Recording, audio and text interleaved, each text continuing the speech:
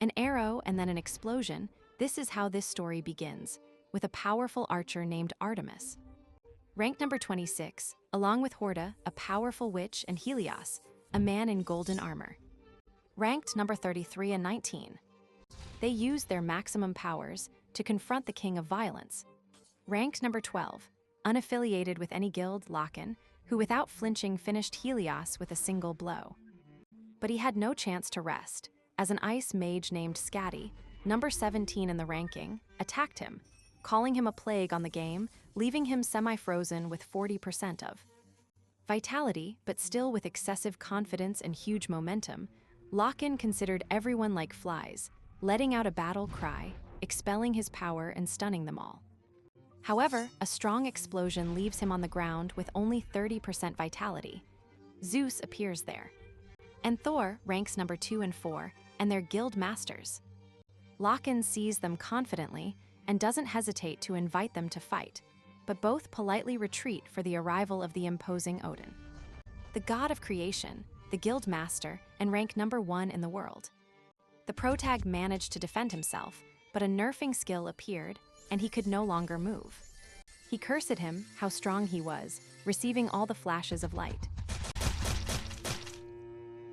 Thus lies the King of Violence, surrounded by warriors and with only 2% vitality. Odin looks at him with pity, like a person who was at the top, ended up so low. So as a last resort, he offers him to join him to take him back to the top of the game.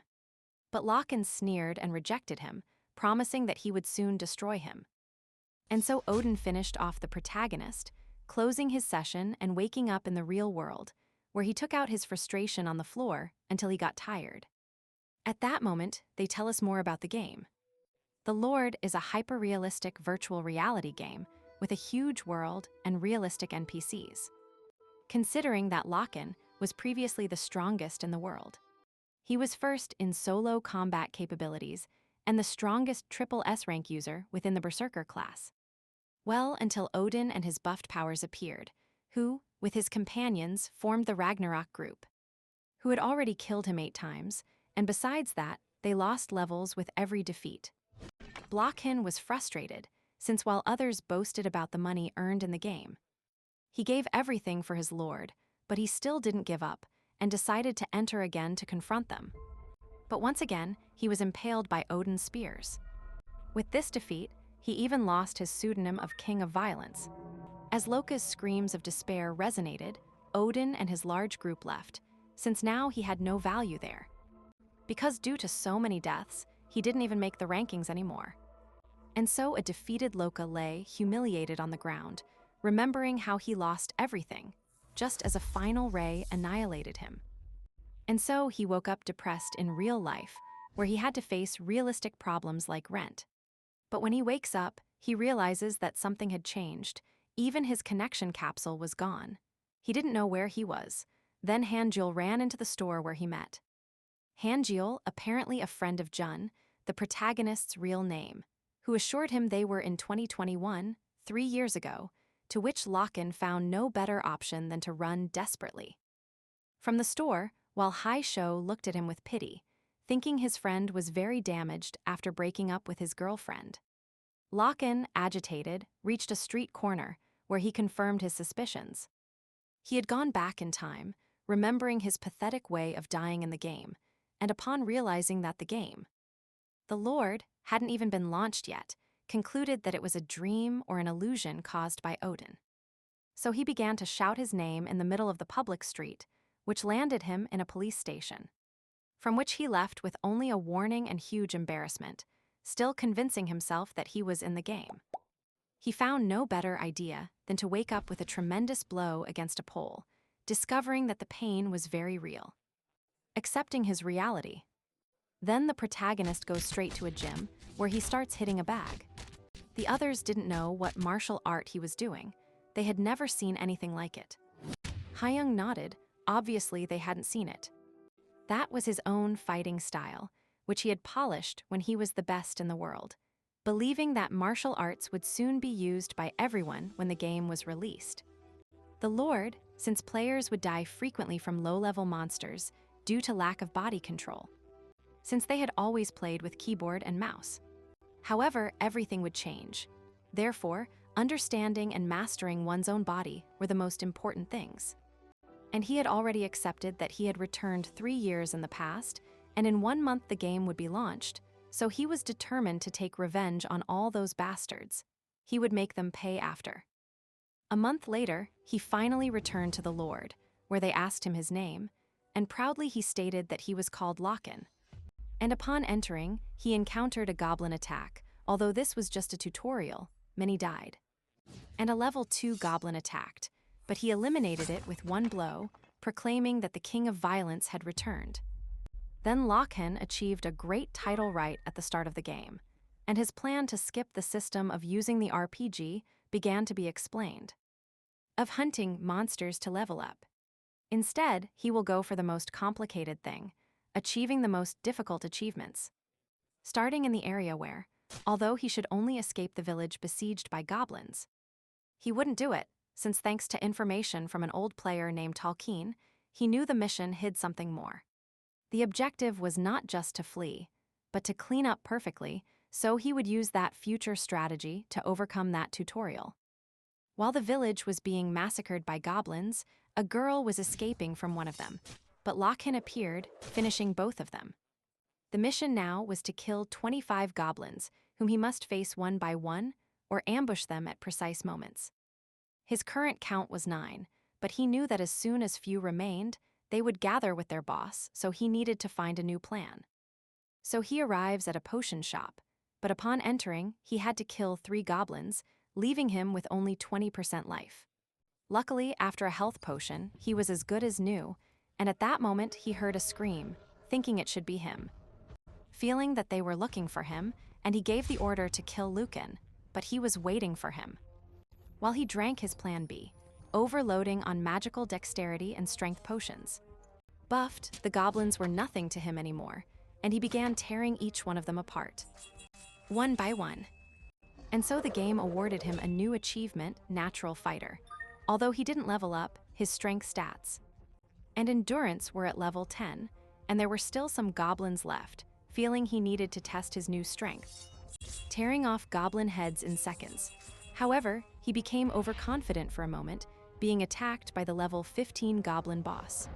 Receiving the first attack, but now he dodged the boss's repeated blows, surprised by his power. But he attacked with euphoria, feeling that he had already analyzed his attack pattern, dodging it. And he landed a deadly blow on its head, although he actually missed, as the goblin had read his attack.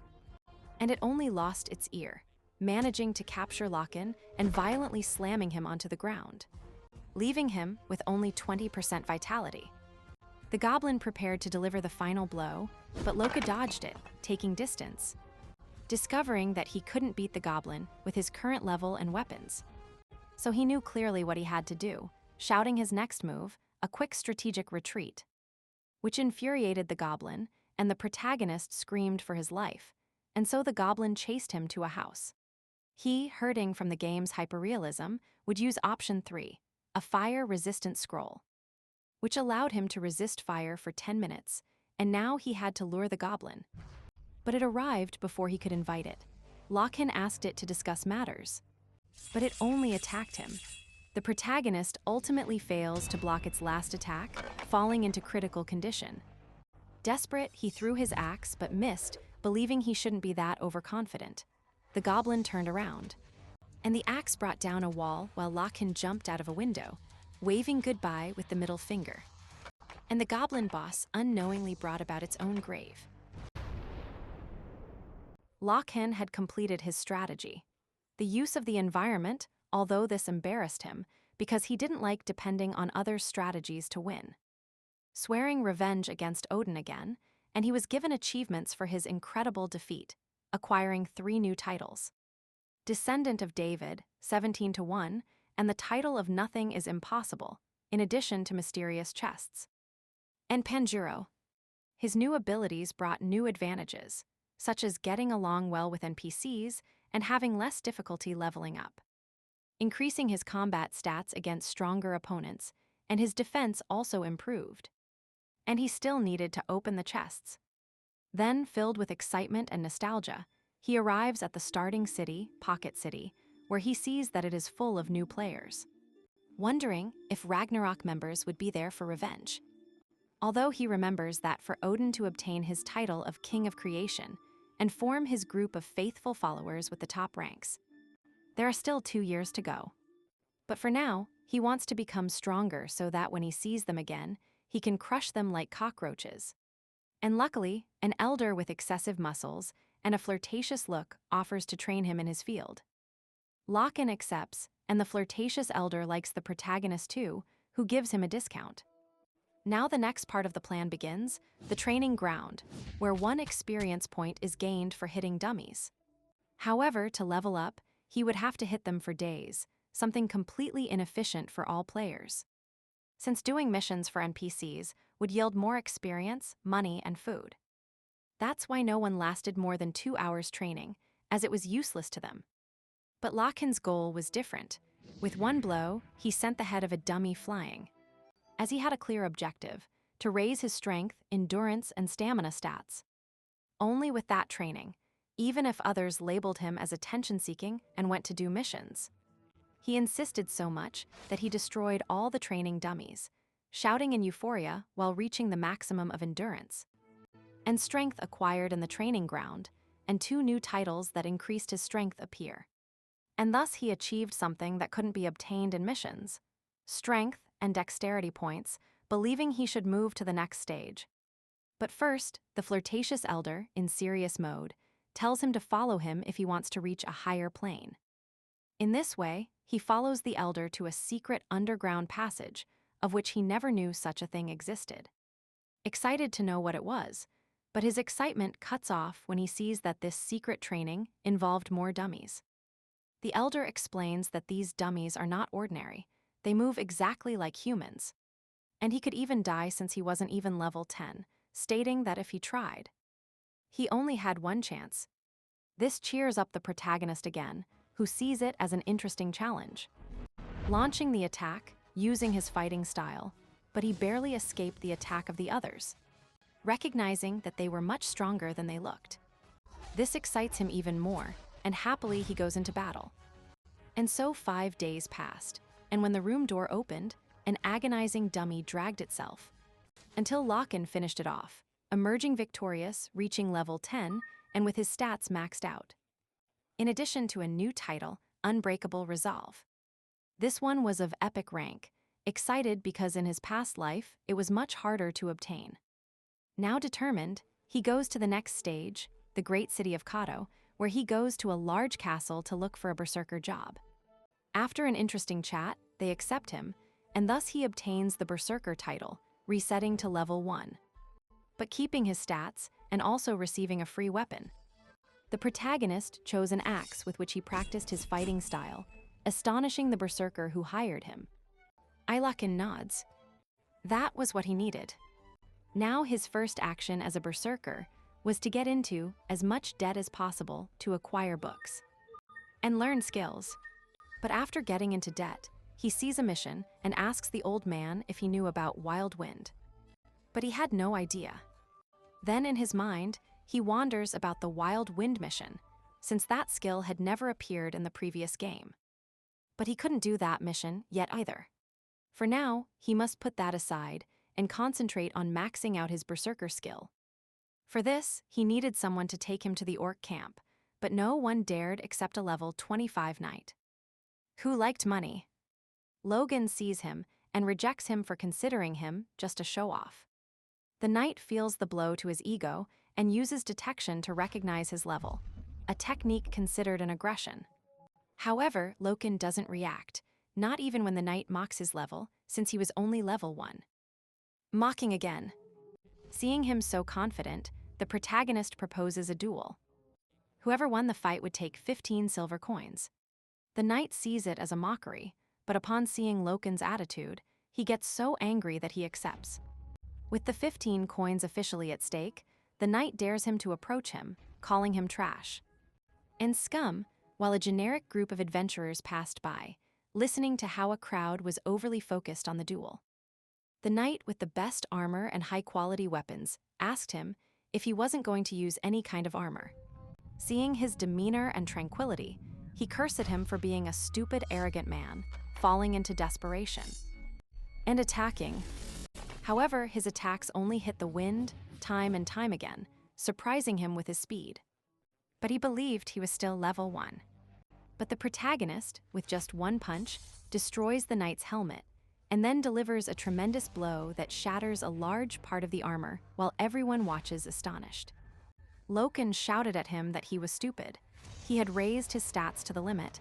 His level was 1 because it had updated. But his real stats surpassed level 50, stating that he shouldn't judge anyone by what he simply saw. Everyone is surprised that a level 1 could be that strong. Logan felt good about his new strength. But he still had the transportation problem. However, the generic group from before, consisting of a knight, a mage, and a healer, offers to take him. Although the protagonist hesitated at first upon seeing their levels, which were 35 and 32, they were quite good. Besides, it was a balanced group, and that's why he decided to accept, warning them that he wouldn't go as a client.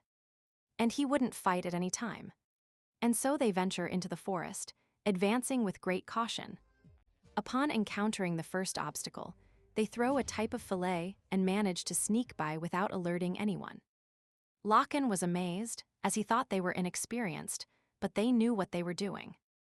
Although the entrance they planned to use was being guarded by a guard, they decide to use their silencer plan, executing the action in a few seconds, eliminating him without making any noise, leaving Logan inside the orc camp.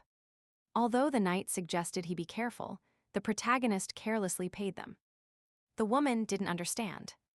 "Are you sure about going in alone? That camp was very dangerous." Seeing his assertion, they decide to leave. And when the healer leaves, she wonders why they left the boy alone.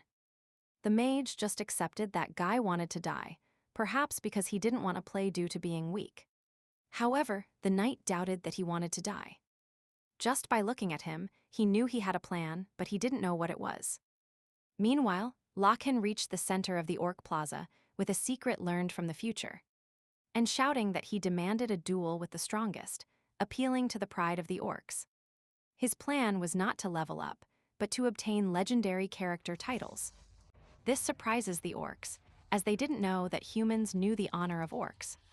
This gave Logan the advantage, as he could fight one orc at a time. Although all of Logan's courage vanishes when he sees that the first one to offer himself is the orc chief himself, whom Logan knew was far above his power. He had no chance of defeating him. Luckily, other orcs interrupted him, as they didn't know if this human was worthy, asking to fight first, convincing the chief. So his opponent was Kalo, a rank 4 orc. This brings the protagonist's spirit back to life, although now he feels humiliated. How could he have that mentality? Was he happy to face someone weaker? Starting to buff himself and distributing his points between strength and dexterity, asking the orc to begin, and telling the orc chief that he would die today. This infuriates Kalo, who lunges at him, but his axe is stopped, causing a clash of power, believing he underestimated the human. So he resorts to his battle cry, which reduces the opponent's capabilities. However, despite the surprise, Logan still looks confident, attacking. He thought Logan was an arrogant human, attacking him with his axe, but every attack he launched was dodged. He doesn't understand the situation. Even though his technique worked, he still couldn't do anything. Asking why the human was winning, the protagonist decides to reveal that his attack patterns were simple to predict. Just like all of his species, the orc's fury increases, but once again his axe is intercepted. Logan jumps into the air, activating his axe skill, stating that thanks to him, he will be able to defeat his boss. Axe of Final Judgment. And so Logan obtained a new achievement. His plans seemed to be going excellently. The achievements to defeat the boss were ready, so he would level up. And stats, but the computer warns him that this time there will be no level up, as he must first complete the warrior's honor mission. This mission, theoretically given by the orc, forces him to seek warrior honor until the end. So now he should face the final boss with his initial strength, believing that it was all that imbecile's plan. He laughed. He had proposed the honor of battle. He must face the consequences. Lokan knew he had every chance to lose, believing that even if he died, they would give him the old rewards. But he reproaches himself again. How was he thinking about losing? He was the king of violence, Lokan. The orc laughed. He was definitely an amusing human. He agreed to fight him. The protagonist let out a shout to the sky, activating his berserker skill, increasing all his stats for 10 minutes. Overflowing with power and euphoria, Lokan expresses, that's why he would never give up being a berserker. Surprising the boss, annoyed that he hid his power, the protagonist immediately attacks, being blocked by the boss. Noticing that the madness of the berserker state had cleared up a bit thanks to his new skills. Knowing that the state only lasts 3 minutes, he uses all his speed to carry out a series of attacks until one connects, surprising the orcs. Despite this, the boss seemed to have taken no damage.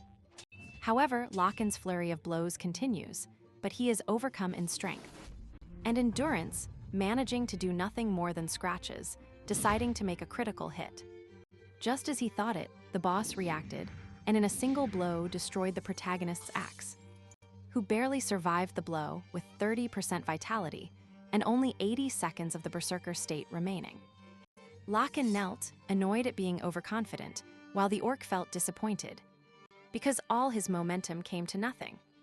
This unleashed nervous laughter in Lokan, who complained to the boss for not accepting his challenge from the beginning and waiting for him to tire out. To the boss, these are desperate excuses. The protagonist accepts it, disappointed in himself, but his desire for revenge against Ragnarok lifts him up. And he goes straight to the attack, not bothering to dodge, losing life little by little. The boss saw it as a desperate measure, but Lokan shouted at him to shut up. The boss, sure of his victory, massacres Lokan, who receives a blow that leaves him on the verge of game over. But with so little vitality, he awakens his new sacred state. Lokan laughed as the boss approached to deliver the finishing blow. At that moment, the unbreakable resolve skill activated, giving him a 50% power boost in all his stats right before being about to die. With that new energy and only 30 seconds of berserker remaining, Lokan returned to his incessant attack, to which the orc used a defensive skill that covered him in steel, but this was not enough. Since Lokan, with one blow, smashed his sword, and with his strike skill gave him a buffed hit that ended up annihilating the orc boss, which now disintegrated into digital fragments. Ashamed of losing to a human, who only tells him that he kept his word to exterminate him, the orc smiled. This time he recognized Lokan as a worthy warrior, awakening surprise and admiration from the orcs, who praised him so much that he felt embarrassed, but at the same time, his ego swelled. Just when he remembered that the berserker skill was almost over, and before dying in his madness, he took a couple of potions. Now he calmly looked at his new titles. Orc Boss defeated by level 1, which increases his strength and buffs his critical hits.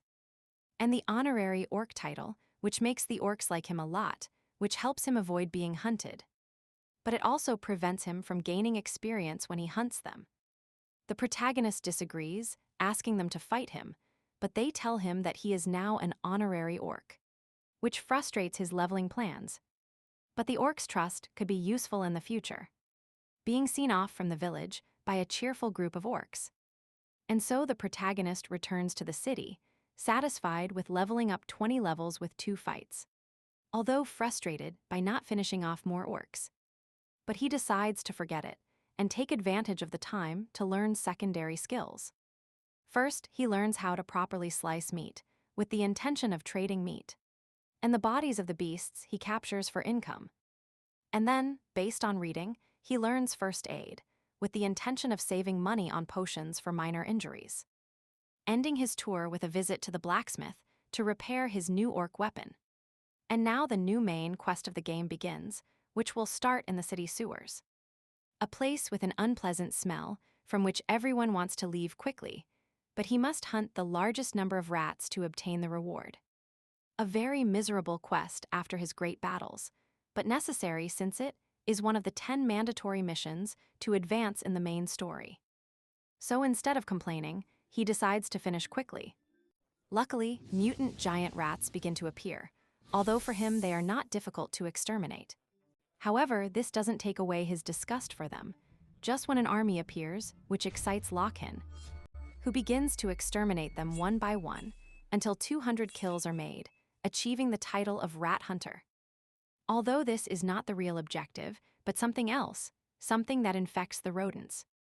And just then the area boss appears, a level 25 giant rat that spreads the plague, which growled fiercely, but Logan was only worried about its disgusting appearance, preferring to speed up the extermination, although he is surprised by the giant rat's tail and manages to dodge multiple attacks until he gets tired. And with one movement, he cuts off its tail, making the rat squeal. Logan squeezes its neck, but before that, a cloud of poison comes out of the rat. He takes a deep breath and uses his battle cry to disperse it and lower the boss's stats. Using his axe like a fan, he manages to evade part of the poison and approach the rat, marking the center of rotation as the point for his critical blow. Despite the strength of the blow, the giant rat has an advanced healing factor, which motivates the protagonist again, inviting it to fight. The rat obeys and lunges at him with an attack he easily dodges. Using his strike skill, he planned to finish everything. However, the rat was very resistant, which puts a smile on Logan's face, who continues with his incessant attack, which ends with a proud triumph over the rat's head, which, despite having no body, insists on attacking, to which the protagonist opts to crush it, receiving the level-up announcement. And as a reward, he is now immune to poison, although his objective is not yet complete. Now he uses his butcher skill to make jerky from the rat until he finds the Jewel of Plague, which causes his vitality to plummet every 10 seconds until he heals, something that doesn't surprise Logan, since he had seen it in the future. Still, he hurries toward the city. First, he takes the rat tails to receive his reward. Right there, he tries to sell the cursed jewel, but the knight, seeing it so infected, prefers to send it with Sir Stioran to be cured. This annoys him, because besides dying, he is now on a mission, and he forcefully accepts. Luckily, the knight isn't bad, and gives him some healing potions, and suggests a bath. Logan walked through the city, leaving his penetrating smell, reaching the great tower of the Mages Guild. This annoys him, because berserkers don't have nice castles, but his complaints subside because he almost went to the lobby due to the plague. So he enters and meets an old sorcerer, who suggests he take a bath. Logan, annoyed, shows him that he came to drop off the jewel, to which the mage immediately asks for it. However, he doubts him, and even though he is almost without life, he decides not to give it to him unless he proves he is Sir Storian, threatening him with his axe. So Logan attacks him to prove if he is the level 1 mage he claims to be, but before he connects, the mage stops him, revealing himself as an illusion to test novice mages, surprised that a berserker noticed the trick. Although Logan actually only followed Tolkien's tutorial instructions, he actually thought the real mage was a little bird in the corner. This earns him a new achievement, He Who Sees Through Lies, which makes him resistant to illusions. And he can summon a small bell that serves as a lie detector. Storian suggests he give him the jewel if he wants to live, but Logan prefers to play with his new toy first. And he summons the bell to confirm if this time it was the mage. Once confirmed, he gives him the jewel, and he gives him a healing potion, leaving him as good as new. While the mage examines the jewel given, asking Logan for information on where he found it. He tells him that it mutated the rats and is lethal to humans. With this, Storian realizes that its objective was not to mutate rats, but to infect humans. Storian's deduction skill surprises Logan, who knows he is right, since that is exactly the first mission of the central story. A plague that a mysterious group spread from the sewers throughout the city, forcing players to complete 10 chain missions from hell to find the cure. Although now that he discovered it early, he assumes he saved himself the missions. While the mage takes the information to the guard captain, he asks the protagonist to return in 2 days. This being a new mission. The mage leaves and Logan is left unsure what to do, since now in theory the game had changed. Just as he leaves the tower, an announcement in the sky indicates that the first part of the main story was completed by a player. And it was cancelled for now, making it accessible only to him. His plan now is to continue leveling up in the next few days, so he goes to a very gloomy place. A cemetery where there is really nothing, unless you know the secrets of the future. So after a search, he finds a wooden leg. This indicates that he should take it to its owner, the cemetery caretaker. However, if he does so, he will only hear the old man chase him away. But thanks to the guides, he knows what to do, since the leg is a key to opening a tomb. That leads him to a dungeon, thus obtaining the title of Seeker, improving his vision and his night vision, in addition to indicating valuable items with a light mark, which will serve him to find treasures. Now he enters the dungeon, where his first concern is the virtual ghosts. But none appear, only a giant skeleton which he easily eliminates, but many more appeared, which are destroyed by Lokan as they rise, although he considered them annoying. He prefers them over the rats, and to speed up the process, he decides to max out his stats to finish off all the enemies, and reach level 30, and so his passage through the dungeon continues, finishing off hundreds of skeletons which start to get boring. But at least until the dungeon boss appears, which attacks him, but Local with a couple of moves turns him into bones. Reaching level 30, happy to stop crushing skeletons that resurrected, he finally sees his rewards. A lot of money, and as an extra, he gets many skeleton armor outfits, which are highly coveted among players. So he will have a very good profit which, as a visionary of the future, he will reinvest in the safest options. He also plans to sell the dungeon location to some guild. And so he returns to the main story, returning to the old man, who apologized for leaving him quickly last time, who asked him if they really found those responsible, but they had no progress. Which was logical, since finding those responsible is one of the main missions of the game. Although he could investigate, the mage first shows him a green jewel called Earth Memories, which they plan to investigate, but first Storian entrusts something to the protagonist, but he knows he must fulfill the mission. So he must look for Orc Warrior blood and Wild Warrior blood.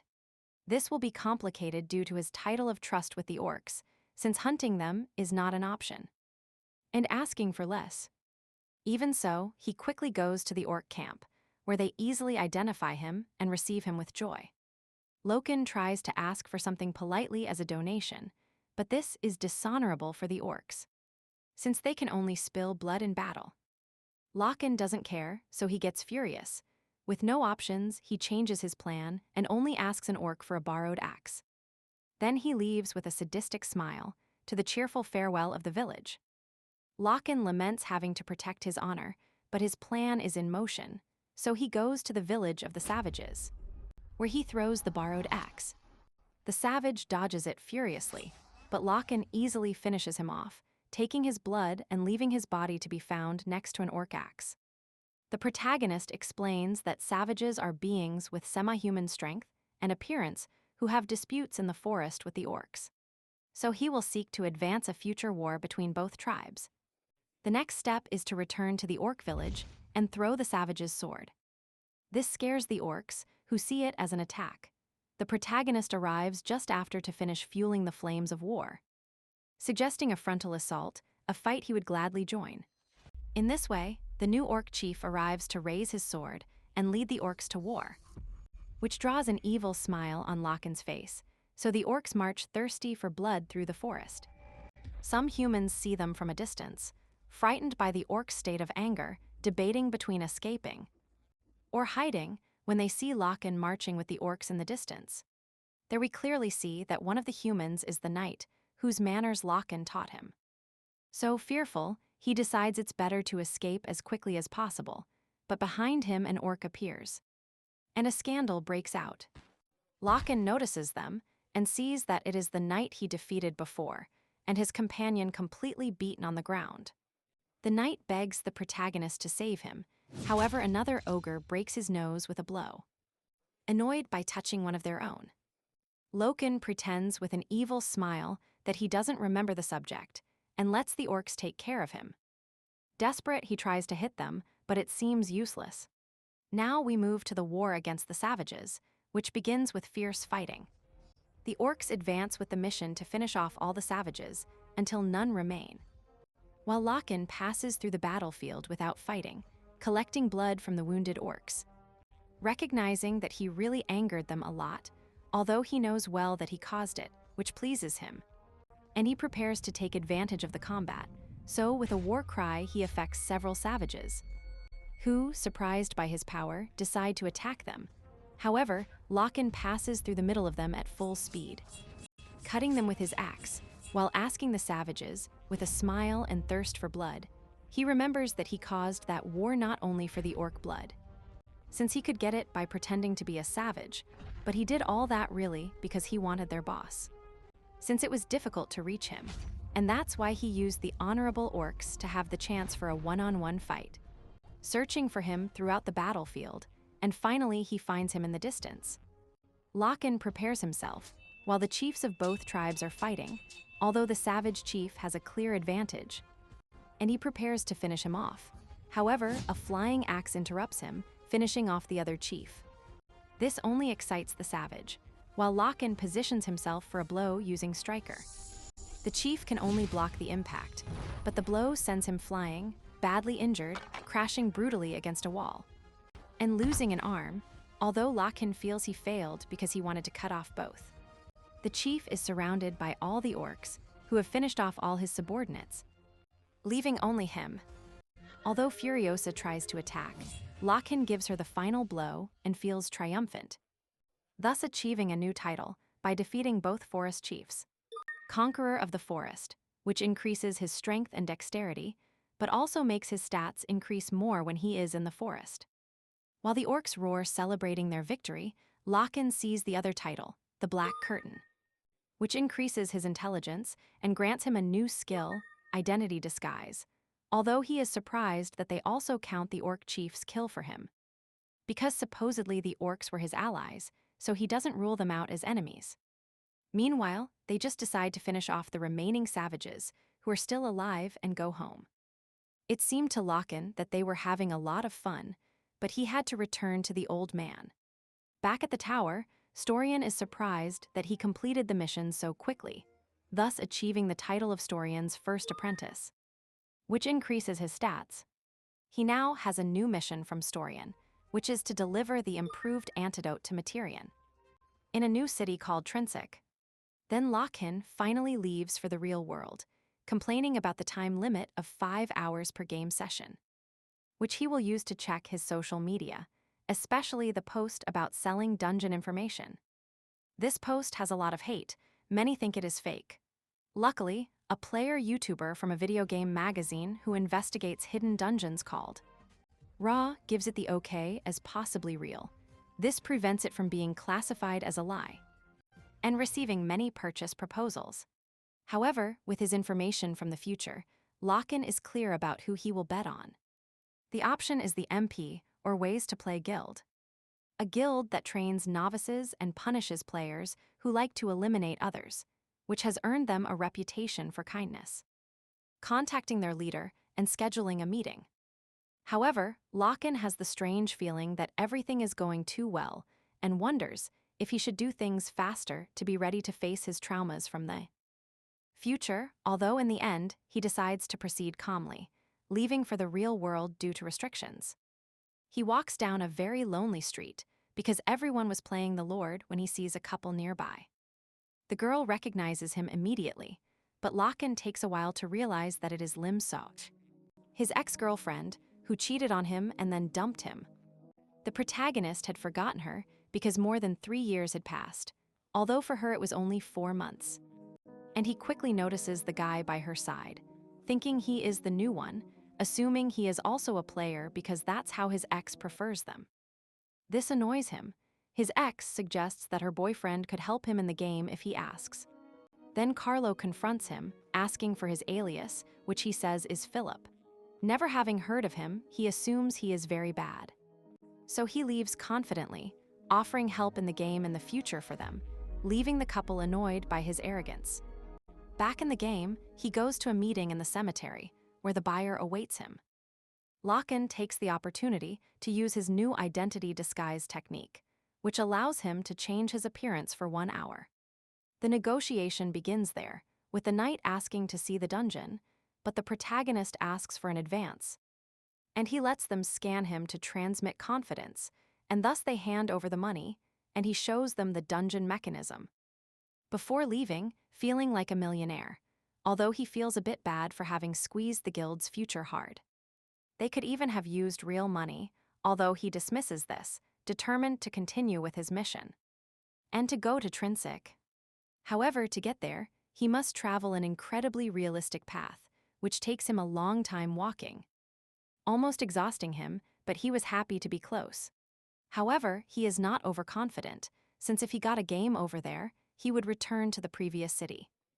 And just then 3 players from the Blood Hunters PK Guild appear, whose red eyes denote that they have killed players before. They propose a friendly chat to him. Lokan was willing to listen to them, but by chat they meant a good fight. The looters see Lokan very happy about this, calling him crazy. However, he proposes a deal to them. If they give him a piece of his equipment, he will let them go, just like the way they operate, eliminating players to keep the items they cannot obtain. They shout at him that he is a presumptuous madman, since if he loses, he will have to make the trip again. But Locke was actually happy that the negotiation failed, although he never thought about negotiating. The looters attack, with the behemoth going first, but he is dodged, and Locke launches himself with everything against him. But he is stopped by the shield technique of the other smaller looter. This leaves him exposed and off balance, barely dodging their attacks, until the archer launches a rain of arrows, which he tries to dodge, but many end up in his body. Lokan stops to analyze their attack, which cannot be at a distance or up close due to the skills they face, and the teamwork experience of his opponents. So he changes strategy, throwing his other weapons, 2 flying axes, which make the squire retreat, who asks the behemoth to attack. Lokan waits for him to deliver a direct blow to the abdomen, and then crush him with his axe. And now he goes for the archer, who tries to react by attacking. Lokan ends up catching his arrows with ease and closes the distance, telling him that if he wanted to attack him, he should have done it when he was still playing with the behemoth, destroying his bow. But the archer pulls out a knife to continue, to which Lokan responds by holding and ripping off his arm, priding himself on the realistic pain that could be felt in the game. The shield looter tries to use it to knock him down with a push, but Lokan stops him with just one hand. Confident that he only failed before due to its reflection effect, but he would never beat him in strength. The protagonist's personality terrifies the squire, who ends up trembling and calling him a monster. To which Lokan does not accept the title, as he is not one, since they were very weak. Immediately after, he sends him to game over, while behind him the archer tries to escape at full speed. However, Lokan sees him, but since he doesn't want to tire himself out anymore, he decides to save time. The archer was confident because they were no longer following him, but the rock makes a loud crunch as it falls, making Lokan very happy, ecstatic about how fun the fights against users were. And then to receive his reward, experience points and many items, although Lokan thought that all that could have been avoided if they had listened. And they left, and this was directed towards a looter hiding behind the trees. The looter comes out scared due to the threats, and he questions Lokan who he was, although he knows he won't recognize him by name. He also notices that the looter doesn't have red eyes like his companions, so Lokan decides to do nothing to him since he must be very weak, but this uses the scan skill to discover the name. And Lokan's level, being surprised that someone at level 35 beat his level 40 companions, believing he must be a hacker. But this annoys Lokan, who finishes him off with a single blow to continue his way to the city, which seems to be more crowded than he thought, being a city only for level 40 players, understanding the popularity the game was currently having. And so he finally arrives at the Mages Guild and immediately goes to a magic item shop, where he quickly asks for a runes book with which he can teleport to 5 locations. This costs 5 gold coins, a fortune in that world, so he supposes that the looters before had a lot of money. since they each had one. Then he goes to an NPC called Materian, to whom he delivers the antidote against the plague, who, upon seeing the protagonist, does not have much confidence in him. So he assigns him a test task: collect wizard elixir in the forest. The protagonist cannot refuse the quest for being the main story, but knowing that Materian is a malicious NPC, who sends people to do multiple tasks to use in different experiments rather than the main one. So he decides to save himself the search by using his money to buy everything at the item auction. And so he quickly returns to Materian with a bag full of ingredients, many of which Materian needed, but he hadn't asked for. In this way, Lokan earns Materian's respect, who gives him a bonus and then a more complicated mission: obtain the blood and the heart of a lizardman from the forest, something that surprises Lokan since this item could not be bought at any auction. And it could only be acquired by defeating the level 80 lizard boss, something he couldn't do yet. And he prefers to do the city's side missions. So the first one he will do is follow the guide of a player who will be called Crazy in the future, who found a clue that was hidden in the city fountain, right where a statue pointed towards the dungeon's location. Following the directions and arriving at the spot. However, he didn't find anything. Luckily, thanks to his Seeker title, the skill marks a hidden object with a light, which opens the dungeon door, thus beginning his new path. However, it is different from what he had heard, since it only involved going up and down. Feeling that perhaps the user who shared the information was fake to hide the real dungeon. But before going further, his first mission begins, the level 1 trial, which starts with a giant rock right in front of him. It begins to roll towards crushing him. Logan, surprised and with no chance of escape, will have to stop it with his hands. Maxing out his stats, however, the rock drags him for a long time until he manages to stop it. Becoming completely exhausted, losing a lot of life, and his journey hadn't ended, since the only way forward was upwards, for which he must push the rock uphill. The entire way he complains about the stupid trial, until he finally reaches the end, where his speech changes completely, saying it was easy. Now his second trial begins, the wisdom trial, so Loka doesn't trust it and throws a stone down the hallway, which ends up receiving multiple arrows. He immediately understands that the trial consists of using his brain to know where to step without triggering a trap. But this doesn't come naturally to him. So activating berserker mode, he rushes through the hallway. However, the further he advances, the more the arrows increase. That's why he uses the dash skill, which also doesn't seem enough, and he keeps taking damage, having to block the arrows with his axe until reaching the end, thus overcoming the trial. But with many arrows stuck in his body and on the verge of game over, so he must heal to move on to trial 3. The temptation trial, in which the dungeon will show him its great temptations, like hot models, many treasures or a buffet of delicacies, temptations he eagerly awaits, but his unbreakable resolve skill nullifies any psychological effect. And he automatically levels up. So now disappointed, he continues his path across the bridge, but stops on the other side. And he uses his bell of truth to recognize if it is the correct path, and the surprising answer is no, confirming his assumptions that the user who discovered the dungeon lied about some things. Starting to search for a secret passage, which he finds by shamefully falling into it. Finding a magic flashing lion helmet and unlocking a new quest, the Sealing of the Lion King, where he must search for the armor of the Lion King, of whom he now possesses the helmet. This grants greater strength and endurance, in addition to increasing the effects of the war cry. Assuming that with the full armor, he could level up 100 or 150 levels at once. But he has no clues to search for the other pieces. Luckily, the helmet already serves as a radar for the other pieces. With this finished, Lokan is transported out of the dungeon, right to the town fountain where the statue was. And it explodes, surprising everyone except Lokan, who observes his next mission. Love Messenger, this being the first of the easy missions he must solve. And so, after 2 days of delivering love letters to sappy couples, his mission was over. The good thing was that he leveled up and increased his stats, and he also found the emerald tier necklace. which increases healing effects and will serve him to counteract the berserker effect.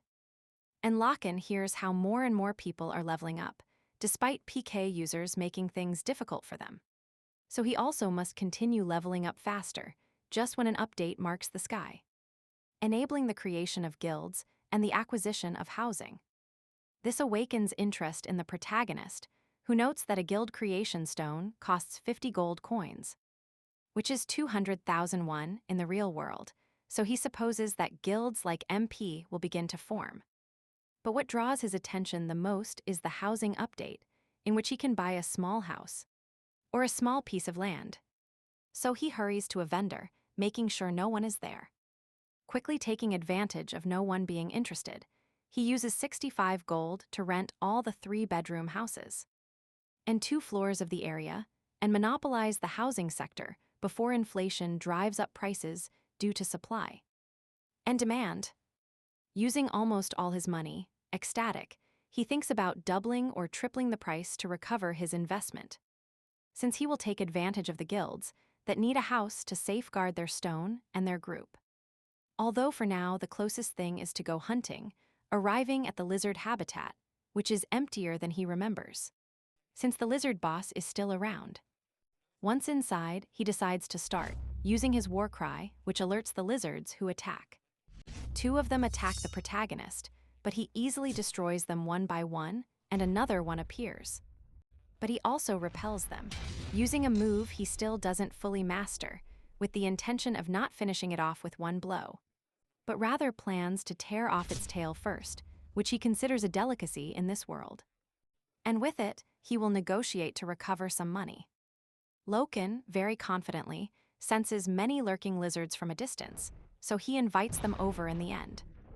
Only the protagonist remains, holding one by the neck. However, his attention now focuses on the appearance of an entire guild, which had been watching him while he fought, waiting to attack him when he got tired. In this way, 5 players corner him, which the ones he trusted turn to look at him. But when he looks into the eyes of their leader, a fury that terrifies the others awakens in him. Scaring the entire guild, their leader calms them, stating that it was just one, he would finish him off without reinforcements. And Lokan with a mix of satisfaction and fury, because he recognizes the guild leader as the future henchman of Dodin, Helios, and shouts that he will kill him, promising a beating to Helios and his group, although while watching them, he notices they have the same looter seal that he defeated before, thus being the PK guild of blood hunters. Once he sees them all, he mocks them for having to bring so many reinforcements for a single player, to which Helios replies that to do something, you must make sure to do it well, especially for those who interfere in their business. The protagonist didn't care about the looting, but he would finish off anyone who dared to threaten him. The furious guild attacks, Lokan waits until with his superhuman speed and an extremely violent manner, he ends up leaving the parts of his enemies all over the battlefield. And he also attacked Helios, who, surprised and confident, stops Lokan's blow. However, he admires the strength of this one and criticizes his companions for being weak, complaining to Lokan for using a simple war axe. And with one move, he sends him flying with a burst of fire. The fire magic swordsman feels proud thinking he ended the combat. But from the smoke, Lokan emerges with Funi. Helios barely manages to block and, astonished by the protagonist's strength, increases his explosion, making Lokan retreat, and despite being injured, he mocks him for being a mediocre swordsman with magic. And the sword. Helios furiously attacks, but Lokan manages to dodge him and humiliate him, as he perfectly recalls his future combat style. This further infuriates Helios, who prepares his intermediate-level technique, which reflects a gigantic cloud of fire above his head, preparing for incineration. This leaves Lokan surprised, and the completely furious Helios launches the attack, causing a large explosion. Confident that not even ashes would remain, everything seems to be over. However, Lokan returns wearing the lion armor mask, leaving Helios with no options, who is exterminated by a blow that shakes the earth. And that's how the protagonist stands up, leveling up, although admitting he almost died were it not for the lion helmet. After the big scare, he is surprised by all the rewards he receives after the victory, understanding how there were such advanced users in his past life, who prevented others from rising in rank, so several minor players joined forces to stop them, these mainly belonging to the Ways to Play Guild. However, in this new timeline, thanks to Logan, the MP Guild is in financial trouble. And because of that, they won't be able to defeat the PKs before they get stronger, so he thinks if it would be a good idea to go hunt them. But then a huge light flashes behind him and more warriors appear. He doesn't think twice and slams one into the ground, asking if they are the reinforcements from the previous group, inviting them to fight. However, he quickly reduced the number of adversaries from 15 to 9. Being cornered, all the archers launch a guided shot, which has a 100% chance of hitting. However, for the protagonist it was nothing. Terrifying the players, this way the counterattack begins, using his speed. These, agonizing, accuse him of using hacks. The protagonist only mocks how pathetic they are and prefers to collect his loot, being surprised that among all of them he finds a mysterious object. The stealth cloak, which allows him to be invisible and is a rare and hard-to-obtain item to risk in battle. Although he thanks them for what they did, just when more reinforcements arrive. And it was the perfect moment to test the cloak, which worked perfectly, and from a distance, he sees 2 new subjects appear. And he overhears them talking, accusing the protagonist of using hacks since he survived techniques that were too powerful. Loka doesn't worry, although they discovered his username because they managed to scan him. And that's why the protagonist becomes more interested in distinguishing the logo on their clothes, and that should be the leader. Who is annoyed because even if they report the protagonist for hacks, if they don't defeat him, the hunters will show weakness. So they must look for the stealth cloak, which was taken there for a girl. Logan assumes she is the girlfriend of the leader of the hunters, but assumes that now she will be his ex if they lose that cloak. After many attempts, Logan recognizes the knight's logo as the MP Guild, who supposedly, in the original timeline, they were the ones who confronted and defeated the Blood Hunters, assuming that perhaps it was just a staged plan to look like heroes. He also assumes that they are the ones who sell his information in the future. So now he is determined to take revenge, although first he must improve his stats. So Logan returns to battles against the lizards until he wins the Endless Challenge title. After having defeated 100 superior opponents, an achievement that took him a long time to get the first time. And now the second job is also unlocked, and with the rune, he teleports to the city, where he seeks to start his second job.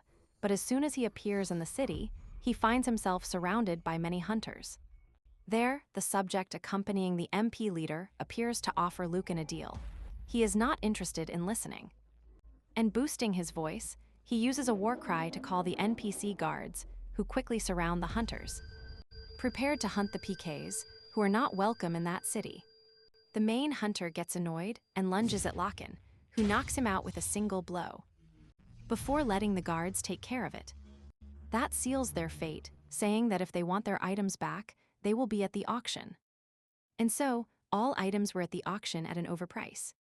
And Locke decides to check his social media, where he sees how guilds from other cities already have houses.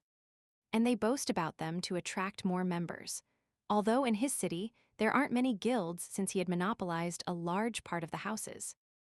Therefore, the time has come to start selling real estate, so he posts an announcement. At first, they thought it was a scam, and indeed it was, but using the fake profile with which he sold the dungeon makes many interested parties arrive, including the MPs. And the hunters still prefer not to rush and wait a week. His next move is to go to the Berserker Guild to reapply for the job, although this time the person in charge is a life visionary who tells him to think carefully, but Logan only wants the papers. The person in charge doesn't give up. And in a poetic way, he explains that although his skills will improve, he will lose the possibility of learning new skills in his second job, although the protagonist knows all this. As well as that there are hidden jobs with certain conditions or places. It really doesn't matter what Koha is. There will always be advantages and disadvantages, so he insists again on asking for the papers, and in the end, they give them to him, giving him his welcome as a berserker, where they will give him a new gift item, but there are no axes like he likes, so he prefers something more aesthetic. And defensive, a lizardman leather shoulder guard. The person in charge thought it was strange since everyone only carried weapons. However, the protagonist knew he needed defense. His next move is to learn more skills, but due to being a spendthrift, he ran out of money. So he does the logical thing, get into debt again, where he asks for the maximum amount again. Although due to his face and guild, he ends up scaring the NPC cashier, who, still afraid, gives him the lone gold. Back in the guild, the protagonist buffs his skills, from dash to strike. He also learns a new one like shoulder charge, a powerful knockdown, blade attack, and jump with mega strike on descent. And of course, the last move he learned from the orc chief. They are not many skills, but Loka prefers them, this being the disadvantage of sticking to a single class. Where only a few exceptional ones stand out, like the mage Ares or Trina, speed of light. Although there are others whose job combinations are unknown, like that of the king of creation Odin. Then the protagonist returns to the mages guild and delivers the lizard blood to Amatirian, who doesn't even look him in the eye, assigning him a new mission. The tired protagonist knows that he only has 4 more left to finish the mission, so now he goes with a new assignment. The monster fruit of the forest. This is how he arrives at the swamp, and then goes to the lizard habitat, where more hunters appear, who try to negotiate for him to return the stealth cloak in exchange for leaving him alone. This only makes Logan explode with laughter, as it is not a deal that interests him, and he tells them that it is more interesting if they try to snatch the cloak from him. When the hunters manage to intercept Logan, more reinforcements appear. The protagonist takes out his lion helmet to use his enhanced war cry, weakening them all, and then using his speed to attack. The subject accompanying the MP leader was there, perplexedly watching the destruction that someone who was supposedly only level 35 could cause. And he had advanced 15 levels in just 2 days, while Lokan continued his massacre, finishing off even those who surrendered, and destroying everything. The desperate leader, in a very dishonorable way, orders a magic bombardment by all the mages on the battlefield, even if it meant finishing off his companions. However, the plot dodges and repels, throwing stones to intercept the fireballs. But they throw a volley of arrows at him. However, he uses the hunters as shields, but amidst all that destruction, he has only finished off 20 hunters out of 100, so he must conserve energy. While rethinking his ideas, squires attack him, using their skills, although he finishes them off easily. But he gets distracted and is captured by magical chains, which he himself had sold because he saw no use for them in combat. He watches as everyone starts spamming their fire attacks, although he remains confident in defeating them all. The flames approach, ending in a large explosion. The hunters seem to have victory, until from the sky the chains appear cut by an axe. And there was Lokan falling steeply to split a subject in 2, showing off his new skills. With the terror of his opponents increasing, the protagonist excitedly attacks them, leveling up until he finally finishes off everyone, achieving the PPK title, which is a very big buff when facing humans, NPCs, or players, and allows him to finish off his opponents faster, cheering up, thinking he wanted to finish off 1,000 more. But for now, he must continue on his way, saving that location in his runes and returning to the city, where he returns for another mega equipment auction, in which he wins, thinking that this might have scared the blood hunters. So he takes the opportunity to tell the community that they should hunt the player killers. And he asks for information on their whereabouts, although he thinks they will still follow him as long as he has the cloak. So he takes some money to acquire expensive magic stones, which give him an advantage to reset a maximum of 2 meters for a safe zone, where he cannot receive attacks. This will be useful when he is exhausted by the berserker state. Meanwhile, in another place, the leader of the MP is furious, complaining to his men for failing. Although his girlfriend, playing dumb, suggests he let him go. but it is a very rare and expensive item that must be recovered at all costs. Meanwhile, Logan sees how his post about hunting PKs begins to gain attention. Some call him crazy, others would like it to be real, and others almost assume it is real. And when they see in his inventory several items from the hunters, they assume that they are indeed being hunted. With this, the protagonist goes to his next mission in the swamp, finishing off a monster. Giant tree which he destroys, and recovers a strange amber stone from inside. But no fruit, so with no other option, he decides to start massive deforestation until he finds his objective. And sure enough, he continues destroying trees until he triumphantly finds the fruit of the forest monster. With this mission completed, he heads to the next one, in a beautiful lake with very clean water. And crystalline water that has the effect of buffing mental abilities if ingested, which makes many carry it in bottles. Although he is not looking for the water, but for the monsters, herbs, and fish in the area to get the ingredients for Materian's next mission. Who seeks to know the reason for the strange purification of the lake, although for the protagonist everything is very calm. Thinking that perhaps he scared the hunters too much last time. But just then, voices are heard, so he turns invisible with the cloak and listens to the leader of the MP shouting at a subordinate for failing to finish off the protagonist. Which was the reason why they stopped fearing them, exactly what Logan was looking for.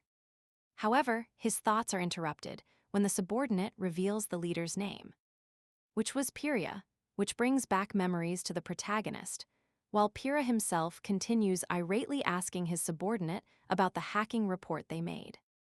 However, the administration denied any hacking, which annoyed the boss, who almost sent his own companion to the lobby. And he considered it impossible that someone alone could defeat 100 players, believing that it didn't matter if he wasn't a hacker, they should turn the entire community against him. Although what? He wasn't busy having a revelation, remembering that Pyrrha is his ex-girlfriend's new boyfriend. And it was precisely she who misplaced the stealth cloak. This brings back memories of how he started playing the Lord to impress his ex, but she abandoned him. And then she sent her brothers to exterminate the protagonist again and again, so he considers this opportunity perfect to return the humiliation. Although he follows Pyrrha while hunting to learn his movements until he gets bored. And he returns to the lake where he thinks everything is calm until several blue wolves appear. And a blood bear, all level 80. Logan must face them, although the mission would be completed simply by hunting a little rabbit. But the protagonist wanted to fight, and he draws his axe and leaves everyone in pieces in a second. Only needing to collect the loot, everything was calm, but a mysterious floating knight appears. This one is the guardian of the lake, who promised to guard it after dying, becoming a level 100 monster. Logan knows that it would be too risky, since level 100s also have combined skills. So he plans the retreat. However, he remembers that defeating him leaves a prize called Essence of the Lake, which might be just what Mathurian is looking for. And although it is risky, he didn't care. Starting the battle against a powerful guardian. Logan, soaked, sees how the lake guardian doesn't wait a second to unleash its power and launch a strong attack, stating that those who dirty the lake must apologize with death. Logan doesn't waste any more time, and with a huge smile, activates the berserker state, telling him that the only one who should apologize was him. And so the two clash swords, but Logan's weapons suffer more damage, and he loses life. Every time they clashed, thanks to the lion helmet, he manages to endure, but he won't last long. So as soon as the guardian attacks, the protagonist dodges and goes forward with a shoulder charge. But the guardian creates an energy barrier, in which if he crashes, he loses life, so he stops. And jumps to return with a mega axe blow, but this only impacts the water. His opponent had gone from liquid to solid again. Believing that he was definitely strong, even for a level 100, but he wouldn't let him escape next time. Starting to exchange blows again, Logan felt that it wasn't easy, even using his berserker buff. He could be killed at any moment. Also, if he continued like this, his weapon was going to be destroyed, believing that he should end this with a single blow. Deactivating his skills, the Guardian didn't understand him. Was he prepared to die?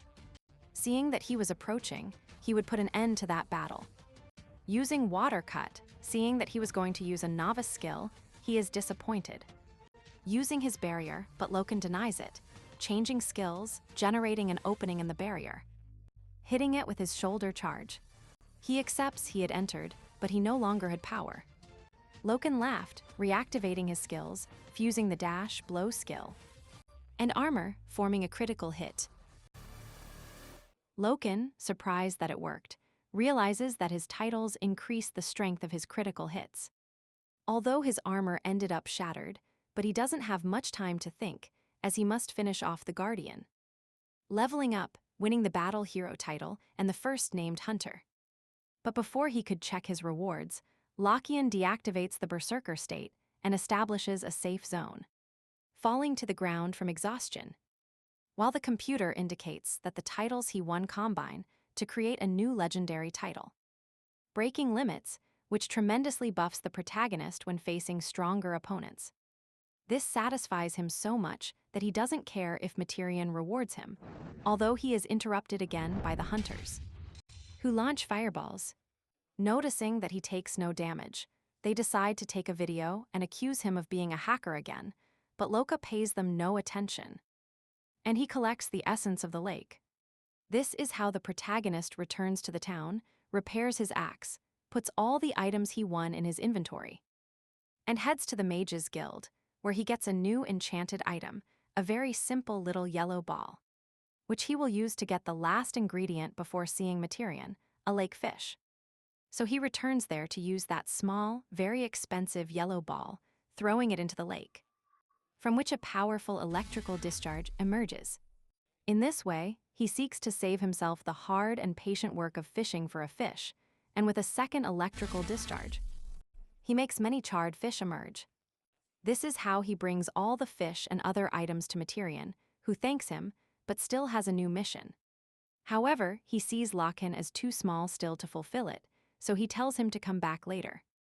To the protagonist's annoyance for not yet getting his title and his desire to hit him, he calms down. And he decides to give him another item, the essence of the lake. This surprises him, and he asks him where he got it from, to which the protagonist calmly tells him that he defeated the Lake Knight.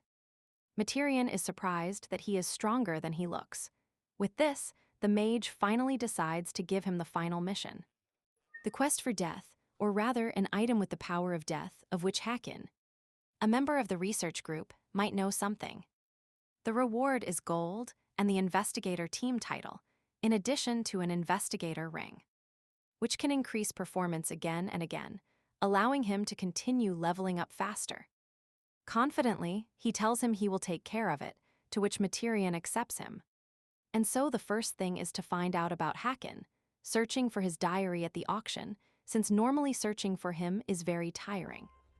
And he will only manage to find it if he collects the first 15 pages of Hakin's diary, scattered throughout the town. In his first life, it was very difficult to obtain them, but just at that moment, no one knew it was an important item.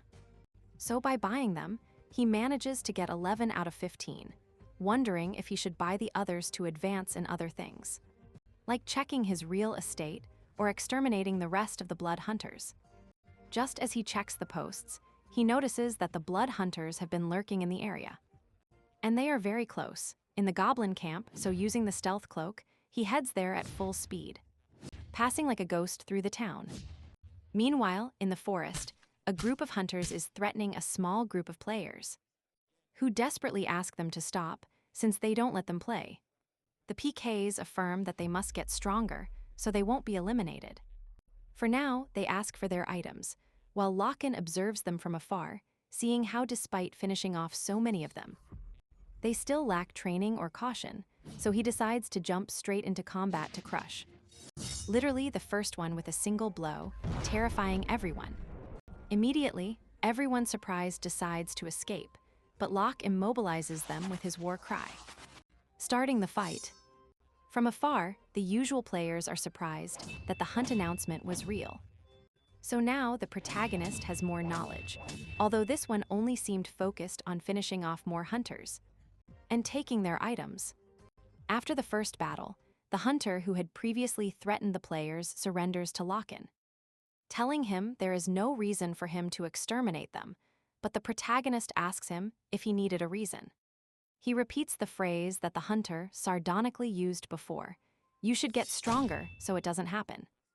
Immediately after, he sends him to the lobby. All the players look at him with admiration, and a small, shy girl approaches him to give him information about hunters attacking his friend in the southern valley.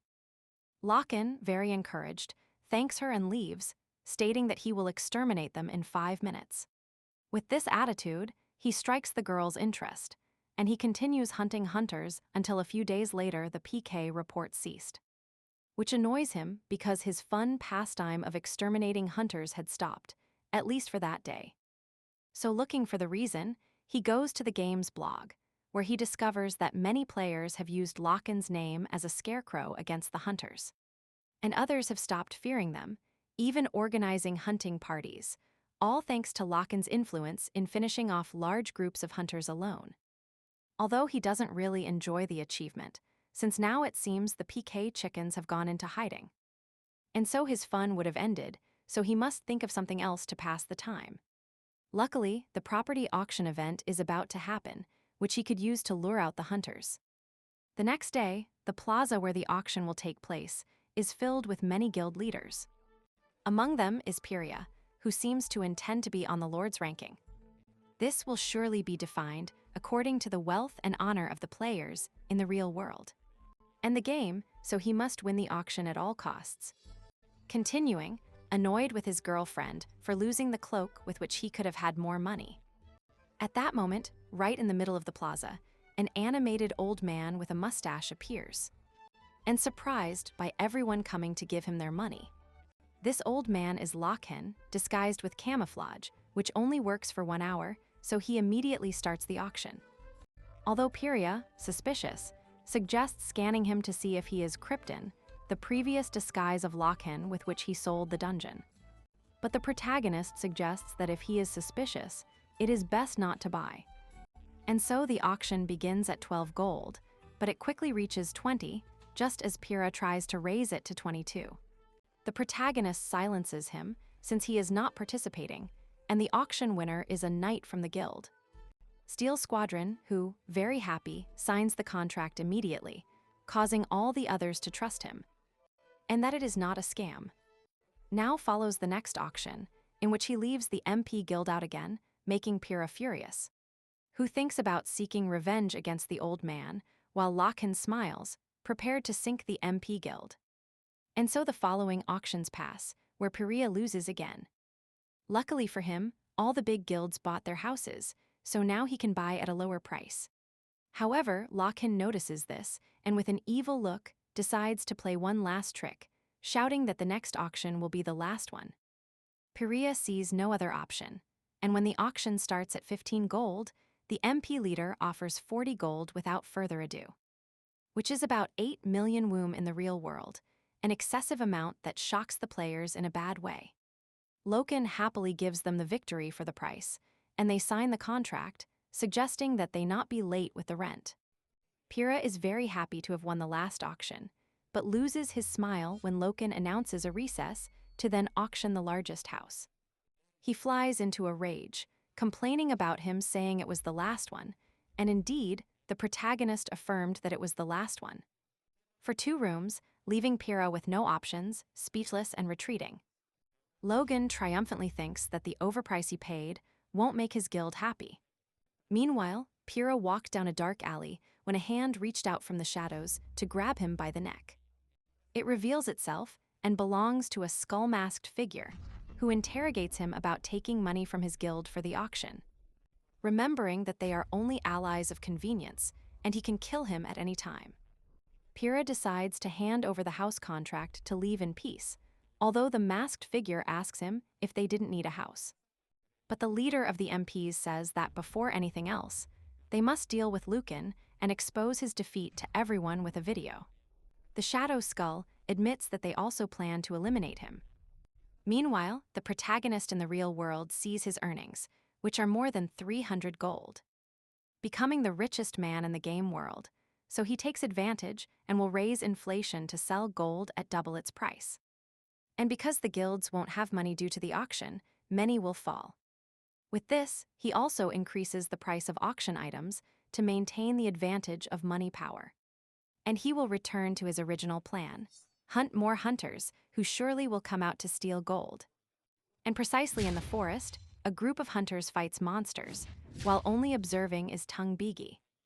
The mace giant, the Crusher, executive of the Blood Hunters Guild, Ikar Man, vice master of the new house, when the skull-masked figure interrupts them to tell them that their items have already appeared. Heading with all the executives to crush Logan, while a desperate hunter escapes from the protagonist, who easily dodges his attacks by jumping and having fun with his victim, which terrifies the hunter's companions, although someone shouts at them not to be scared. This was the executive of the Hunters Guild, who affirms that his damaged distributor warriors continue to launch attacks to keep him at bay. The protagonist advances only dodging attacks.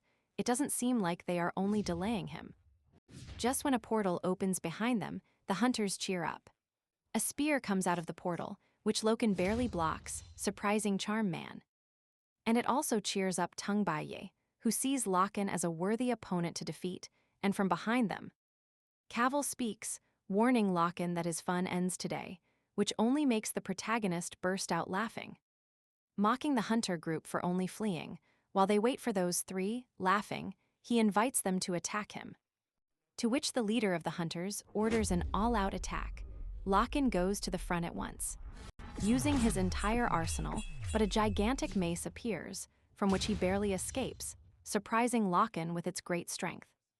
Although they don't let him think, and a spear appears, the protagonist understands that clearly these subjects are the main force of the Blood Hunters, surprising himself with their power, especially the masked figure, who is clearly the leader. Although he knows that first he must finish off those two, among his ideas is to use berserker to finish them off.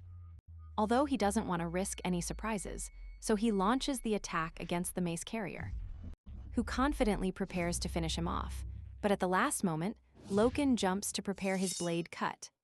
The giant realizes that his target is not him, but Sharp.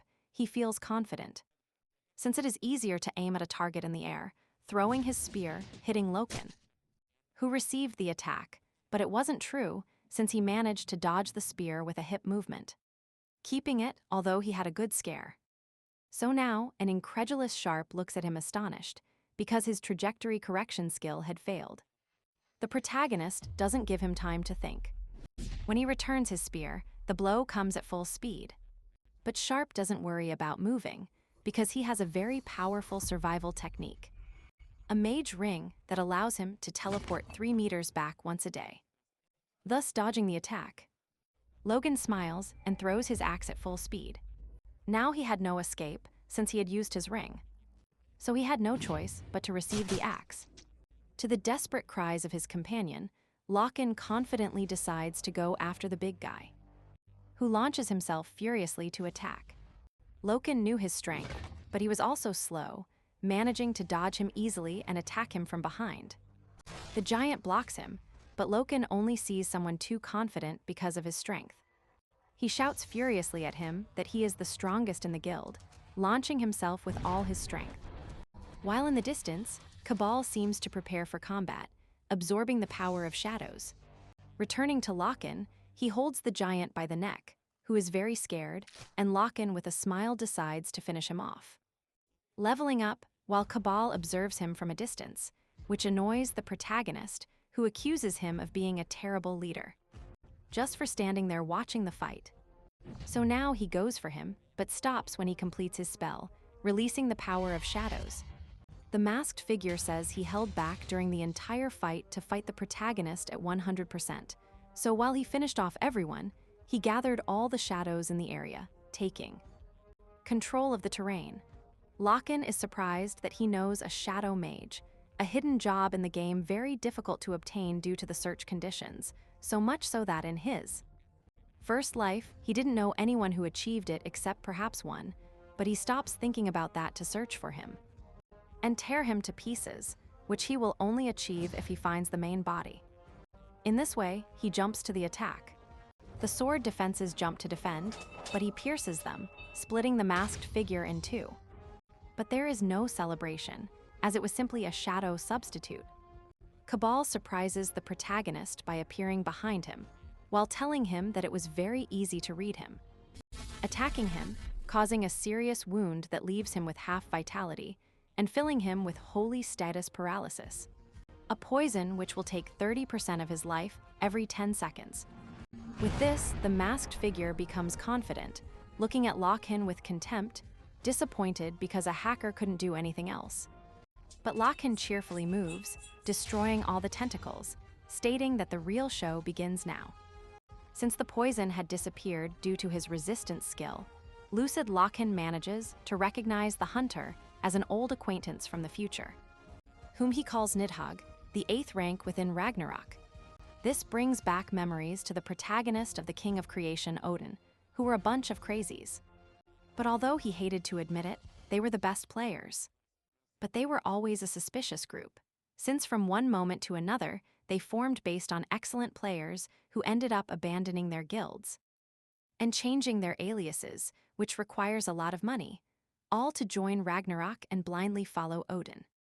Remembering among them a problematic warrior who controlled shadows and poison at the same time. This being Nidhogg, a name that comes from a dragon in Norse mythology, which gnaws at the world tree with its fangs. Concluding that it must be him, because it was almost impossible for two people to have the same abilities. Although being so confused when he mentions Ragnarok, it makes the protagonist believe that Cavill still doesn't know Odin, but now he must analyze his opponent's situation, assuming his first job was killer. And the second, Shadow Mage. He assumes he has a high level with agility superior to his own, so he doesn't take risks. And planting his feet on the ground, he releases the berserker state. Cavill immediately says he hates that berserker skill. But he is not worried, since he does not depend on a single skill. So he prepares his shadow swords, to which the protagonist, with an arrogant smile, doesn't hesitate, and launches himself against him, causing great destruction while fighting with the shadows, reaching such a speed that Cabal cannot see him, thus finding an opening for his attack, but it was only a shadow replacement.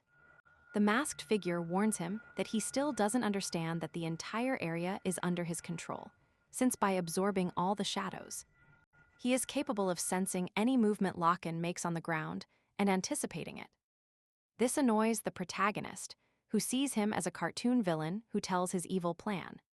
But it is because Cabal is confident in his victory, since even if he doesn't exterminate him, the berserker penalty will do it. Lokan doesn't take it well and again goes head-on, being received by thousands of shadows, of which he can barely fight.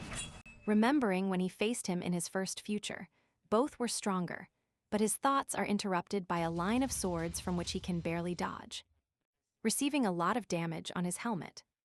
Lokan, almost without energy, sees a gigantic shadow dragon approaching him, thinking that this time he won't make it. After the impact, completely injured, unable to stand up, and with only 20 seconds of berserker remaining, he only has to watch as Cabal approaches. Annoyed that what keeps the protagonist alive is his berserker buff, but once that ends, it will be his end. But he cannot allow that, since he will be the example that you cannot challenge the blood hunters, showing his execution in a video. With only 10 seconds of berserker remaining, Lokan, with no other options, resorts to an old friend, the yellow ball with the lightning mage, releasing its last charge, electrocuting Cabal, who receives the ray confused, so much so that he is left without defenses. The protagonist was annoyed by his desperate measure, but he had no time to waste, and with only 5 seconds, he throws a blow with such fury that it ends up splitting Cabal in two, just when the berserker effect ends.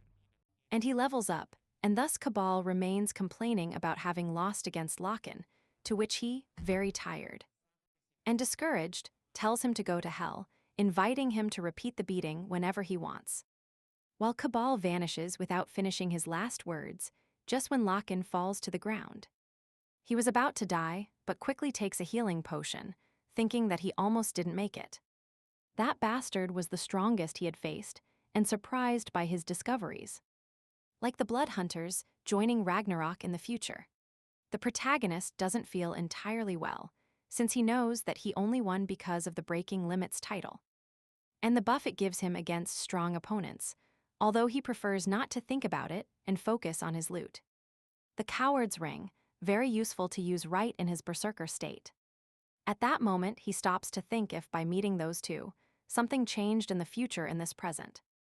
Although he really doesn't even know how Ragnarok was founded, nor where Odin is at that time.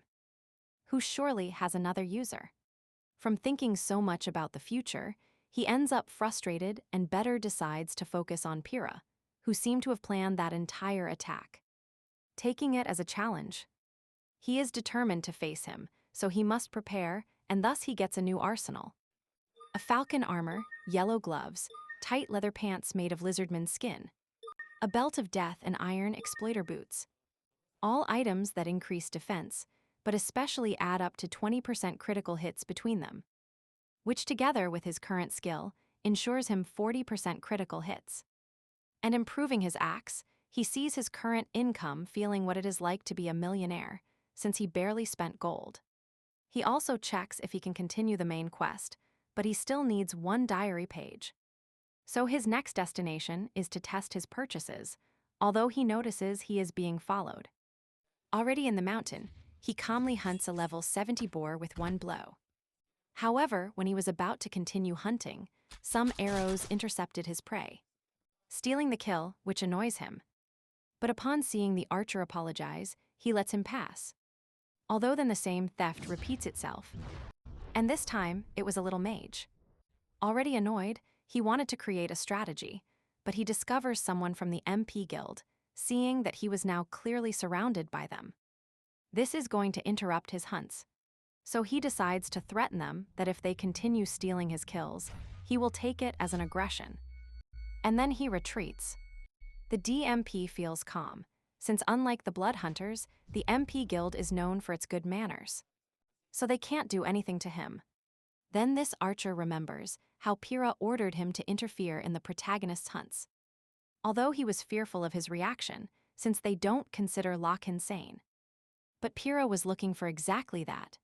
A minimally violent reaction to aggravate and modify it, since if they can't defeat him by force, they will sink him with public opinion. He also reassures his subordinate, telling him that the protagonist will not do anything to him for being from a refined guild. With this, he convinces himself to prepare his shot against a boar, which was being chased by Lokan. He approaches the archer, who pretends to be foolish again, but irately, the protagonist tears off his head, stating that the conversation was over. This terrifies the other players, since he finished off a normal player, to which he affirms that he had already warned them. The mage from before, scared, tries to cast a spell, failing and being eliminated with a critical blow. Another player tries to save himself, warning the protagonist that it won't look good if he continues like this, which Local no longer cares about, so he splits him in two. To his bad luck, the game warns him that he is now a killer player, which means that if he has a game over, he will lose a lot of experience. And items, leaving the option to remove this penalty by finishing off other killers. But if his kills increase, the penalty will also increase. The protagonist expected all this. Even so, he knows how to get rid of that problem, going to the bandits' territory, who can be difficult for anyone. Except for him, although he prefers to continue hunting first. Later in the real world, he does business by phone, asking for more modern game capsules. Although he rests, he has doubts about why nothing has happened yet, thinking that Pyrrha is afraid of him. And that's when he sees a YouTube notification where Pyrrha was calling him out, stating that the one everyone considered a hero for confronting the PKs was just someone who wanted experience and items from other users without penalties. Although that wasn't entirely bad, it got worse with an anonymous report which he assumes claims that the protagonist is a hacker with a program that allows him to play without setup restrictions, where he stops arrows or takes no damage from spells. But the worst thing is that the members of MPE who sought to clarify his use of hackers were exterminated by him before they could speak. So Pyrrha demands a public condemnation against Lokan for using hacks. This seems to make the protagonist trembling from not being able to hold back laughter, mocking that Pyrrha could only do that after hiding for so long.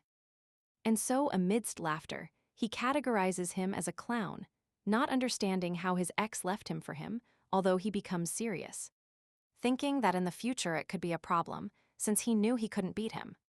But for this, Lokan is not new, and he already knows how to deal with these deceptions, so now he will go directly against them, knowing that people will believe a hero instead of a powerful tyrant. This is how now, at the bandits' guard, they attack Lokan annoyedly for challenging them while alone, although he pretends not to know who they are. Then he affirms that they are nothing more than experience points. The furious bandits charge forward, although Locke believed they were just a group taken from cartoons. However, they were above level 90.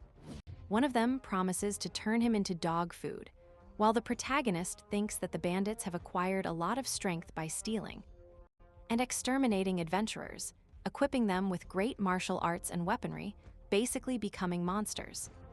They launch themselves to finish him off, but the protagonist calmly activates Berserker while thinking that he has an event prepared for Pyrrha. After finishing off the bandits, many messages about his video appear on social media, some doubting. Others condemning Lokan for being a hacker, some doubting if it's possible, few believing him, and some supporting the lynching of Lokan. This greatly pleases Pyrrha, who feels proud of turning public opinion against a solitary enemy, thinking that he should have started with this, planning to crush the protagonist and then join forces with the Blood Hunters. But all this is interrupted by a call informing that Lokan appeared in cotton, which cheers up Pyrrha, and he sends the vultures to provoke the lynching. However, there seems to be a problem with their plans. While the protagonist walks through the city, a couple of players see him pass. The girl sees him annoyed and goes after him, although her companion doesn't want to let her go. The girl promises she will only confront him to call the NPC guards and have them deal with him. The girl follows and confronts him, but when the protagonist sees her, his eyes were light. She believed it was impossible because no one could reduce their murder quota so quickly. According to the protagonist, this disappears after weeks or by finishing off other PKs, but the information that it can be lowered by finishing off high-level monsters is not yet known. Or a large number of kills, so finishing off strong creatures and bandits allowed him to do it easily. Something that will be known in the future, and which for the moment will help her get out of the problem since the couple tries nothing anymore. Lokan decides to leave just when a web journalist intercepts him and asks for an exclusive interview. Lokan accepts on the condition that it be in a public cafe. He accepts since otherwise the protagonist would leave, thus beginning the interview. The journalist asks him bluntly and directly if he is a hacker and player killer, to which the protagonist denies being a hacker and accepts only attacking the MPs when they provoke him, having proof of it. This surprises the whole square. The journalist asks him how he will prove it. Loka asks him if he had heard of any hacker, this being the first time for the interviewer. He continues by saying that he only has a video against him taken days ago and surely already reported. The journalist deduces that the report was made. And as Lokan knows, the administration has already defined that he was not a hacker, therefore, he only plays without a program, only with his skill. And if they still suspect, he authorizes him to report them himself.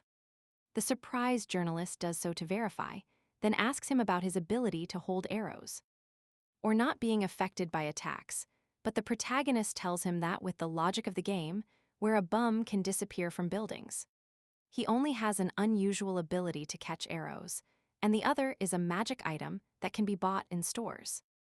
The journalist sees him as honest, so now he asks him why the MPs made the video. Lokan affirms that he is worried that they want to eliminate him. The interviewer asks him why they would have anything against him. However, Lokan has a video with that information that he will upload tonight, which leads to the last question, if he eliminated the MPs. Lokan accepts without hesitation, affirming that yes, He did it because they provoked him, making it clear that the same thing will happen to anyone who threatens him. Just during the night, the video he promised goes viral, where several altercations Lokan had with the hunters are seen. And the MPs, among them there is one where Pyrrha affirms he is with the hunters, and it is seen how the MPs bothered the protagonist while hunting. Lokan was calm about how he was turning the situation around, knowing that out of people wanting to invent rumors about him. So he learned to always record it, although this costs him a hard drive per month. And now he would like to see Pyrrha's face after that, who is just at home furious. While OG tries to calm him down, failing, since he doesn't understand how he knew about his relationship with the Blood Hunters. Just then his girlfriend tells him that he could be Logan, his ex-boyfriend, the person they saw last time. After his username and appearance were clearly the same. Pyrrha with a smile asks him for the address. This is how they arrive at a building where the couple along with a masked gang are fighting with the intention of finishing off Lokan, so they make Sohei take them out using her cute girl eyes. At that moment, someone opens the door and they start beating him over and over until Sohei stops them to show them that he is clearly not Lokan. When they stop, the boy thinks they are thieves and warns them that they will pay, since he is the son of the police chief. They can't believe it, cursing Logan, who is just very calm on a nice terrace. With this in a few days, the MP guild dissolved. Pyrrha stopped connecting because he was in jail, and his followers were so humiliated and rejected that they stopped connecting, thus falling one of the most important guilds in the Lord. Which seems boring to Logan, although he thinks Pyrrha must be having a very good time. And he is devastated in his cell. For Logan, everything turned out well. Following his interview, he began to receive many messages from fans, who even created a fan cafe. He finds it a bit ridiculous, but he didn't care, since now he could enjoy all the gold he earned due to the popularization of the game. And inflation occurred, and everything went up in price. In this way, he sold half to buy a nice apartment, since he needed more space for his new latest generation capsule. So now he returns to the game to reach level 100, first arriving at a dark swamp, where a bandit with one hand threatened him, saying he would go to his boss to exterminate him. But this only makes him finish him off with one blow, complaining about how much humanoid monsters talk. Although the good thing is that now his wait will end, just when a strong cry from inside a cave appears. This was the leader of the bandits, level 100, Gertot, whom the protagonist was waiting for, but when he sees him, he looks disappointed, underestimating him, which infuriates the monster. He immediately launches the attack.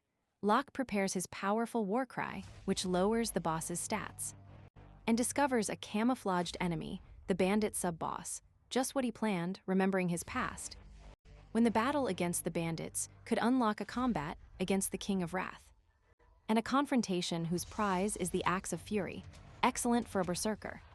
Returning to the fight, now he must finish off his enemy. He tells the sub-boss that it is a pleasure to meet him, before splitting him in two. Gerdo 10 is surprised and launches the attack. The protagonist retreats, but confidently makes a red light flash, which terrifies the boss, who sees the berserker state activate. In that state, he rushes forward, sending the boss flying, who tries to use combined techniques to reinforce his body and strength, but Logan furiously destroys his fortified shield again, before testing the bandit's endurance, who, with no options, receives the blow, thus ending the fumbad and Logan leveling up. With this, he finds two items, the personal letter from the God of Wrath and the last page of Jarquin's diary, with which he can finally exchange the others and obtain Jarquin's logbook. This is his map, which, by gathering all the clues, gives the location of the place. Meanwhile, a gigantic undead sitting on a throne waited in a cave. This is how the protagonist goes to a desolate wasteland, complaining about how well hidden it is, until he reaches a cave, where Jarquin's bones are found, which he examines just to take a ring, and then search for something. Apparently an entrance, where he places the ring, unlocking the Cave of Death. And so he arrived ahead of time. And Harkin's ghost blocked the mission, since it was no place for someone with a low level. But Lokan confidently enters the Cave of Death, still at level 90. Quickly, a bunch of undead appear, who attack. Lokan goes to the front, finishing them off using combined skills, but they are too strong. So he must retreat and prepare a plan to face the gigantic horde of undead monsters. Jumping happily, since at least he doesn't have to bother looking for them. And he starts splitting skeletons one after another, finishing off as many as he can. With confidence and strength, he ends up sending hundreds of pieces of skeletons flying in the air. Feeling proud of his berserker state, although just at that moment, a noise alerts him. Surprising him, from one place, a large flash of light, followed by chains, appear and announce the arrival of the giant skeleton, who affirms that the seal has finally been broken. His name was the Forgotten Skeleton General, boss of Samesmer.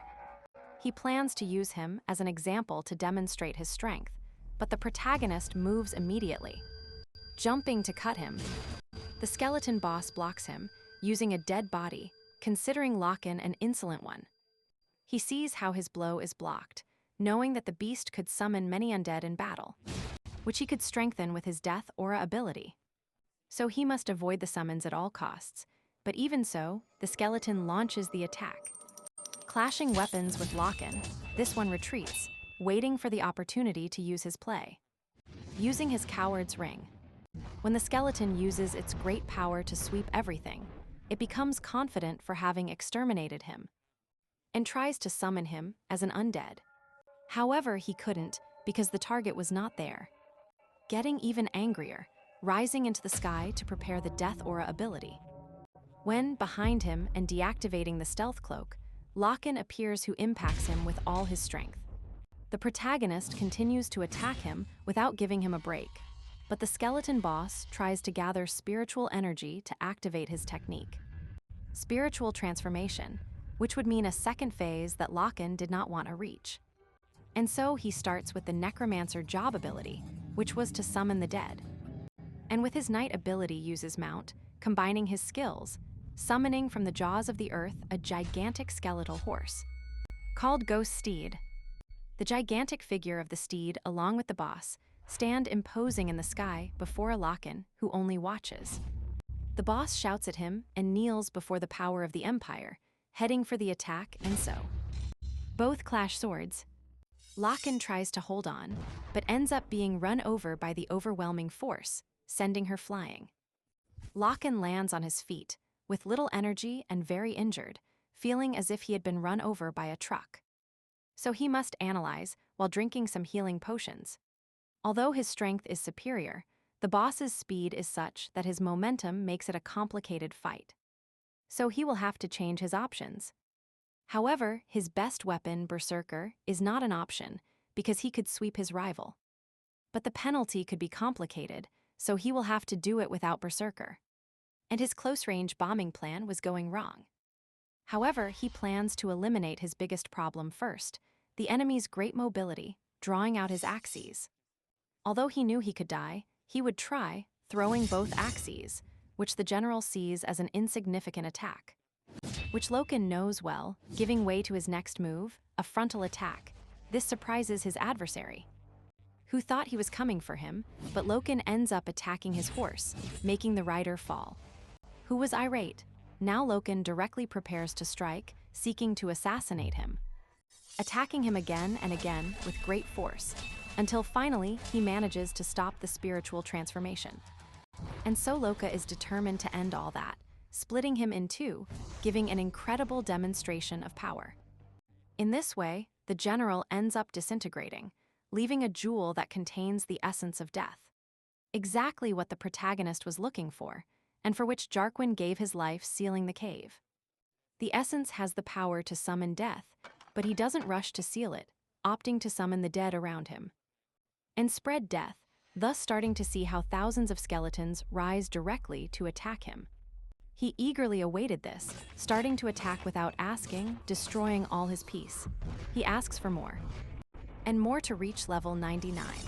And so Lokan reaches level 99, happy to have finally achieved it. Since the undead were constantly regenerating. In this way, he had exhausted all his bandages, potions, and safe zones, and had fought for 4 whole days of hunting. But he was the first to reach this level, so he took the essence of death and his new title for clearing the dungeon. The title increases his offensive power, resistance to darkness, and a 50% critical damage against undead. This allows the protagonist to summon undead. But if he doesn't seal the essence of death, it will consume him, so he rushes to leave the cave, completing his mission and activating the runes to seek his reward. Then, in the Trinsic Mages Guild, where Materian is shocked to see Logan arrive with the essence of death, which he found by following Harkin's logbook. The mage interrupts him to take the essence and give him a very powerful regeneration potion that the protagonist devours quickly, which excessively restores vitality. With the mission completed, he can stop worrying about the death energy, which in the future will rise again, awakening the skeletons in the city, leaving that for later. And so he leaves. Just at that moment, Materian stops him like a noble mage and thanks him for risking his life to avoid great danger. And with a cool, inspiring look, he offers to see each other again and thus help each other mutually. Loka, not very convinced, accepts, feigning joy, since he really cannot refuse or he will not be able to advance in the story. And so he enters a group formed by elves, humans, gnomes, and dwarves, with the investigator title. With them, he can fulfill missions and, most importantly, obtain the investigator ring, which credits him as such and gives him the ability to recover 3,000 health points once a day. Very useful for the berserker skill, almost an extra life for Logan. Once again, Materian dismisses him with a smile, stating that he will support him. The protagonist is annoyed that this mage pretends to be inspiring, although he quickly forgets that and walks in a very good mood towards his third job change. Arriving at the Berserker Guild, where he is once again received by the person in charge, from whom he asks for a new job. This one, surprised, thinks he quit because he was just there a few days ago, but Locke denies it, since he had enough level for his third job, which surprises him, as he might be the first to achieve it on the continent. In this way, he is given his final mission, to reach level 100, by defeating a level 100 in a 1v1. Or more. But this only makes the protagonist smile, as his victories against the Lake Knight, the bandit boss, and the skeleton general are confirmed, shocking the guild person in charge. In this way, Logan is admitted amidst an imposing red aura announcing Logan as the first S-class user, now a true berserker. The guild person in charge wonders in amazement who he is.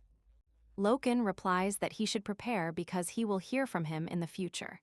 Then he cuts the epicness because he wants his reward, so the person in charge presents his options: 2 swords and an axe. And as always, he chooses the berserker axe, which fits well in his hand. The next thing is to hand over the new skills: strength, guard, defense, assault, and spinning attack. And now came the combined skills, of which the visa, which are 3, has been assigned to him, which he must place in a book and which he can only do once, having to be careful not to waste resources. But Loka doesn't listen to him and asks for all the books of his skills.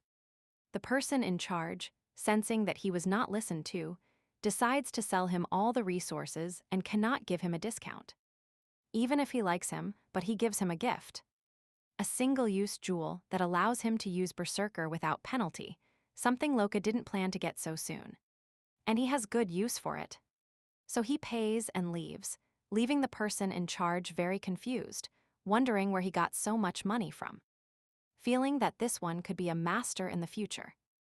In this way, he returns to Cawthon to talk to Storian, who is happy to have had a good eye for him.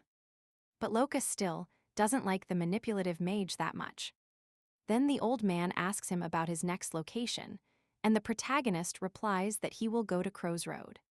However, the old man doubts that he is ready, but he knows that he gives surprises, warning him that he will encounter other races.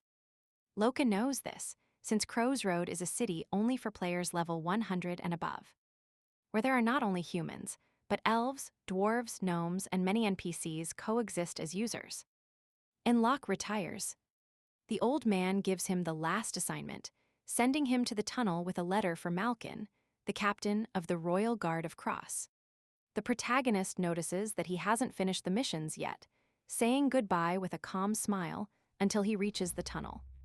His smile changes when he sees his transport, a small freight wagon operated by the gnome Lickum, which seemed to be 100% safe. The protagonist better thinks about walking, but he would lose the advantages of arriving first in the city, since this is the only means of transport. So he gets on the wagon, which had never been used by passengers, starting at full speed, traumatizing the protagonist, who later arrives in front of the city gates, guarded by an elf. The elf sees him and asks for his identification. Being half dizzy, he doesn't understand and keeps advancing. The elf warns him that if he continues, she will shoot, but the protagonist is still feeling bad from the trip, so they shoot an arrow at him, which Logan stops easily. Then, with an intimidating aura, he approaches the elf, who only closes her eyes waiting for the blow. However, Logan only approaches to show her his research club ring to identify himself and enter the city. Still dizzy, he hopes that is the city, or he will take revenge on the gnome again. And this is how he arrives at Crossroad, which is much larger and more incredible than the other cities, being the place where everything really begins. There he receives his rewards for being the first to visit it, obtaining an extra 5% improvement in his stats. And the locals seem a bit hostile towards a human, even though his title should make them friendly. But at least it's better than in his past life, where humans were discriminated against in that city. But he was really exhausted, logging out of the game. And so Locke gives himself a well-deserved rest, where he sees on social media that someone is treading on his heels, since there is another level 99 player who could be Odin. Then happily, a cheerful girl with glasses named Ruby, a reporter for Gain and Ven, introduces her guest, the first player in the world to reach level 99 in the Lord, although he cannot reveal his identity or face, since those were the conditions of the interview. This one seems very humble, since he doesn't want to be famous, and his answers on how he reached level 99 so quickly are also humble. Or rather, he avoids them by saying that he just understood the game and the most efficient places to farm. Logan sees all this. The interview continues by asking him what he planned to be now, and the anonymous player confesses that he will create a guild. And he had been alone because he doesn't consider anyone a colleague if they aren't capable of reaching the third city. This one, surprised, asks him about his guild, and the player, with a smile, reveals that it will be Ragnarok. Logan smiles happily and furiously states that he hopes to meet the son of a bitch. Later, the protagonist practices with his axe, a little nervous at first, thinking that with the events he altered in the past, maybe Odin wouldn't appear, but he did, and even faster. While he practices his spinning attack, and assumes that the reason for his time travel has to do with Odin and the game, so although he wants to blow his head off, at that moment he will settle for that poorly drawn picture, thinking that he will have to leave him some time, since for now that subject is very weak, and he won't be satisfied if he finishes him now. So, activating his strength skill and approaching with an imposing aura, thinking about how to attack him when Odin has gathered his entourage, and the strongest player in the game is created. He will crush him head-on there, this being his form of revenge, eagerly awaiting Odin to get stronger. Although now that he finished warming up, he goes for combined skills, where he combines strength with war cry, this being exactly the result he expected, and baptizing it as a cry of madness. When combined, it could vary from stunning to reducing opponent stats.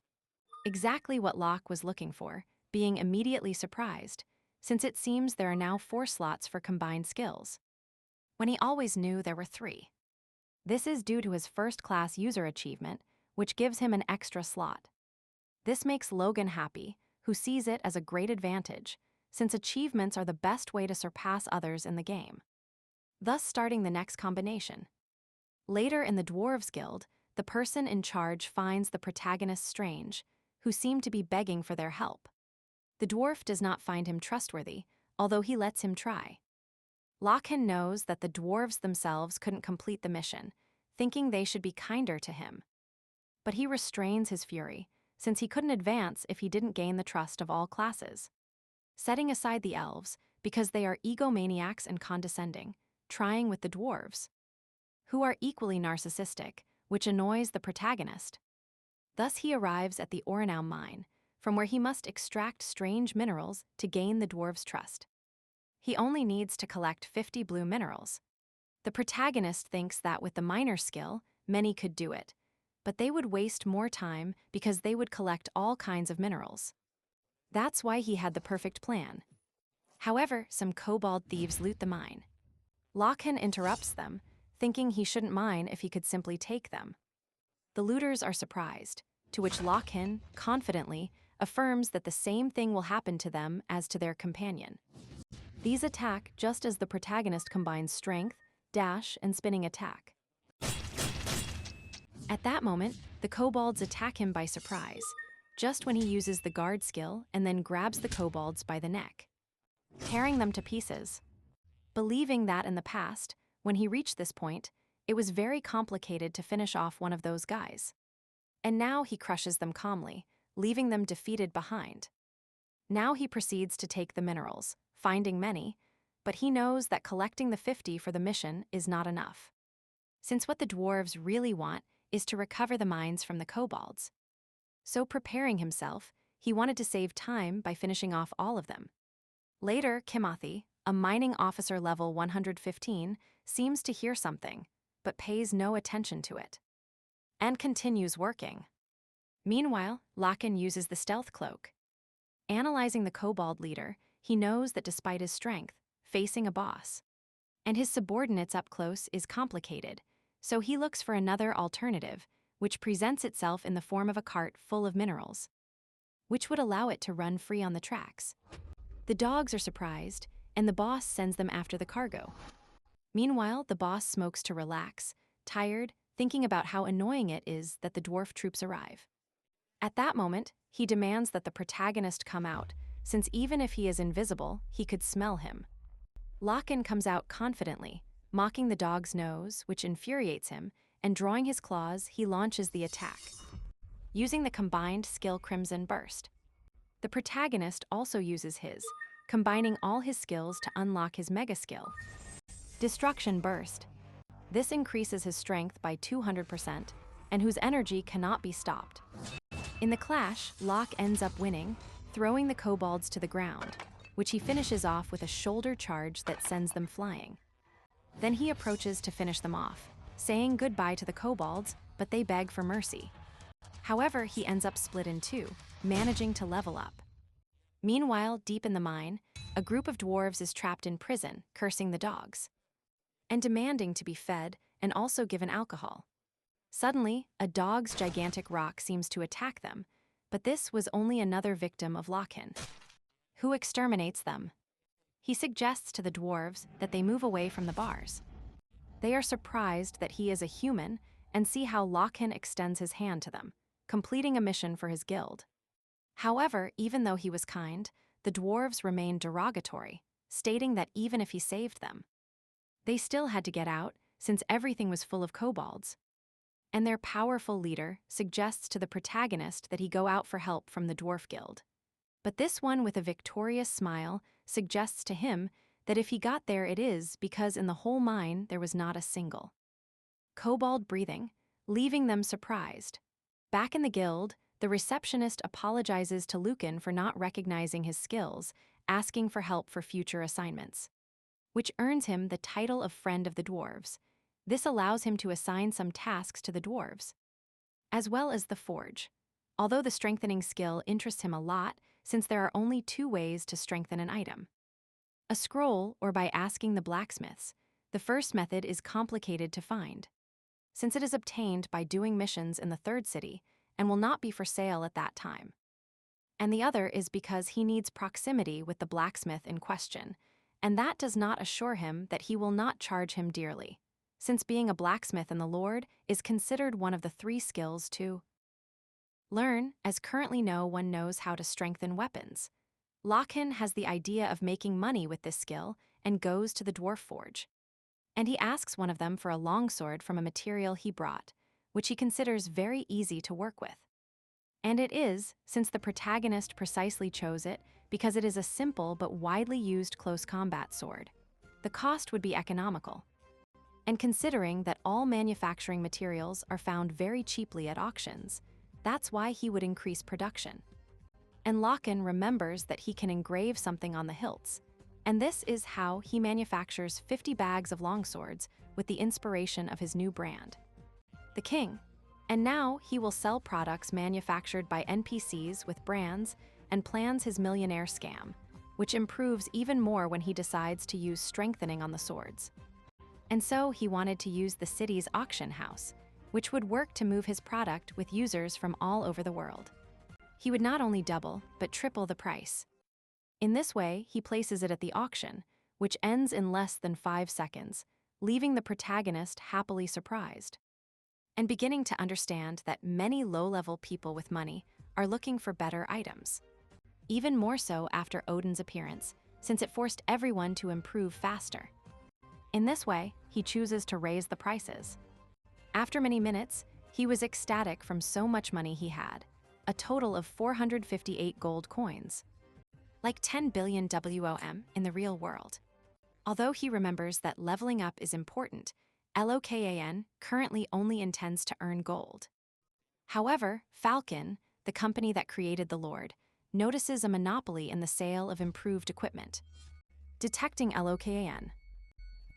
Unfortunately, this mechanism does not last long, as they had restricted him from earning more than 100 gold coins per day. Lokan was very upset because he only managed to profit for 2 days, but at least no one knew that besides him. However, he earned enough so that the expense of improving his equipment and manufacturing a very long axe was not felt, which he named Killer Axe. This has a great damage increase, which he is impatient to test. In the next mission, this is exactly in the Semi-Elf Guild, where he meets the guild master, Terrell, who scornfully asks him why he was there. Lokan, with the kindest smile, puts himself at her disposal, but the conceited girl tells him that a weak human does not solve problems, which annoys the protagonist, who tells her she should be nicer, breaking the desk. But he is still rejected. So he has to resort to other tricks, showing his research club ring and the recognition of the dwarves, which Terry doesn't care about, at least the part about the dwarves. However, the part about the research club does interest her, so she takes him into account for a mission, to which Locke childishly celebrates. The mission is to rescue a collection team that left the forest and has not returned. The guild master gives him an elf token so that the team trusts him. In this way, he must find and escort the group safely, exactly the mission the protagonist was waiting for. Smiling, which scares Terrell a bit, who doubts trusting him, but before leaving for the mission, he buys a huge black horse due to the huge new routes he must travel in that city, spending only 100 gold for his 4-legged friend. Just then, an enormous contaminated forest spirit attacks them, only to be split in two by Lokan's new axe, which worked wonderfully. Although he recognizes that these monsters are stronger than the mine dogs. Currently, 1 cut is enough to finish them off, so along the entire way, he leaves the pieces of the cut tree monsters, thus arriving at his destination, where he walks searching for the collection team, finding a trace they left when they supposedly escaped from a monster. But the semi-elves are apparently too light to leave them, which could lead him into a trap. He is surprised not to have found them, still thinking he fell into a trick, just when an arrow flies right at his head, which he stops easily, while smiling for having found his objective. This only scares the group of semi-alphas. One of them attacks, until Lokan tells them that he is an envoy of Terrell. And at first, they don't believe him, but he shows the guild seal, and they agree to go with him. He begins to guide them through the forest, but they are scared by these monsters they have never seen before. Loka is not worried, because he had finished off several while looking for them, something they don't believe again. Since already together, they couldn't even deal with one. And just then, a horde begins its attack, to which Loka suggests they open their eyes wide, since it will get wild. The monsters attack, but Loka dodges them by jumping, before brutally splitting them, smiling with great confidence. And so he prepares to go against the others, under the admiring gaze of the semi-elves, who admire the strength of the protagonist, who does not stop crushing enemies until he finishes off the last one. Now he asks them if they believe him now, while assuring them that they should not worry about that contaminated firewood.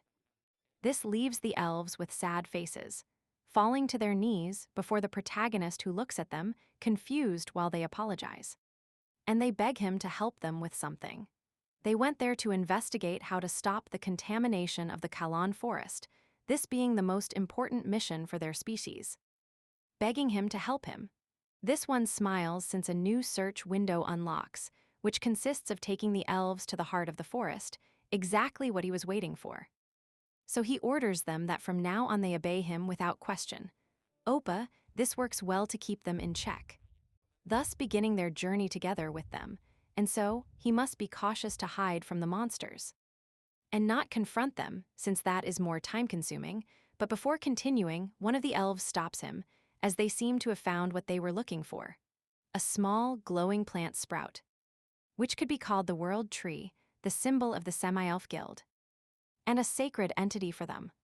The reason for entering the forest from the beginning was to obtain it. The elves entrust him with guarding while they collect, but the protagonist tries to remember how to cultivate the tree. And remembering something, he stops them to pour a healing potion on the tree. The elves were frightened and tried to stop him, attacking Logan, but his companion stops them. Since the sprout begins to grow, this is due to absorbing pure vitality, something the elves would never have done, since they see it as something sacred to pour something on it. But the tree grows with the forest's vitality, since it is a contamination-free place, so now he proceeds to give it another health potion. This works more, while the protagonist feels like he is losing money, so he better gives it some of the water from Lake Kimjing. Now amidst the girls' complaints, which ends up making the sprout become a sapling. This cheers up Logan, who with his greedy face eagerly awaits his hidden reward. Although his celebration soon ends, when one of the girls shouts that it is a disaster, which confuses Logan. Since the tree grew and had also absorbed energy from the entire forest, which ended up awakening the great guardian of the contaminated forest, which is colossal, leaving even the protagonist speechless. So he will go all out, taking out his Lion King sealing helmet, which luckily for him, ends up releasing the seal and its power, giving a mega buff to this accessory and increasing the shout-type ability. This catches the protagonist off guard, who thinks it is his best defensive item, and if so, only the helmet. He believes that the full armor must be very powerful, thinking that with it, he could be much stronger than in his past life. Although the elf shouts at him what he will do now, the protagonist confidently tells her that he will take care of it, while materializing his killer axe and his berserker axe, beginning his imposing march. However, the elf leader sees no chance against the guardian, who is everything in the forest, buffed even more by the contamination, making it impossible for a single person to face him, having to retreat. But these words infuriate the protagonist, who thinks that the idea that he cannot defeat him is that of a conformist person, and limited, so he will go against him to prove that his thought is wrong. In his head, he explains that this being was level 135 and had become stronger due to the contamination. So logically, the most he could aspire to was to distract him while they collected the tree, and escape, which would be enough for the mission. But now his instinct tells him to try it. The monster attacks, missing by kilometers, which amuses Logan until his smile is erased when he sees how the giant hand of the Guardian lifts the earth, creating a rain of meteors. The elves barely defend themselves with a shield, while Lokan goes forward against a monster that attacks him. Lokan dodges and with his skills manages to cut off its leg. However, he cannot escape a giant hand that crushes him. Although with precise cuts, he destroys the hand and continues upwards, cutting with spinning blows until another joint falls. And the protagonist takes distance. This one, confident, sees the Guardian without limbs, but from it many energy ties emerge that destroy the terrain. And they attack Lokan, who, surprised, sees how these ties are vines that quickly regenerate the Guardian's joints, which frustrates Lokan since he considers that he is showing off since regeneration should have its limits. Before attacking again, the elf stops him, telling him that he must destroy the core. When Lokan stops, he sees the alpha annoyed, because he thinks the protagonist planned to cut him until he no longer regenerated. Which is exactly what he planned to do, since Lokan is more brute force than strategy. The girl tells him that it wouldn't even work, because the Guardian absorbs the forest's energy. So the only way for it not to regenerate anymore is for the forest to become dry. Lokan, annoyed after the lecture, asks her where the core was. Luckily, it is a gigantic purple spot in the center of the monster, although for the protagonist it is not that big. But he can't think much, as a giant hand stamps him against the rocks. The moment of silence is interrupted by red flashes jumping through the air, and thus releasing the new bestial state of berserker, which emerges from the shadows with an imposing red tint, ready to cut everything. A bloodied Lokan full of fury threatens the little tree. Lokan lunges and is attacked again. And he dodges with his combined destruction burst friends, and now he goes straight to the core. Managing to push the monster back and then attacking at full speed, determined to test the limit of his power. While at a distance, the leading elf watches him surprised by how reckless he is, since she knows that even if the attack regenerated, the Guardian keeps him in sight, while the protagonist keeps attacking him. Injured, he tries to use War Cry, which is not very effective against someone stronger. However, this only further infuriates Lokan, who combines strength and War Cry, unleashing a powerful thunderous shout, which shakes the environment and stuns the giant, reducing its defense.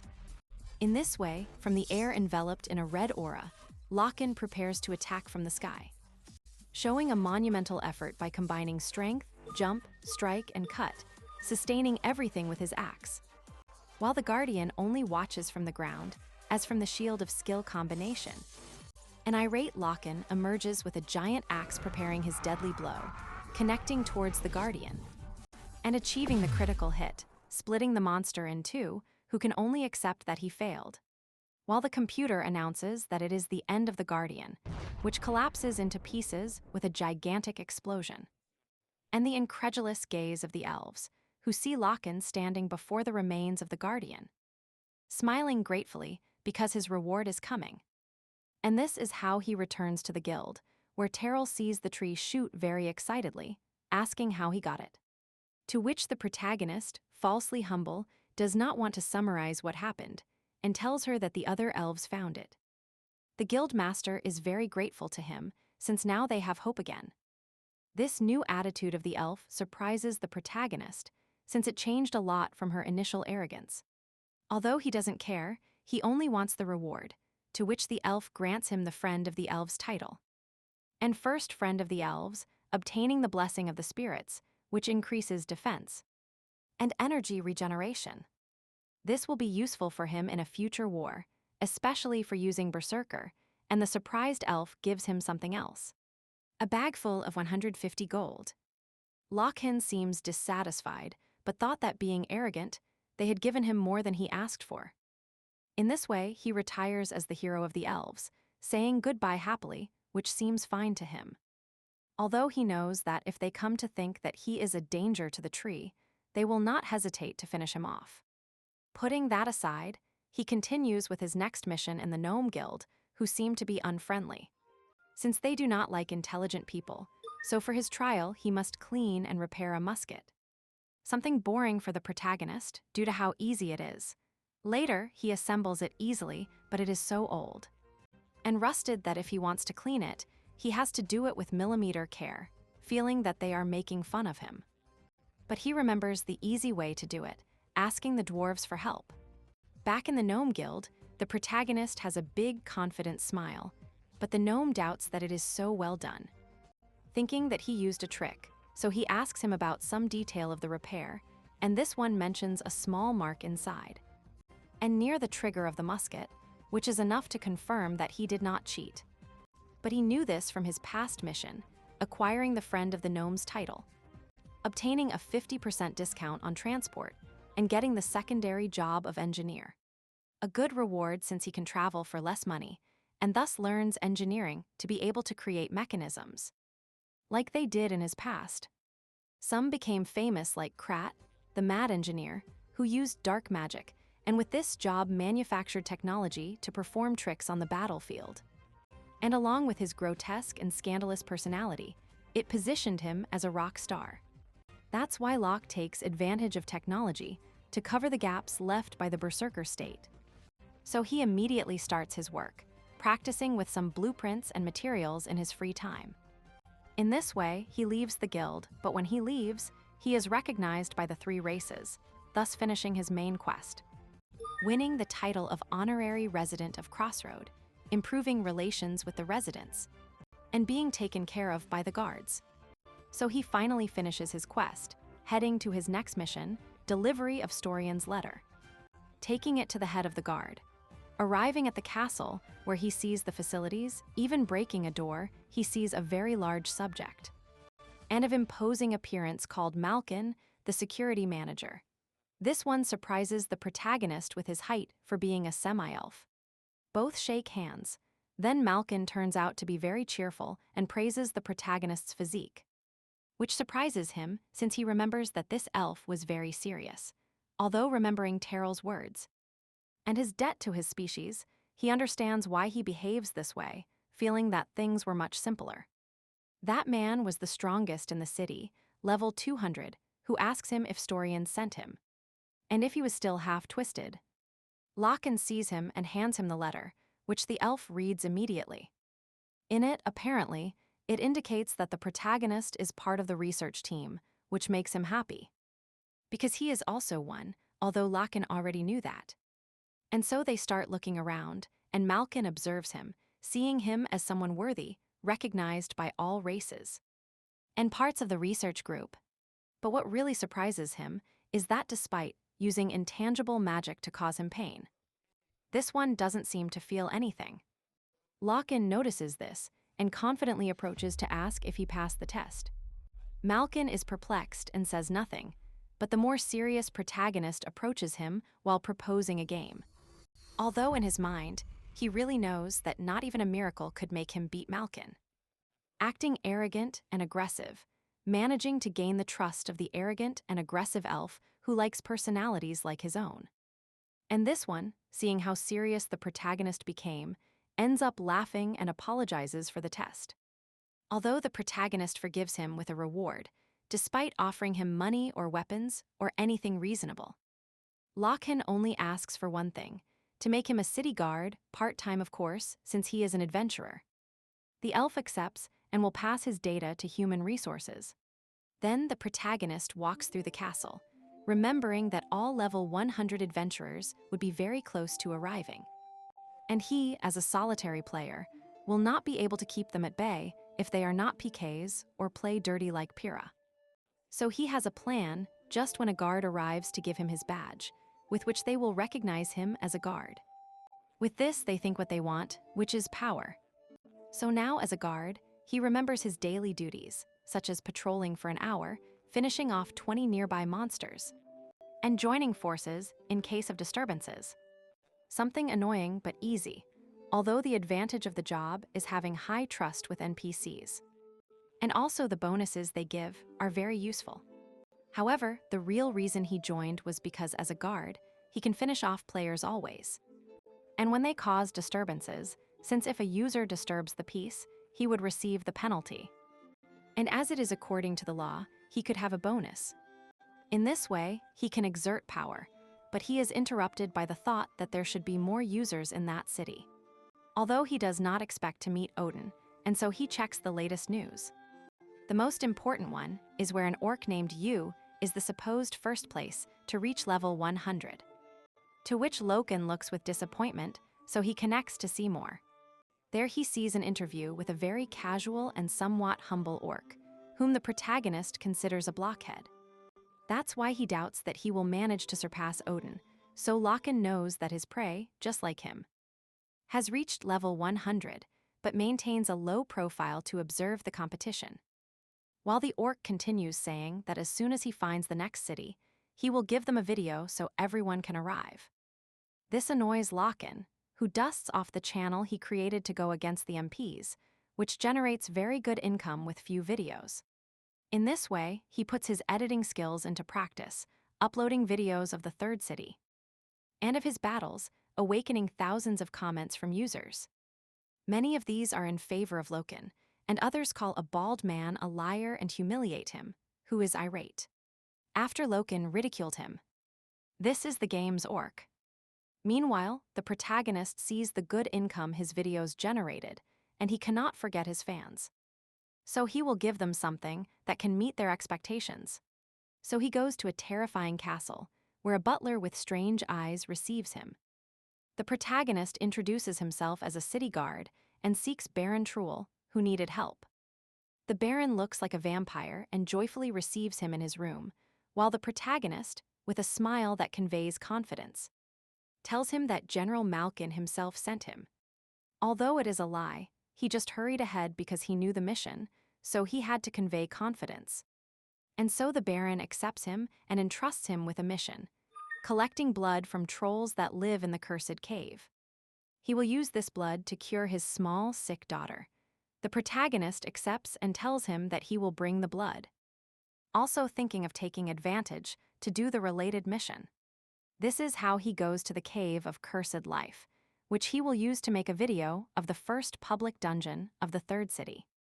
And recording while walking through the dungeon, he explains basic things, like monsters getting stronger at night, or that it is the first time that trolls appear in the game, although there will be more enemies besides the trolls. Just when one appears called Stone Monkey, a small, muscular, fast, and agile monkey. This one is actually the easiest rival in the dungeon, which can become dangerous.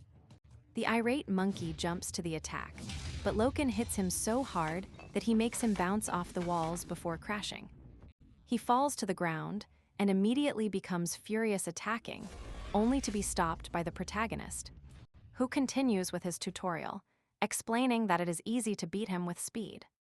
Then he continues the attack against a frightened monkey, who can do nothing, while being brutally slammed against the ground.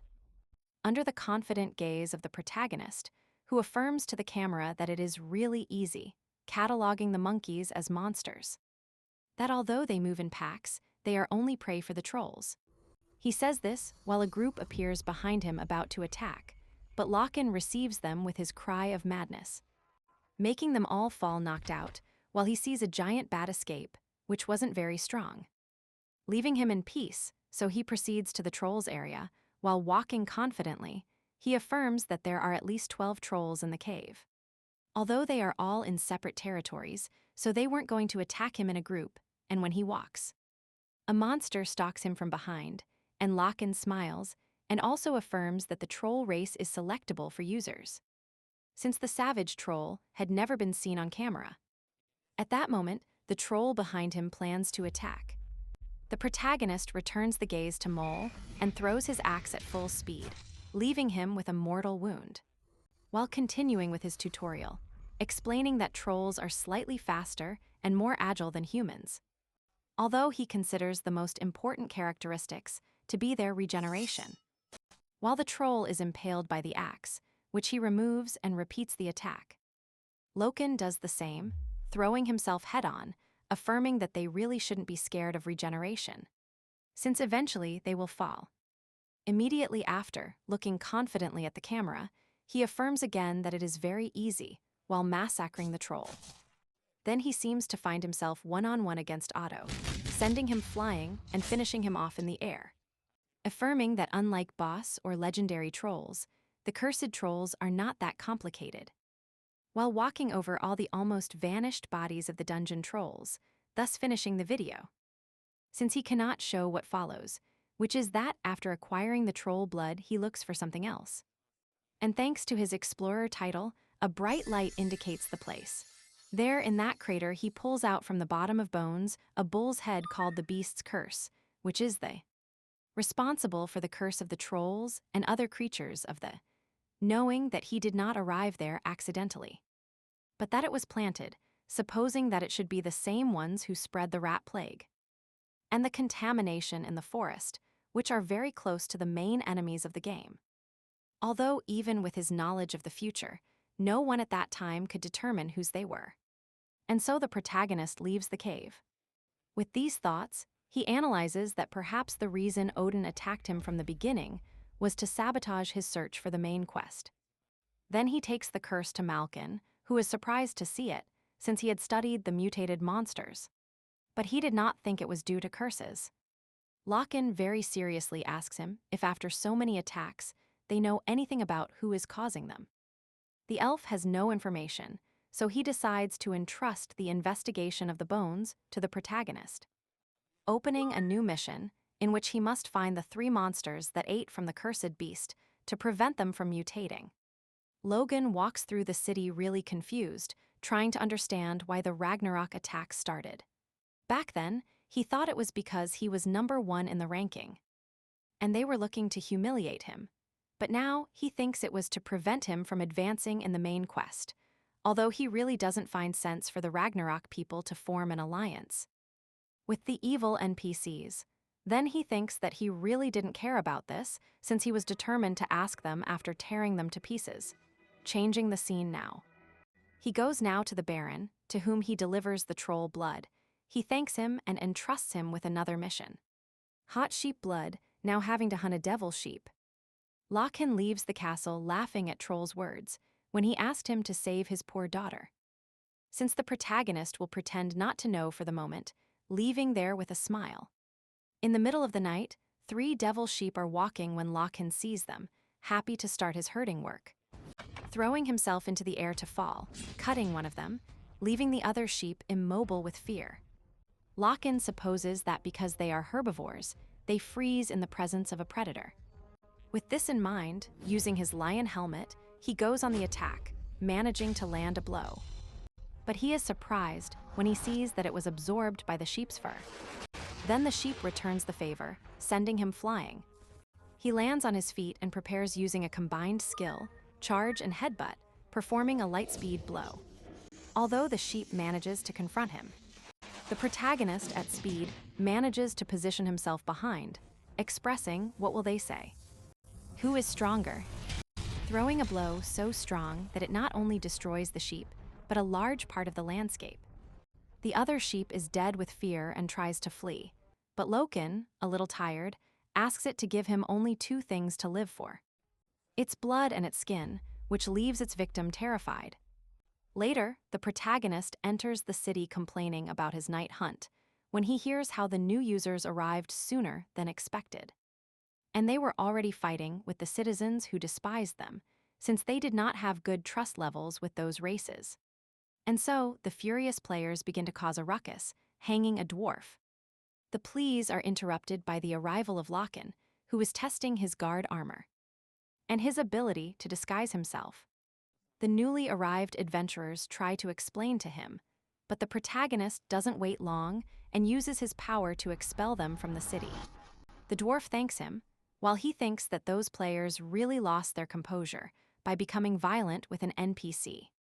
Especially with a merchant, although he understands them, since he understands how frustrating it must be not to be able to buy anything in the city. To be ignored and belittled by all lineages, getting annoyed just remembering the humiliations he went through. While walking, it seems he had a good idea to earn a lot of money with this information. So the first thing he does is buy a whole building in a busy area of the city, remembering his days in the real estate business in the previous city. With his real estate knowledge, he knows that in crossroad prices will only go up. However, being so large, monopolizing real estate is impossible, so he went for the best location. Entering to see its facilities, he realizes that it is much wider than he expected. So he plans to make it a shopping center, taking advantage of all the new players who arrive, who do not have access to the stores, so he will absorb that market. So he begins to organize his store, using the first floor for essential items, like scrolls and potions, placing them at an overprice due to user demand. The second floor will be for more expensive premium items, and the third floor for the most branded items, like his TK swords, and to finish, an auction room. And so, with everything ready, he leaves an NPC vendor in charge, although this one begins to think that at least the first 2 floors of the store will be useless once the players finish the recognition by races, so he thinks about how to maximize profits. He quickly goes to the guard's supply department, where he goes directly to the printing press, handing in a special quest, which will require newcomers to hunt monsters designated by Lokan to obtain benefits and be recognized by the city, using Malkin's name to give orders, this being a very elaborate trick, so that users who arrive looking to level up hunt the monsters he needs to obtain cheap materials, since he will be the only one buying, and increase his store's lifespan, although he remembers that he must go to Truel. There, he is surprised that he completed the mission, and he sends him with the girl Trinica to give him the ingredients. He accepts, but hears a strange noise. The Baron tells him it's nothing, which only makes Lokan laugh, who knows that something is happening, laughing as he leaves, logically remembering what was noticed from the beginning. And that is that the Baron is clearly a vampire who has a small girl trapped, who is not his daughter, but the being with the highest quality blood for vampires. A high elf. High elves are a minority among elves, considered of noble lineage. From the lineage stems a legend that if a vampire drinks the blood of one of them, he will have incredible power immediately. To do this, he must be a powerful vampire, since a normal one will simply end up melting. Exactly, Truel would end up like that. So he resorted to witchcraft, so strengthening his powers with magic items. He hopes to drink the blood without dying. This is how Lokan travels the grim night in the Fog Valley searching for Tirika, to whom he must deliver the materials. This proves very complicated for him due to the darkness and the enormous size of the forest. He thinks that anyone else would have already given up. At that moment, a pack of level 115 mist hyenas appears. Lokan notices them, but immediately prefers to speed up his pace. He wants to finish the mission quickly. This annoys the hyenas, who follow him closely, although it seems he left them behind. Seeing them so slow, he speeds up confidently, until his foot finds no ground. Completely pale and embarrassed, he falls into the void, blaming the fog. And so he got up embarrassed, and sees how he is surrounded by hundreds of hyenas, who look at him hungrily. The protagonist looks around, and sticking his axe into the ground, he smiles and wonders how many monsters he could dig up at the same time. So he would soon find out, launching the attack, while remembering that the biggest disadvantage of berserkers is fights against many opponents. Mainly because they lack attacks that finish off many targets at once, so he must deal with enemies one by one, which becomes tiring. To compensate for this weakness, he prepares his Mega Destruction Burst, passing through all the hyenas and destroying 80 of them. In this way, he knows that with the combined skills he created, he managed to slightly solve the lack of area attacks. But he also thinks that these moves would only work against normal users, because if he faced Ragnarok again, he would be at a disadvantage. The reason is that the Destruction Burst is effective against targets in a straight line, not working well with group attacks when they are dispersed. So he needs a good area attack to face them. Thinking about this, he curses the sky, healing Odin, who will create a technique to finish him. Although then, he remembers that the first thing is the mission, continuing walking. Almost dawn, a subject warns him not to approach further, and to leave the ingredients on the ground. This is the shaman Tirika. Lokan throws them in a box, but this one immediately changes his aura, and using the ingredients. In many spell sheets, he recites a powerful spell, making hundreds of things fly around him. Lokan finds him strange, asking about his type of magic, until this one finishes giving him the blood impression, which increases vampiric strength. Lokan remembers that his mission is to bring it, although the Baron only wants it to access the elf's blood. At that moment, they say that Lokan did not want the mission reward, but the blood impression. The shaman warns him not to do it, but the protagonist takes it, getting marked by the best impression for close combat. Life absorption. So imposing, Lokan sees the results on his body, while thinking that although he has strength, he lacks resistance. That's why he seeks the most powerful of impressions, close combat, which allows him to absorb energy from his adversaries. 3% according to the strength of the blow. In the future, this will be patched, reducing its effect, but those who acquire it before will not lose it.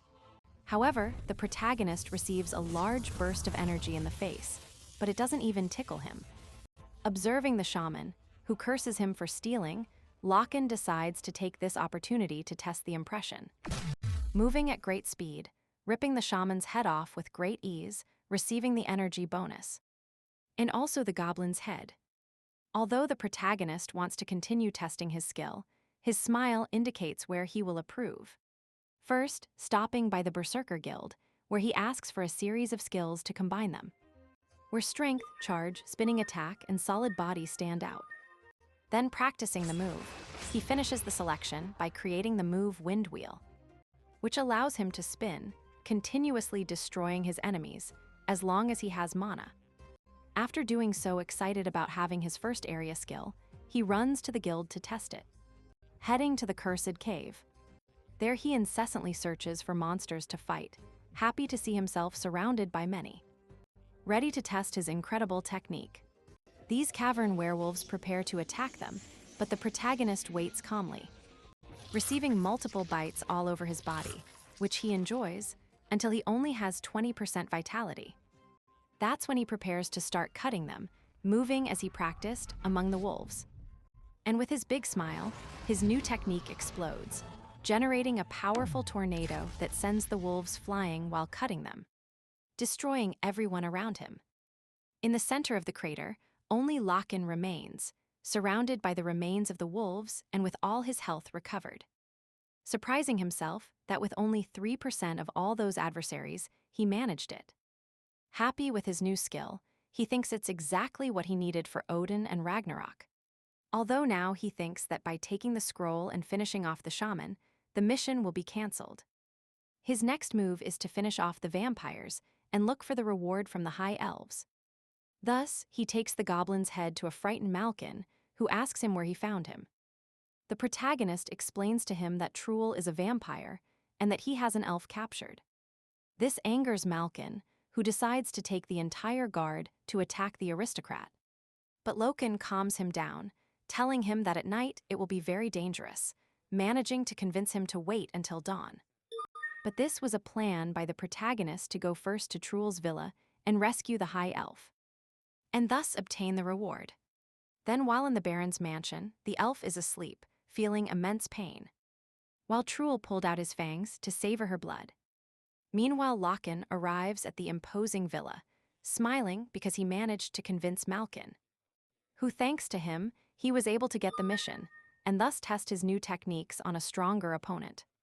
Then he goes up through the mansion to a window, but when he arrives, Truel was not there, so annoyed he will first look for the elf, whom he easily finds sleeping in the room. Approaching, he tries to wake her up, but no matter how much he tries, he doesn't succeed, thinking she was drugged. So he looks for another way to wake her up, pulling out exactly what he needs, an alarm clock, which he created while practicing mechanical engineering, placing it right next to her. The noise is so loud that it almost blows out the protagonist's ears, but the elf doesn't seem to wake up. Until, with a loud scream, she asks him to turn it off. She cannot tolerate the noise, so Loka destroys it, before formally introducing himself as a city guard. The newly awakened elf turns out to be a noble named Arahim. The protagonist apologizes for the method. The elf understands him and is about to take the hand of the chivalrous protagonist. But before doing so, she sees something behind him. Logan turns around and sees Truel furious in the center of the room, calling him rat. Irajim is very scared. Logan is happy to find him, although first he planned to secure the lady, and then go for Truel, but since he arrived, he has a good welcome for him, ready to fight. While the elf asks him if he is really going to face him, Truel, furious, prepares to attack. Logan is also ready to fight, but suggests they change locations so as not to harm the prize of both. Launching into battle, clashing multiple times until falling through the tower. While they continue fighting in the air, Logan takes advantage by beating the Baron until he crashes to the ground. There, Thrall is on his knees, while the imposing protagonist standing asks him what it feels like for a human to hunt a vampire. Thrall furiously draws his claws, while shouting that he will suck all his blood. Lokan raises his axe, ready to also go for his life force. This statement scares Thrall, while Lokan dodges the attack. The vampire manages to contain him using his nails, which surprises the protagonist due to their hardness.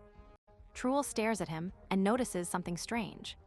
The protagonist gloats, showing him the blood impression on his body.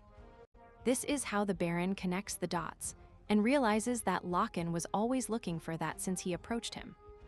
Humiliated and irate, the vampire lunges at the protagonist, who barely dodges his blows. Receiving a heavy wound on his arm and barely dodging the attacks, feeling the pressure. And realizing that his opponent is a truly powerful vampire, contrary to what he had heard in the future. Thrall leaves Lokan with 20% vitality. All this throws him off, however. He does not change his plan to exterminate him. Lunging again, the protagonist asks him if he has already tried his blood, before unleashing his wind wheel, approaching to strongly cut the Baron. Lokan thanks him for the blood impression, which thanks to that strong blow has recovered all his health. All this amuses the Baron, who doesn't care, since absorbing life energy is an essential part of a vampire. So a human will not take advantage of him. Now, before a confused Lokan, the confident Baron begins to expel a lot of energy and then appears in front of him, turned into a giant bat monster. This doesn't faze Lokan, as the design looked like a werewolf, but the objective is the same. To test his strength, so he waits ready to attack. He receives the Baron with a gigantic cut, which angers him even more, so the vampire responds with full speed, throwing strong blows with his claws. Locke was surprised. Not only was he taking damage, but he couldn't even recover with his blood impression. The Baron explains to him that the impression is not effective on humans, since if he receives more damage than he can generate, it will be his end. This doesn't discourage the protagonist, who supposes that if he wants to recover more energy, he just has to hit harder. Running aggressively towards him, the Baron prepares to receive him. This one manages to wound him seriously, although the protagonist manages to land a couple of blows. But he only has 10% vitality, and this continued to decrease, but he didn't care. And he keeps attacking. The vampire has no plans to lose to a human, but Lokan affirms that he already lost. Just when he activates Berserker and then Wind Wheel, combining the skills, beginning to perform the spin. While doing so, he affirms that he is not a normal human and forms a giant whirlwind in the air enveloping the Baron, cutting everything in its path. At the end of the move, Lokan stands in a crater, recovering all his health while visualizing in front of him what remains of Thrall. This makes him discover and completely learn the use of the impression. Now feeling satisfied, he will look for that which cannot be bought with coins from the High Elf. Meanwhile, the computer reaffirms his achievements at the castle entrance. Malkin leads a group of guards ready to eradicate the vampire. The Guardian does not want even dust to touch the High Elf, charging against the castle, while they are ready to break down the door. This ends up exploding outwards, leaving the general surprised, who cannot believe that a vampire is so strong at dawn. Then he sees a gigantic imposing figure coming out, along with a small shy elf, recognizing Locke, who comes out confidently, apologizing for the scare. The elf affirms that the Baron has already been defeated by the protagonist, leaving Malkin speechless, knowing that Thrall was much more powerful than him. Although the other guards also doubt, the general affirms that they do not understand him, telling them that the greatest honor granted by the High Elves. The oath has begun. A gigantic golden light envelops the place. The elf draws all that light into her hands, forming a crown that affirms that it cannot be bought or valued in money. This excites Lokan, who sees how the High Elf approaches with that, which the elf oath seeks. For his bravery, the elves will give him their unconditional support, unlocking a legendary title. The Oath of Irahim, with which the relationship with the elves reaches the final phase, surpassing the trust status. Loka receives it on his knees, kissing the hand of the noble elf. Remembering that, although this title does not increase his stats, it has special effects that money cannot buy, such as entering the Society of High Elves, a tribe that if he could use, could be useful against Odin in the future. Although for that he has to rewrite world history. Then we see how the elf thanks him, and Lokan says goodbye, but the girl stops him to offer him a date. And a rich dinner. For the protagonist, it is not time for dinner, since with Odin close, he must quickly level up. Feigning to be very cool, he politely rejects her, while using his runes to travel to another point on the map. Arriving directly at the White Coast. There he hopes to find the mutated monsters from his next mission, specifically the blade-armed monkey. And this one appears right behind him, which makes the protagonist happy since he didn't have to look for him, asking him to come closer. Meanwhile, at another point, a subject with a large orb gets excited when finishing a fight. This one is with Odin himself, who asks him many questions, which bothers him. And he sends him to only follow his orders, while he watches the subject move away to continue searching for something. Odin thinks everything is going according to plan, although there is something in the gear pieces that bothers him. And his companion in the distance gets upset for not being the first to achieve the achievements, since Lokan had passed by there. Odin calms him down, suggesting that although they don't want it, those who travel the same path will eventually meet. Meanwhile, Lokan watches as the blade-handed monkeys approach in a pack, ready to finish them off. Advancing, the others also prepare, but for the protagonist it is very easy, asking them to get closer. They all launch the attack. Lokan was happy, activating the whirlwind and attacking, cutting each one of them in his path. Leveling up and up to eliminate the first mutant monster, the protagonist would end up tired. And calm, affirming that the monkeys were easier than Trell, however now a giant approaches him. This is the second mutant monster and field boss, Blade Demon. An enormous monster with a large core in the center, which is its weak point, although he must wait a little while to attack it. Since if he is patient, the demon will merge with all the corpses of the other monsters to become a complete body, and now be able to destroy it.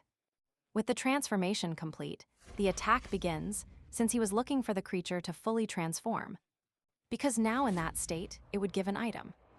Although it moves quickly, Lokan dodges it to show his strategy, attacking even faster.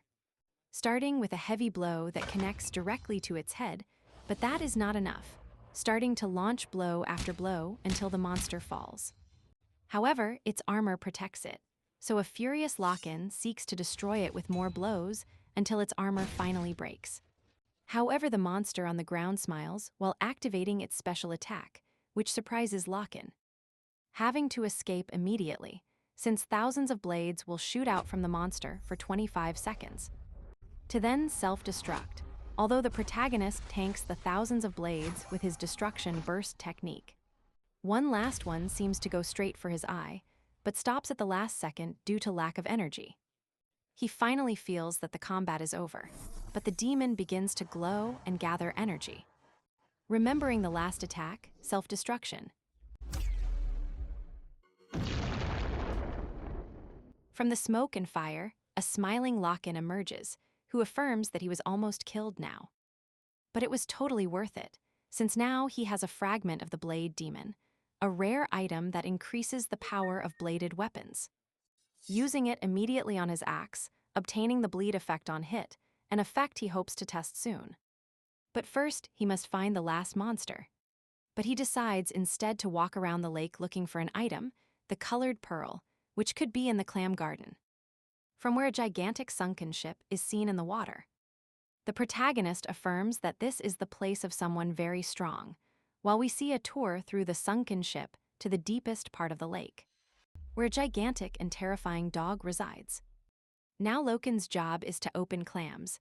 At first, he only finds normal pearls, which although he can sell, do not interest him as much as the colored pearl, which he finds a little later, using it to increase his defense, but he still wants more. However, just at that moment, the detection skills of the Lion King helmet activate, giving him a new investigation about a force similar to that of the helmet. He understands that it could be another piece and takes out the helmet so that it indicates where it is. The place seems to be the shipwreck he had to go to anyway to finish off the mutated monster. So he will kill 2 birds with 1 stone with the colored pearl found. He immediately jumps into the water, swimming quickly to the depths.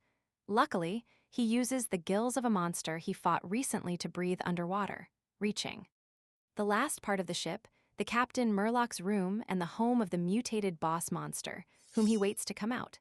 This one came out destroying the ship and launching Locke with a blow. The first to come out was Captain Murloc, a gigantic reptile fish with turbines, who asks Logan why he was there. This one tells him that he doesn't answer to the dead, to then use Whirlwind, which is very slow due to being underwater. Something that annoys Logan, who tries to react. Just then, the captain sees how the protagonist's attack made him lose a finger. Furious and ready to attack, but the reptile notices that Logan has already disappeared, and this one appears from above. And just Murloc summons his crew to defend him from the attack, then attacks from above. Impacted Logan, who furiously watches how the frog crew tanks the blows for their boss. Reaching the limit of his patience, preferring to simplify things, so enveloped in a red aura. And with the helmet equipped, he uses his best technique, berserker, ready to make sashimi, launching the attack. Hitting the captain without being able to move, who tries to defend himself with his swords, which are destroyed. Then he tries to follow the protagonist, failing to see him due to his speed, until this one appears from behind, launching multiple blows that flash with an intense crimson red, splitting the giant frog into thousands of pieces. And with this, Malkin's mission culminates. For the moment, the protagonist crawls barely alive, after accepting that he likes the berserker state. But he doesn't like the energy insufficiency so much. While crawling, he finds a pirate-type coin. This has no value in his first future, however, having it activates a giant lion head, which has a chest inside. Just placing the coin, the chest opens, making the helmet shine. And from inside, he sees its contents smiling. It was a strange, circular piece which he takes, not stopping shining until he notices that it is the symbol of the Lion King, which he supposes belongs to his armor. The protagonist, very excited, gets up in a sign of victory. He is also surprised by the 100 points of intelligence and resistance it grants him. But that is not the only thing in the chest, since he finds a cloth engraved with the history of the Lion King, in which he is seen handing over the upper part of his armor to the frogmen of the area. The protagonist gets excited thinking that it could be there, however he does not see any clues nearby. Until he remembers that in the game, there is a scenario where these pirate frogs would be stolen by the Pirate King. Supposing that he should have that piece of armor, thinking that as it is an enemy level 300, he must wait a while because he is not his level. Although he launches himself to rest watching the landscape, thinking that for the moment it is enough profit. Resigned and ready to go look for the rest of the treasure. So returning to the city, he finds himself so tired that he thinks about logging out for a while. But before doing so, he sees an agitated crowd fighting over something. He notices that it is his store, and that apparently all his customers are fighting over the products. Logan sees him with joy upon seeing how rich he would be soon, but for the moment, he better decides to complete his mission. So with the most chivalrous, honest, and humble face he can muster, he delivers his mission to Malkin, who is surprised and happy to see him, now knowing that he has finished off the 3 monsters. Now the protagonist asks him if he knows who is causing the contamination of the monsters. But Malkin limits himself to telling him that they are investigating a force about which he does not have much information. However, for the moment, he must go out to get more. His next mission is to reach level 150 to access the retained missions. So he thinks he should go to a dungeon. Preparing with a defense scroll, beginning his journey to the southwest of the city, admiring the imposing landscape full of trees. Immediately after, he begins to deforest, collecting 10 logs and moves on to his next destination, being stopped dead in his tracks by the confrontation of other players. Incredulous, since no one could have discovered that dungeon yet, and he sees the fight between a presumptuous dwarf with glasses, who introduces himself as a great presumptuous little guy, showing off to 2 subjects whose hunt he seems to have ruined. This boy seems to mock the others for being weak, so they furiously begin to attack him. But the little one with glasses moves very fast. From a distance, Lokan recognizes him as the little gnome Midi, a gnome class user who sought to make his character as small as possible, with the intention of being elusive. His greatest skill is dodging the attacks of his rivals. This one shoots a beam at one of his attackers. This seems to infuriate them more. Then a guard appears, or rather Lokan disguised as a guard, to stop them for attempted murder, issuing a verdict, sending all the players who attacked Midi to the detention center. Who thanks him, but Lokan also sends him to hell. So that's why the gnome runs away scared, cheering up Lokan, who releases his power, relieved that this fight didn't escalate further, since they could have opened the secret entrance that only he knows, strongly breaking a tree. A gigantic light like a portal activates, opening the dungeon entrance. Lokan enters being the first to discover it, with a 30% bonus on experience. This is how he first destroys the 5-colored pearl to increase his strength, and he also throws the logs far away in a straight line. These begin to fall, activating the hallway traps and causing large explosions, with which Lokan confirms that he can now start to finish quickly. Meanwhile, he throws the last log into the trap. The protagonist tells us that the difference between that magical dungeon and the others that are not magical ones is that they have an insane amount of traps, which are a death sentence for any novice player. Even for one who is above average, it could mean the end. And even though he has all his memories from his past life, he preferred to use logs to detect the traps. But those ran out. So now he will do it by pure physical strength, with the consolation that he is halfway there, starting to run. While dodging arrows, giant axes, giant rocks, and explosions, although he was really waiting for something else.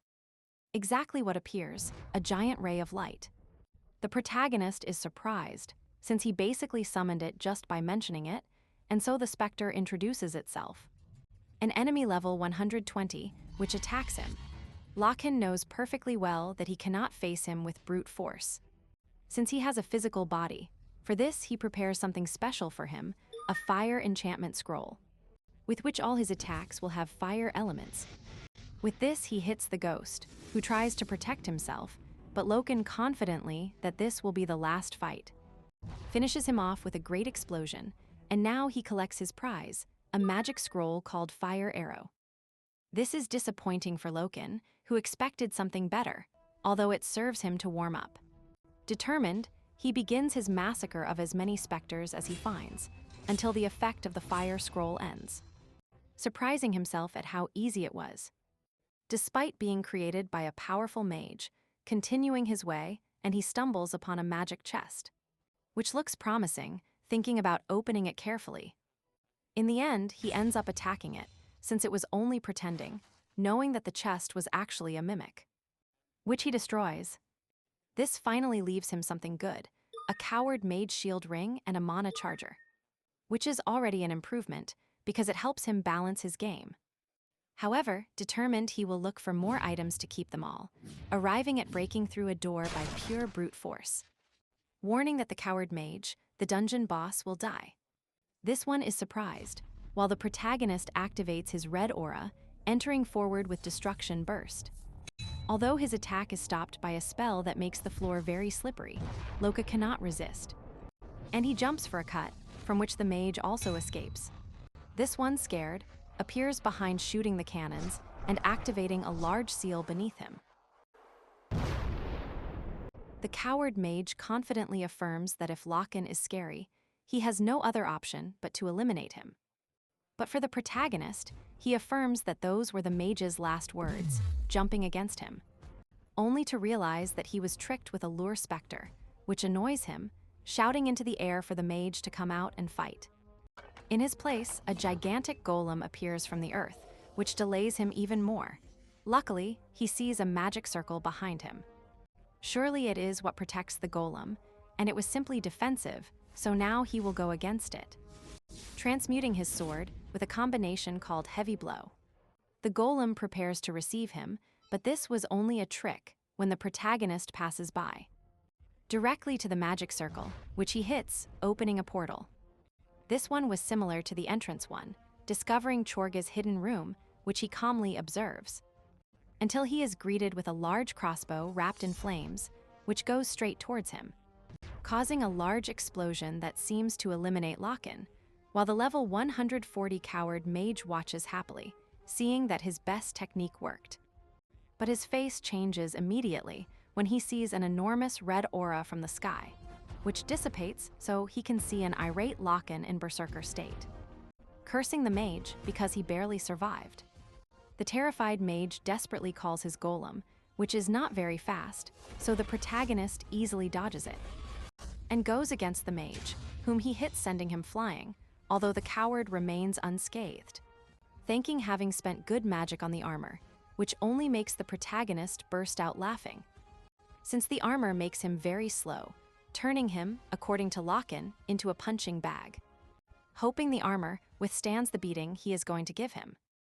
The frightened mage resorts again to the golem, which continues to distract Lokan, since he knows that if he hits it, it will regenerate with the nearby rocks. Even so, his idea does not change, and he hits it on the head to warn the mage that he is next, while activating his whirlwind power, reducing every piece of the golem to nothing, stopping the technique.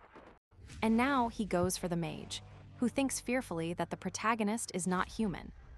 Lokan gathers momentum to deliver a blow that destroys his armor, who screams in pain only to be brutally finished off on the ground, causing the coward mage's game over.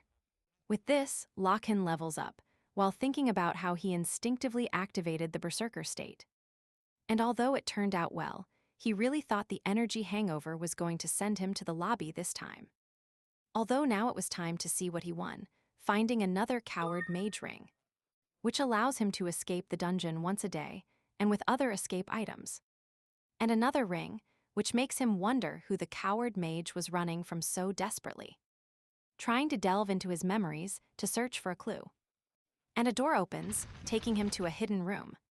This one is in complete disarray, and as he complains, he manages to observe a box with something shining, picking up the artifact, exciting him so much that it even deforms his face when he sees that it is a book of shield skills. The first good reward, since he will be able to learn skills that are not from his job. In this way, he will be able to create new combinations, although he is looking for a specific skill. And it is the skill change.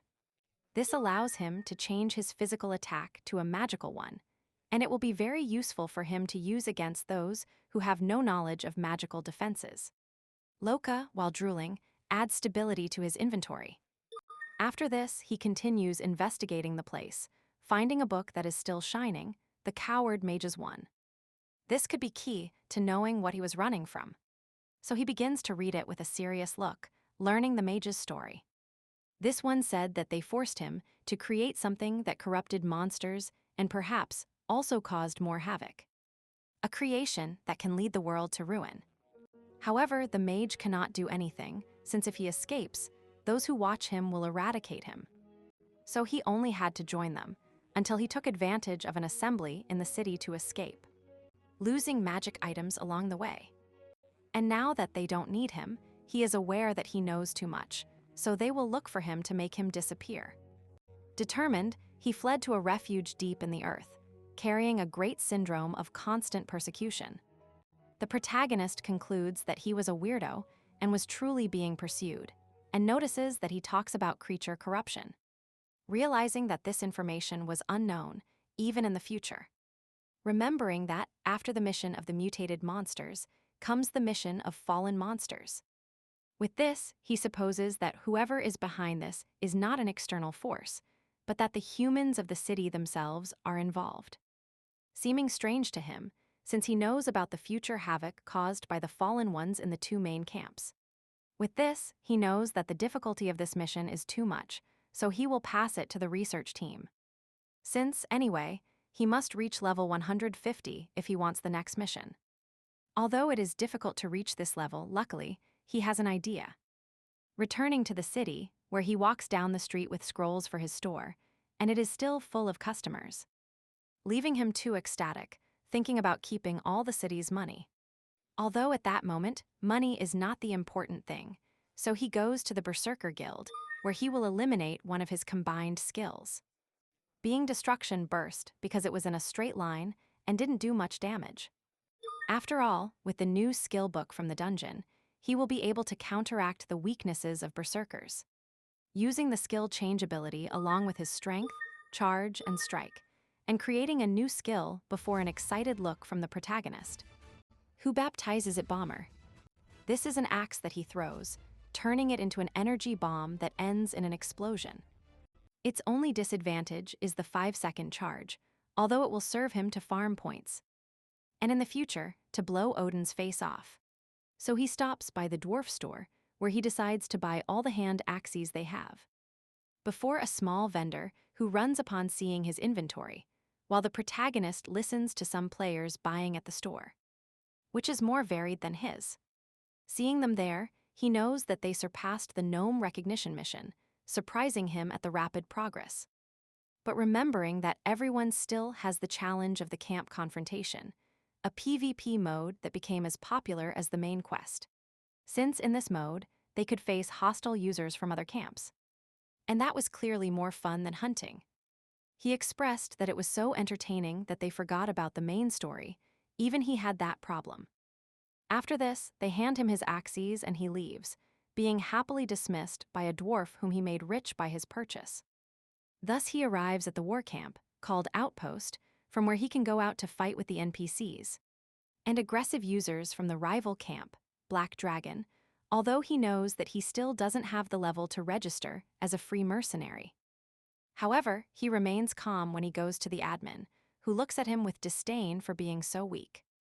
The madman has no choice but to control his fury and humiliation, and so the computer collects and seals the authorization to be a mercenary, and so he leaves furiously because of the bald man, setting this aside, and heading to the deep canyon, using his stealth cloak to avoid fights until that moment. Arriving at a river in the canyon, which is the supply location for the Black Dragons. Determined, he takes out his tools to begin rappelling down to the middle of the canyon, where he opens a hole, setting up there, placing a rune symbol, and then he is ready to start farming, with 98 axes in his inventory, while the Black Dragon NPC walks calmly through the canyon, until a purple flash approaches quickly, until it explodes. Locke is happy to test his skill, while remembering that his plan was always to dig a cavern in the middle of the cliff, to prevent the guards from above from bothering him, and likewise with the guards from below, who even if they see him will not be able to reach him, and arrogantly he sends more axes, finishing off several soldiers, and leveling up while waiting to reach level 150 directly, with about 90 axes in his arsenal. After a long time with tremendous back pain, he finally finishes sweeping the NPCs, spending all his axes, and reaching level 150, so he will move on to the main mission. Returning to the outpost, he presents a report that leaves the bald admin incredulous, who now looks with a little fear and respect for Lokian, but he hasn't forgotten that he called him low-level, and now they happily admit him as part of the camp. And they give him the rank of soldier, a job in which he can advance if he obtains many retribution points, currently possessing more than 300. With this, he must obtain more to raise his rank and obtain more war missions, which the harder they are, the better the rewards will be. He is also interested in retribution points, with which he can access the items in the merit shop. So he will seek to raise them quickly, heading to the city. Just when he returns, the first thing that floods him is nostalgia. The second, the complaints of the other players that due to some damned people, they have not been able to complete the missions, realizing that it is due to the users of the dragon camp. Starting, a guided explanation by an ogre about why factions fight each other starting from the third city. Although many would say it's for items or experience, the reality is that they do it for the pleasure of finishing off the opponents, as the ogre exemplifies, trampling a poor boy. And we return to Logan, whom the instinct of the players calls, which he admits knowing better than anyone.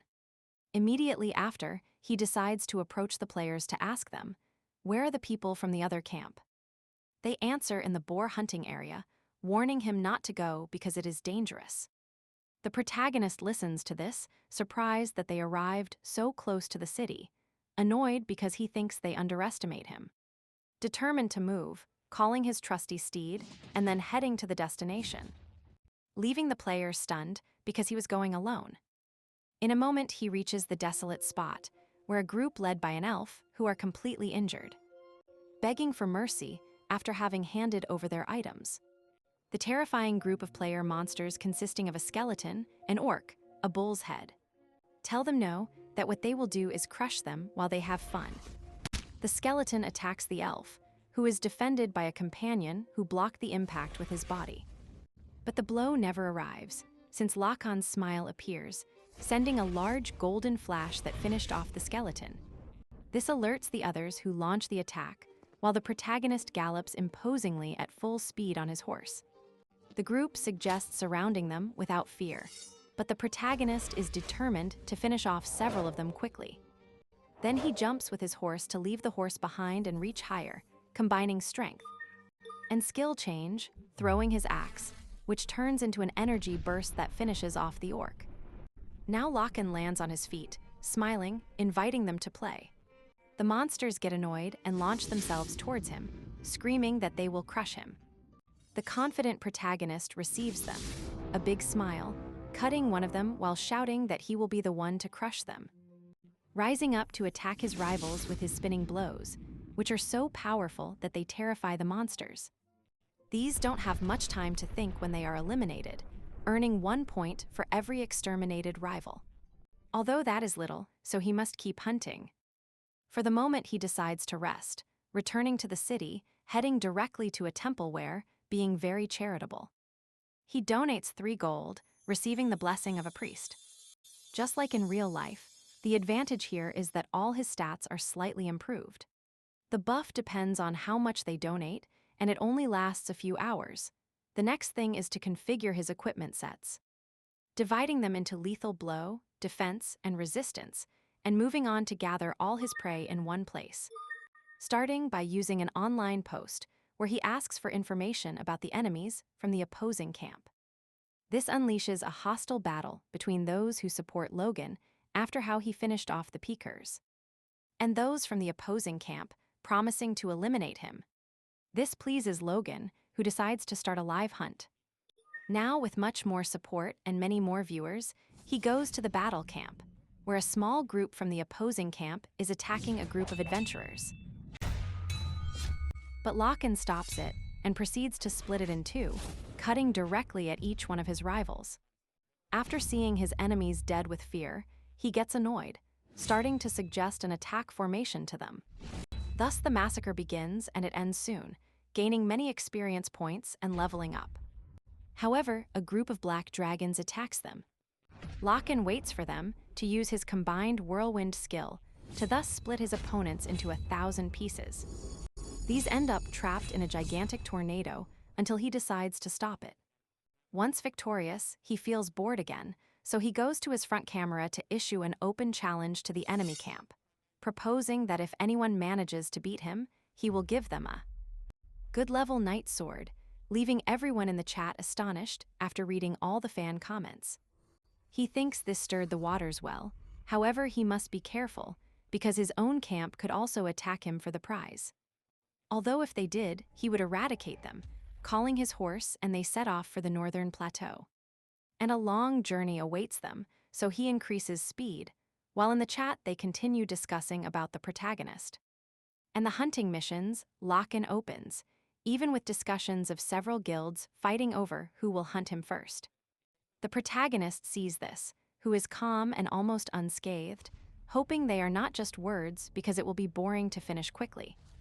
While sitting calmly among a pile of bodies of level 157 vanishing enemies, and more than 500 merit points, posing in the desolate area that was once the northern plateau. Territory of the Black Dragons, which is marked as annihilated, while a scared orc witnesses the scene. Worried, he seeks an answer from his brother. The leader tells him calmly that those he just eliminated in the plateau were weak, and they were going much better prepared. This calms the smaller orc, while he sees an army behind him in which he trusts to win.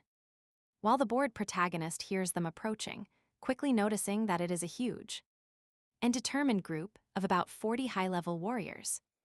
This was exactly what he was looking for. Now his plan begins, changing the equipment set, this time to more defensive items, and making it heavier, and at the same time allowing him to run without fear of damage, challenging them to approach. The group approaches cautiously, seeking to surround him. However, their tactics are interrupted by a gigantic spinning purple energy that falls from the sky, sending the entire third line of attack flying, leaving the ones at the front intact. Logan approaches, pushing them back. At that moment, an orc realizes that they are trying to group them in the middle. Logan jumps to the attack, confirming that thought, while finishing off many enemies on the way to the middle of the battlefield, where he finally arrives. The enemies think he is easy prey among them all and launch the attack, while Logan takes a deep breath and momentum to release the powerful cry of madness. This leaves the orcs immobile and stunned, thinking it is some trap. The annoyed protagonist tells them they haven't seen anything yet to prepare his final blow. Whirlwind, this traps everyone in his tornado of cuts and destruction, and someone calls him from the sky by name. Surprising him, he sees a warrior coming in a dive. Logan fails to block, becoming unbalanced.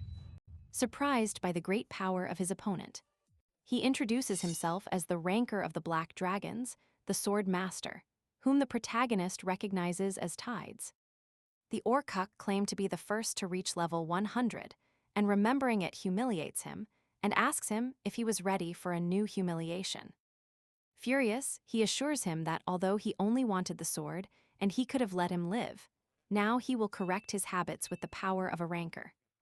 And at light speed, the protagonist's attack begins, positioning himself behind the orc.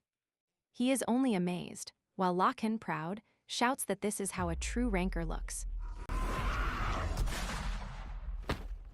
Logan celebrates, seeing him as a pitiful being, or perhaps not, as he is immediately confused when he sees that the orc disappeared at full speed, searching for him everywhere, thinking that he might have even disconnected from the game. This frustrates him, ending up throwing a tantrum to make him come out, while the cowardly orc is behind his followers, choking on potions. Then he returns confidently to propose continuing the fight, although the protagonist just looks at him confusedly, which further annoys Tides, until they let him know that his beard is full of potion residue, which he had to take to avoid dying. The childish orc tells him they are for strength. Logan only looks at him with second-hand embarrassment and proceeds with the humiliation, reminding him that he is live with about 30,000 people watching him, who also feel a lot of second-hand embarrassment for the orc. Embarrassed, he decides to return with a combined attack called Dancing Blades. Logan sees him and drops his weapons, planning to receive him only with his hands to the orc's eyes. This he understands as surrender. His confident state changes to confusion when the protagonist rises slightly, grabbing him by the face to slam him against the ground, and earning a merit point for the pathetic victory. Despite everything, Logan finds it amusing. He thinks about how ridiculous Tides was when claiming to be a Ranker, remembering a true Ranker from the future, whom he hates and feels dirty just thinking about him. Luckily, to improve his mood, he cheerfully turns to look at the rest of the orc army, who beg him for mercy. Later in Crossroad, the protagonist remembers how he showed no mercy, receiving delayed notifications about his army points. He happily moves down the street when a boy who claims to be his admirer greets him and warns him that now more than 200 black dragons are coming for him. Logan is interested in knowing where they are coming from, since he feels like it's merit points delivered to his doorstep. But first he must prepare, so he goes to the merit point shop, using 500 to buy an honor badge. This raises the honor of whoever uses it, although the real effect is that he will earn double merit points while wearing it. And before continuing, he must end the stream saying goodbye to his fans. His next move is to go to the Crossroad Guard, where Malkin congratulates him on becoming so strong, and unlocks the new mission. Apart from earning his trust as part of the mission, the elf comments on the investigation of the monsters. mentioning that there are some monsters that managed to complete the mutation and are much more powerful. And they have decided to name them fallen monsters. They have managed to capture some to investigate them, since they should not exist in that world. So his next mission is to finish off one and bring him the eyes, which he will recognize by the green glow that the fallen ones have. Enabling the new hunting mission against fallen monsters, with the bonus that if he brings their remains to the research group, he will earn an additional reward. This makes the protagonist think again about a lot of money, of course, also about better items. Although the main mission will only reward more information from Malkin, which annoys him, who looks at the elf with distrust upon realizing that even at level 150, the head of the guard does not trust him. So without further ado, he decides to go out and bring the fallen one, with Malkin happily saying goodbye. And before leaving, the protagonist returns since he has information for the elf, whispering something in his ear that infuriates him. Outside the outer fortress, a group of orcs from the Black Dragons searches for the protagonist. But instead, they find an enraged Malkin, backed by an army that, upon seeing them there, orders them to finish them all off. Meanwhile, Logan begins his broadcast again. Now from the third city of the Black Dragons, this one, according to him, has a beautiful view, for which he will take his viewers to assault it. So he jumps off the cliff, falling in front of two guards, and as soon as he sees them, he knows they are the weakest, since all the strong ones surely went to confront him in the city. Although he doesn't enjoy finishing off the weak, he has a mission, so he liquidates them easily, apologizing slightly. Thus he continues with the Black Dragon hunt. However, it was empty, so he calmly prepares to hunt the fallen monsters of the dragon camp, since they are easier than those from his camp, where Malkin continues to deal with the invaders. And regarding Logan, he remembers how he cut his broadcast upon arriving there, so he could hunt without worries. Just when he encounters a level 140 gray-fanged wolf, a normal monster, with which he doesn't want to waste time, but before the fight begins, both look surprised when a gigantic reptile peers out from the place and introduces itself with a loud noise. This is Tiller, the dinosaur dragon and pet of Jaros, who is level 181, exactly what the protagonist was looking for. Although he is not surprised that this pet is a fallen one, he feels a little concerned knowing that, when he defeats it, he will have to take care of the area's security chief, Jaros, who is basically the Black Dragon's version of Malkin. The little wolf affectionately runs for its life. The protagonist laughs, although he accepts that no one in their right mind would face that thing, except him. Determined, he gets on guard and calls the reptile. The dragon responds immediately by hitting the protagonist with its tail, who jumps surprised, remaining in the air while watching how the Rex turns. Immediately to try to eat him, biting his leg, Logan can do nothing more than be tossed around, and then thrown far away, but he returns immediately inundated in a red aura of the berserker, and with the blood mark activated, determined to finish the lizard, launching himself with a blade cut directly to the head. But his threat comes to nothing when the dinosaur dodges it with its tail, so he decides to use another method. Moving to the defensive area, he drops his weapons and throws himself against the dinosaur, grabbing it by the tail.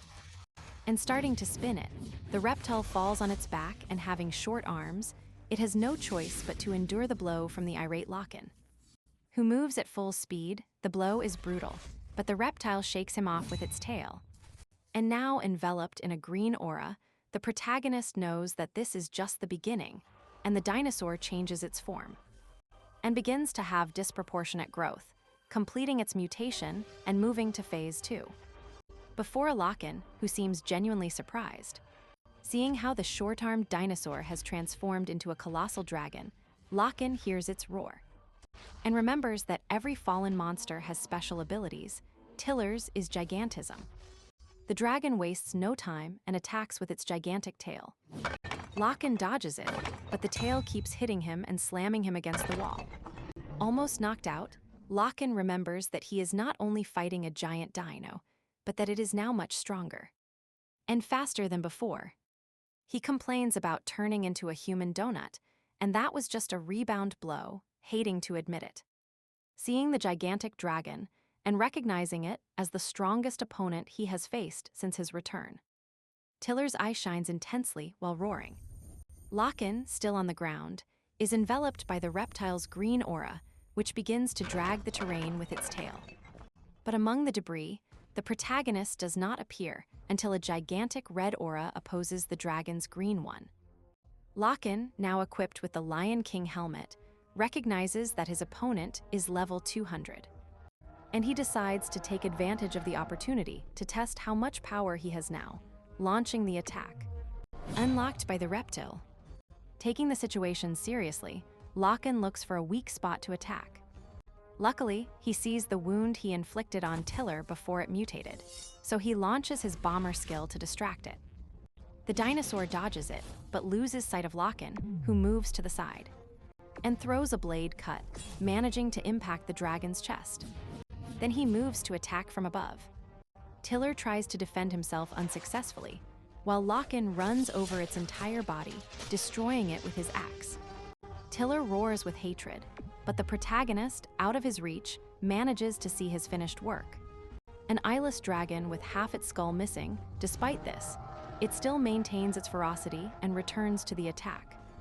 Lokan awaited him, ready to end the fight, combining his skills, forming a gigantic axe with a handle that looks like a black rose. And jumping, he impacts directly on the reptile's brain, finally finishing it off, thus managing to level up. Completing his mission and obtaining a new title, the one who defeated corruption, with which he can reduce the damage of corrupt beings, and other as yet unrevealed effects. Sitting down, he reflects on how difficult the combat was with his level and wonders why all the effects of his new achievement are still not revealed. His face changes when it is announced that Jaros already knows that his dragon is dead and is heading towards him. Perhaps with an army, so he takes the oldest strategy, fleeing directly to his next destination. Now in the Grey Forest, the protagonist searches for something in the hunting ground, which holds a secret. And he sends 2 axes to a pair of trees, activating a bright light from which a large rock with a seal emerges. Logan smiles upon seeing exactly what he was looking for, launching his bomber to destroy the rock. And discovering a passage. This, according to legend, is where the hunter's story began. Thus, he begins to descend the stairs. As he descends, he remembers how complicated it was to find that dungeon, especially due to the large number of quests and skills that were required before. However, now knowing them, it is much easier to arrive. His first stop is a classic room with a symbol, remembering that this trial is different from the Lion King's, since in this one, the person who prepared it is still alive. A living legend, Kairos the Hunter, summoning a hand axe. Logan remembers this brave warrior who finished off his enemies from the ranks of the Black Dragons, who surely never thought that the first person to find that place would be a human berserker. Although he thinks it shouldn't be his, he will take it. Thus beginning the first trial, suddenly everything goes dark, and his first and only clue is that he must find the light in the darkness. This seems too simple to him, which annoys him. Meanwhile, a being with fluorescent muscles appears behind him trying to attack him. But this one fails and is surprised by a blow that splits him in 2. The protagonist must be alert. Surrounded by enemies who, although numerous, are really weak and easy to eliminate. Just as he stops his last blow, he realizes that finding the light in the darkness means identifying a small, innocent goblin who shows him a smile so pure that it indicates the path to follow. The protagonist continues through the hallway, sticking to the wall, looking for another secret passage, and finding it by pressing a button. But this opens a trap beneath his feet, making him fall deeply until he lands on his face, with a tremendous backache. While recovering, he hears Phase 2 begin, which indicates that he must destroy something. However, he doesn't know what it is, until a golem appears from the earth, giving him a big scare. Regaining composure, he relaxes. This golem, like all golems, will regenerate until he manages to destroy its core, which will not be easy. Lokan launches the attack with a great cry of madness, and then a cut trying to destroy it. But it bounces off, recognizing that it is strong because it was created by Kairos, the king of the trolls. The golem prepares to attack, and upon opening its mouth, Lokan notices the core in its head, knowing that he will need destructive power. So he launches a bomber with all his might, causing a large explosion that crumbles the golem. With this, Lokan easily overcomes the second hunter's trial, although he knows that if he had skill with the bow. It would be easier, however, nothing can stop him, so he asks for the next challenge. Beginning the third phase, seeing that everything is going very fast, he waits anxiously until he sees a small troll approach him.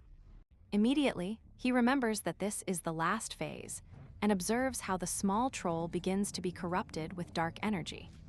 The protagonist does not hesitate twice and launches the attack, but is blocked by the same energy. And this continues to chase Lokan, trying to finish him off, retreating as best he can until he is at a great distance, from where he sees the little green dwarf enter a gigantic ball of dark energy. This is Kairu's killer release technique, a kind of cocoon from which the transformed troll begins to emerge little by little, showing its imposing complete transformation, while a dark energy crescent moon rests on its head. And the last phase is to defeat Kairu, who smiles at Lokan. He quickly counterattacks, but the troll doesn't flinch, and from afar summons a giant wolf named Pantins from the darkness, leader of the scarce wolves, who is sent directly to bite the protagonist, who barely manages to block it. With the wolf now biting his axe and refusing to let go, annoyed and confused, Lokan decides to improvise. Since he cannot get rid of the wolf, he raises his axe with both him and the wolf and prepares to attack the troll, who dodges him. Lokan sees Kairu as a coward for not taking the blow with his companion, but Kairu orders him to shut up, expressing that he will pay for his sins, and throws the arrows of judgment at him, which fall throughout the battlefield. The protagonist barely dodges them, preparing to counterattack. His blows are dodged, and he thinks that if he had something else, he would have won by now, but he doesn't have time for that. And he continues attacking. The troll waits for him, thinking that Lokan doesn't learn from his mistakes by using the bind ability. Holding the float, Kairu gloats, but is surprised when he sees that Lokan's arm is very injured, with a red color emanating from the blood impression, exactly what he was looking for before. Using the bind, Lokan launches himself against the troll, splitting it in two and leveling up, expressing that he finally got rid of the elusive rat. His reward is a container for superior monster hearts above level 170. Now he maniacally takes out Tyler's heart, the dragon's, from his inventory, remembering how annoyed he was when they gave it to him, since it didn't seem useful. But now, upon placing it in the container, he sees its true utility. The container activates and grants him one of Kairos' abilities, the capacity to penetrate the soul, and the possibility of improving over time. This technique manifests as a tattoo on the protagonist's body, allowing him to use this power that increases his lethal blow by 10%. A 50% increase in his critical hit, and allows him to absorb corruption power. And so Lokan observes his achievements and his new ability, remembering that the increase in critical damage is something essential for archers. But the best thing is the ability to absorb corrupt power, which is even more useful, since it will allow him to increase that power more. With this, he hopes to become much stronger to face Odin. Then, back in Crossroad, Malkin is surprised by Lokan's speed and offers him the information he promised. He tells him that the fallen monsters are being created by someone, and that they have advanced not only in that city, but also in the center. Lokan explains that the center is the area of the fourth city, surprised by how fast the story is advancing. Malkin continues his explanation of these dangerous and aggressive monsters, both to their own kind and to humans. And since they still haven't found anything relevant, he asks Lokan to help them investigate by giving him some sample of his support. A ticket for a unique mission, which allows him to take a fallen monster mission without having to look for them directly, saving him time. Now his next destination is clear, heading to the human guild in the city. But upon entering, he is discouraged to see that the guild looks like a haunted mansion, supposing this is because all the other guilds ignore them. And the only one who comes out to receive him is a strange old man who accuses him of entering, causing a disturbance. Then Gan sees him surprised, since although he looks like a simple old man, he wears a badge that makes him part of the council. An important piece for human prosperity in the central city. With this in mind, he decides to be extremely friendly with him, offering him his help for human prosperity. The old man looks at him a bit strangely, but it seems he will be useful while drooling, so he assigns him the Harvan mission. Clearing the fishing area, finishing off several turtles and taking them away. It tires him with a face of resignation, understanding that the old man only seeks to add exotic meat to his diet. Although the old man is annoying and the mission's simple, Lokan knows that if he continues like this, he will achieve his objective, which is vital for the game, completing the race missions. Heading to the beach on a deserted, unnamed island, where he quickly finishes off the turtles. But since he is there, he decides to look for something else to advance. While digging the earth, he finds turtle eggs. With this, everything is ready. Starting a turtle barbecue to attract the only intelligent being on the island. A little strange, but not terrifying, and effectively it is easily attracted by the smell. This is a gigantic bird with a gigantic red aura. The eagle stops to observe the turtle meat Lokan is roasting, congratulating his culinary skills.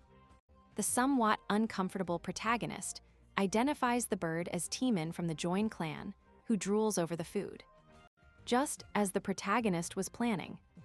In this mission, Lokan must tempt the bird to get a favor, which is generally achieved with words. Or like now, using a delicious piece of meat that continues to brown. The little bird cannot resist and asks him if he wants to ask him for something, but Lokan deliberately ignores him. The little bird quickly gets agitated and begins to insist on Lokan, who finally doesn't give in, provoking the bird's curiosity. Lokan continues to play hard to get to improve his mission chances, managing for Timon to be the one who yields.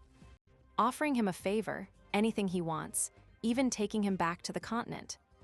Lokan's smile suggests that he has achieved his objective, turning around to ask him for a pass to the sky, surprising the bird, who feels deceived. Lokan again plays hard to get, adding fuel to the fire, which causes the hungry bird to worry about the meat cooking. The protagonist raises the bet, adding a turtle egg.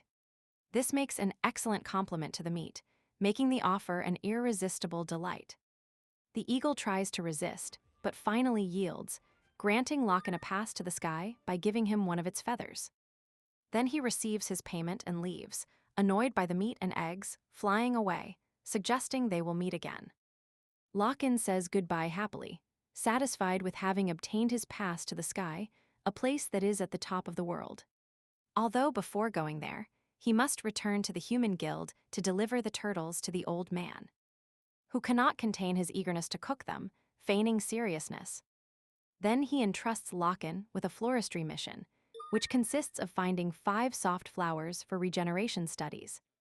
The protagonist, surprised by the simplicity of the mission, understands that although it is not a big deal, it is the beginning of the race quests, explaining that each race carries out a quest with an object. Like the half-elves who seek the resurrection of the Tree of Life, the dwarves seek the resurgence of the most powerful weapon. The gnomes try to rebuild ancient cities. Each submission aims to complete that objective, but human beings have a different goal: to resurrect their ancient emperor, along with his army to recover their past glory. Basically, it would be another way to create undead. Lokan feels some condescension for the human race and their mission in that world. However, he must accept to advance in the game, having to go step by step. First, he must manage to enter the land of regeneration, which is very far away and is property of the half-elves. Being an herbarium where they cultivate plants. Luckily, he has an idea. Go to the guild leader, Terrell, who shivers just thinking about Lokan, who only thinks about her usefulness. Determined and motivated, confident that everything will turn out well, he heads to the land of regeneration, finally arriving at the semi-elf village, where the guards stop him from the start. These are hostile until Lokan proudly uses the effect of elf friend. Just by formally introducing himself, he makes the semi-elves become his followers. Faced with the protagonist's generous offer of help, they decide to give him a job, precisely in the greenhouse, eradicating pests and feeding plants with supplements. This was what Lokan was looking for, elementally thanking Terry, who seems to be starting to feel the protagonist's strange vibes. Thus he is taken to the greenhouse, where he observes the beautiful landscape of that strange place, which serves as a home for multiple plants. Although his main mission is to bring back the Tree of Life. And precisely because of that, the flora and fauna are extremely large, while a giant ladybug passes by him. Lokan feels as if he has become miniature, although his thoughts are interrupted because he feels something unidentified coming from where. Alerting himself, without noticing that behind him, a giant praying mantis appears trying to hit his head. In the next scene, they show the protagonist bloody and annoyed, hating dealing with bugs.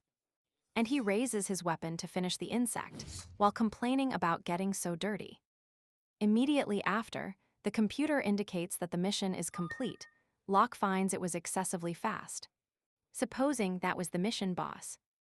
With this, he has two options: report the mission as complete or stay and keep hunting, which according to the mission can grant more rewards. Prepared for combat, Locke decided to finish off 100 insects, something that anyone would say would be impossible to find. But the reality is that he finds many and very quickly. Meanwhile, in a shining spot, an archer shot arrows at a bug that is stopped by a squire. Both seem to be players, and it seems they were lost. Under the gaze of their friend Yaren, who tries to give them kawaii support, which works by improving the stats of the warrior's amorous libido, who return to the fight. Using their skills, the two compete to look good in front of the girl, but the insect doesn't flinch at their attacks. Now this beetle, preparing its aura, rises into the sky, while activating the combined Skill King's charge, wiping out both players and heading towards the girl, who screams at her sims, though with little hope.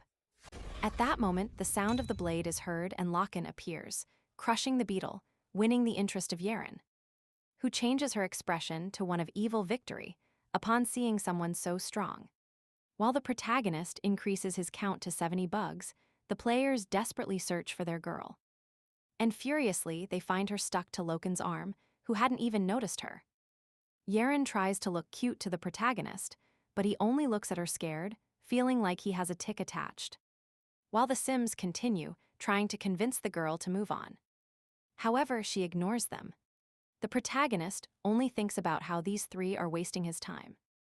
They were so annoying that he even considers resolving it with a little sin.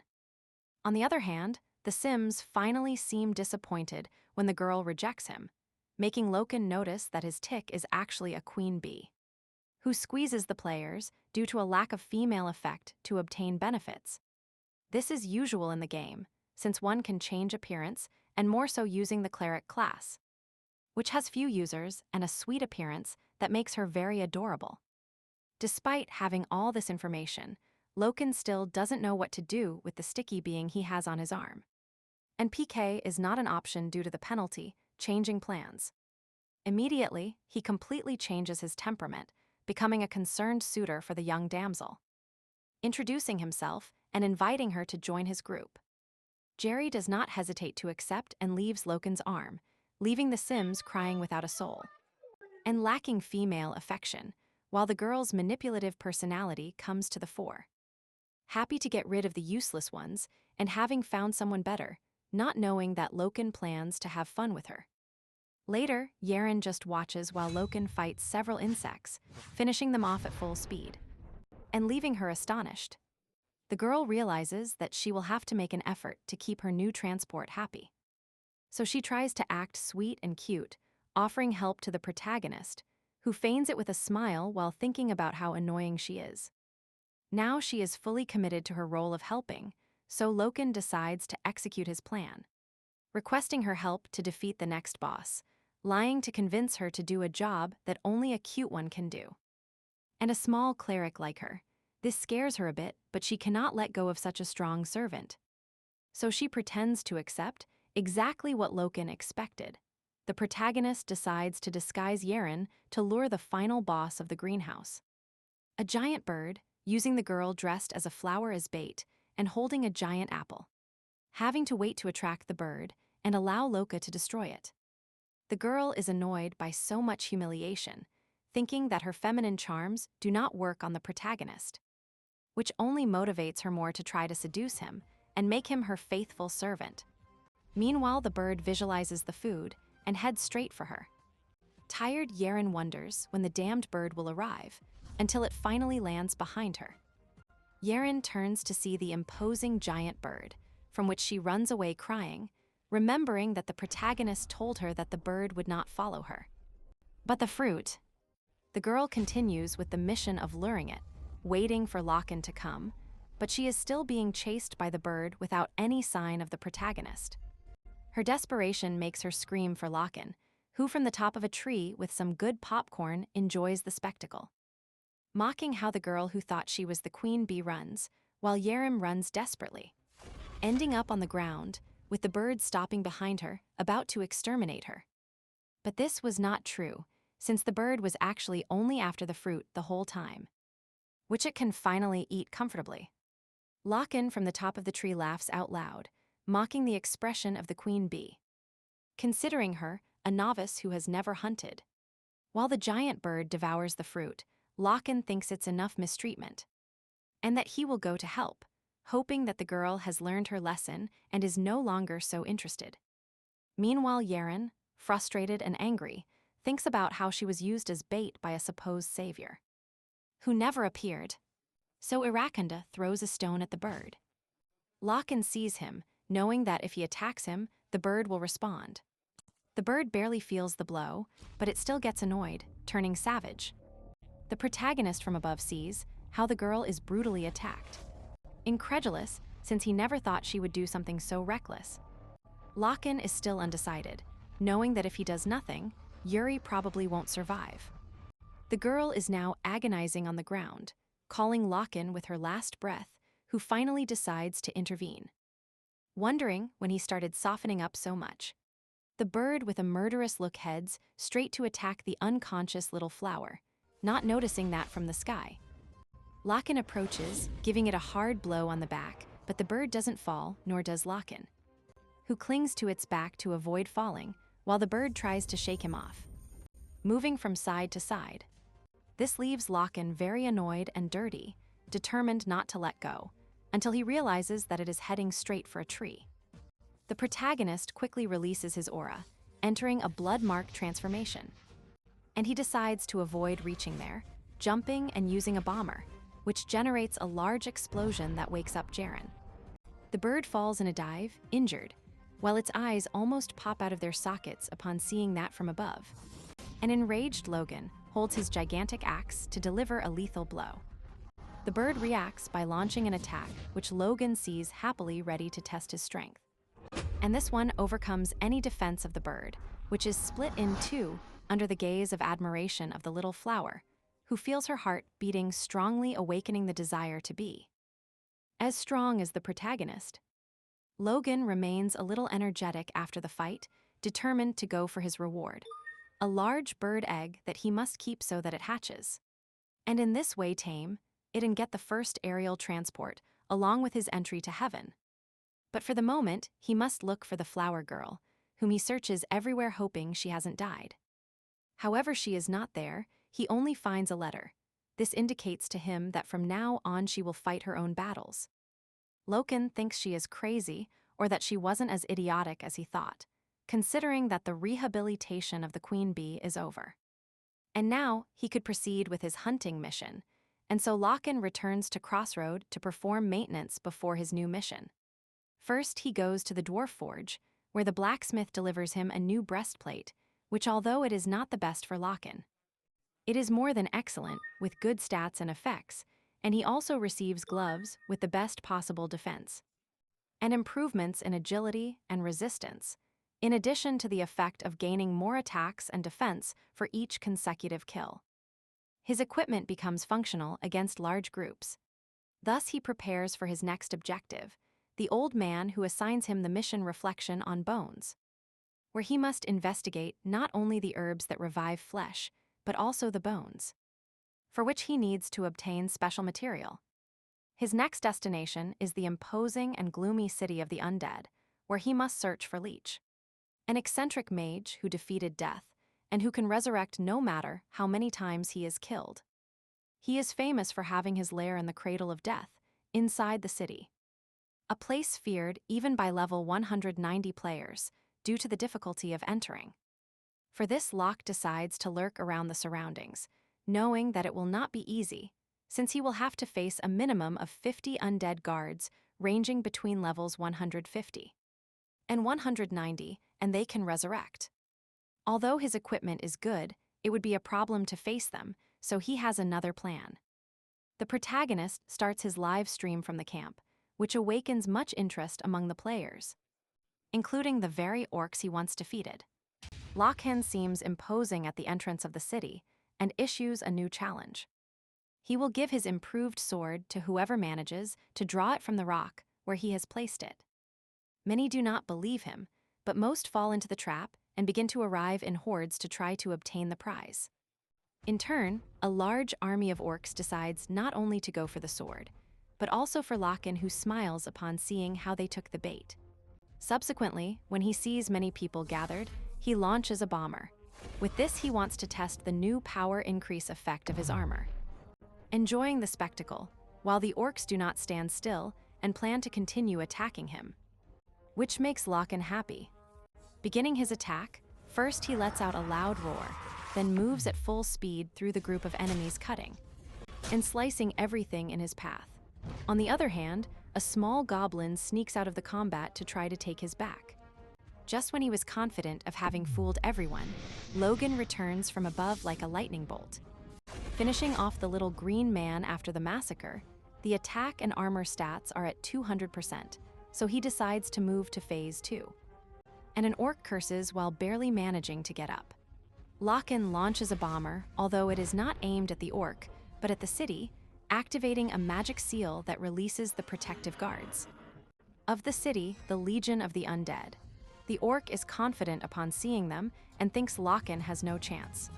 But he waits for them, and when they are close enough, he raises his hands and calls a great force of electricity, which is released in the form of a giant lightning bolt that sweeps away the undead. The orc is left incredulous before Lokan, who promises his audience that the fight is just beginning. Then the undead emerge and go against Lokan, who waits for them, predicting their movements, which were simple since he knew the artificial intelligence well. Finally, he throws a strong blow that finishes off one of them, thus beginning his counterattack, promising the weak undead that he will eradicate them once and for all, running across the battlefield, finishing off each of the undead with precise cuts while having fun, until only he remains facing the enormous city. And the surviving orc is also there, who summons more guards to contain him. Logan knows it's useless, jumping to fall like a lightning bolt, destroying everything in his path, leaving only him and the orc, who is very scared. Lokan goes towards him, while the orc doesn't stop calling the guards. But Lokan had already finished off 50 of them, so it will take time for them to come back to life. Now only one loose end remains. The orc is trapped, only able to scream. Later, Lokan walks alone on the desolate path to retrieve his axe, which no one could extract from the rock, knowing that there is still no one who can achieve it. Or perhaps yes, thinking of one who would compare to him, Dean himself, hoping to find him soon to finish him off. Then Locke walks through a field of pretty and living red flowers, the only place with life in the village, and precisely the entrance to Leech's laboratory. Now that he is free, he can enter easily. Preparing to enter, he cuts his arm slightly to spill blood on one of the roses. This activates a mechanism that opens a gigantic door in the floor, and thus a gloomy passage enters. And well lit, supposing that the lanterns are something special, but for the moment he ignores that, concentrating only on searching for the materials for the mission, arriving at a closed door, which seems to be Leech's laboratory, who coincidentally appears, speaking to Logan, warning him that if he is there, he will only end up as a human sacrifice, to which Logan responds with a bomber. It seems he finishes him off, to then finish him off at full speed, but when he is about to deliver the finishing blow, an energy field stops him. Incredulous, Lokan is thrown to the ground with full force, remaining badly injured and bleeding. This cheers up the skeleton, who asks him what it feels like to be under a magical engineering field. Meanwhile, the Lick resurrects some servants to finish off a tired Lokan, who cannot even get up, thinking about how he had underestimated his rival, whom he thought he would only give a few kicks, and eradicate him. But now, as the army approaches, the atmosphere is covered by a red aura, and the protagonist's eyes turn white. Ready for an irate attack, Lokan continues destroying several light orbs that illuminate the dungeon, which terrifies Lick, who thinks the protagonist is trying to escape like a coward. However, Lokan continues with his business, smashing the orbs, as he knows very well that one of them is actually the skeletal mage's life receptacle.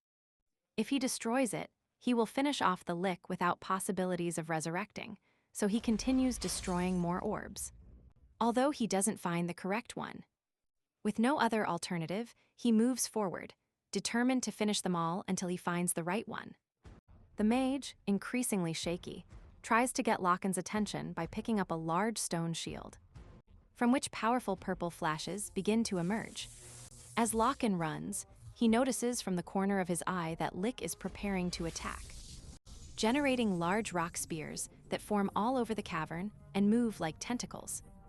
Lokan swaps two hand axes, constantly dodging the blows of the tentacles that try to impale them, observing the attack patterns and continuing to dodge until he finally finds a moment of peace, visualizing his objective and throwing the axes using Bomber, destroying 3 orbs at the same time.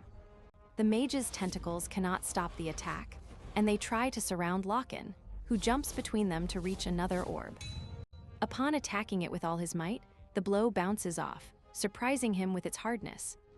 This leads him to suppose that he has finally found the Lick's receptacle. Determined to destroy it, he prepares to launch another bomber, but is intercepted by one of Lick's tentacles. That barely reaches him. Furious, Lick promises him that he will not let Lokan leave there alive. Using his tentacles, he takes the receptacle and places it in the center of his dead body, recovering all his energy and resurrecting as the level 180 Mage Cylonian. The new enemy seems imposing and confident, until Lokan with a single movement appears behind him. Lowering his morale, Lokan tells him that he never thought about fighting his Lick form because it was boring and a waste of time. The enraged mage lunges at him using the Dark Destruction blow. However, Lokan does not flinch, and with just one move pierces him and then destroys the orb, finishing him completely while affirming that it was very boring. After the explosion and leveling up and with no possibility of resurrection, it's time to enjoy the rewards. Lokan obtains the investigation material Bone Contemplation, completing the mission. However, now his visit focuses on some extra rewards, finding skill books right there. Excited, he begins to search among them, but only finds trash that he quickly discards. Finally, he finds something interesting, a skill book called Third Hand. This book grants the ability to create a new hand made of mana, or as many as he wishes always, and when he has enough mana and concentration. It is a skill that could be very useful to him, although he doesn't know how to use it, so he decides to save it. Meanwhile, a new enemy approaches stealthily to attack him, but at the last instant, Lokan stops him, really happy since he was waiting for him. Immediately after, he destroys the skull of the skeleton while mocking him, but suddenly a gigantic horde of undead arrives. This only amuses Lokan, who thinks they are coming for his undead friend, but now they should call him the well-dead. The entire army attacks Lokan, who advances determined to test his strength, finishing off skeleton after skeleton, until he decides to jump and finish off several with a single blow. However, those skeletons will keep appearing constantly due to the remains of the death essence from the orb that contained Leech's power. This should be a clear sign to flee for novices, but for Lokan, it is a great experience point farm, leveling up and improving his stats with every enemy he eliminates. Excited, he enjoys the hunt, until in the end only he remains triumphant over the remains of the bones. With enough points, he decides it's time to leave the dungeon and head to the next objective: the undead village. In the village, a small scared orc sees how the city was devastated, supposing it was Lokan's doing, and his live broadcast, thanking not to have been there. While walking through the area, he meets the orc he thought had been eliminated by Lokan. This one explains to him that once he ran out of opponents, he cut the broadcast and left, without having any idea why.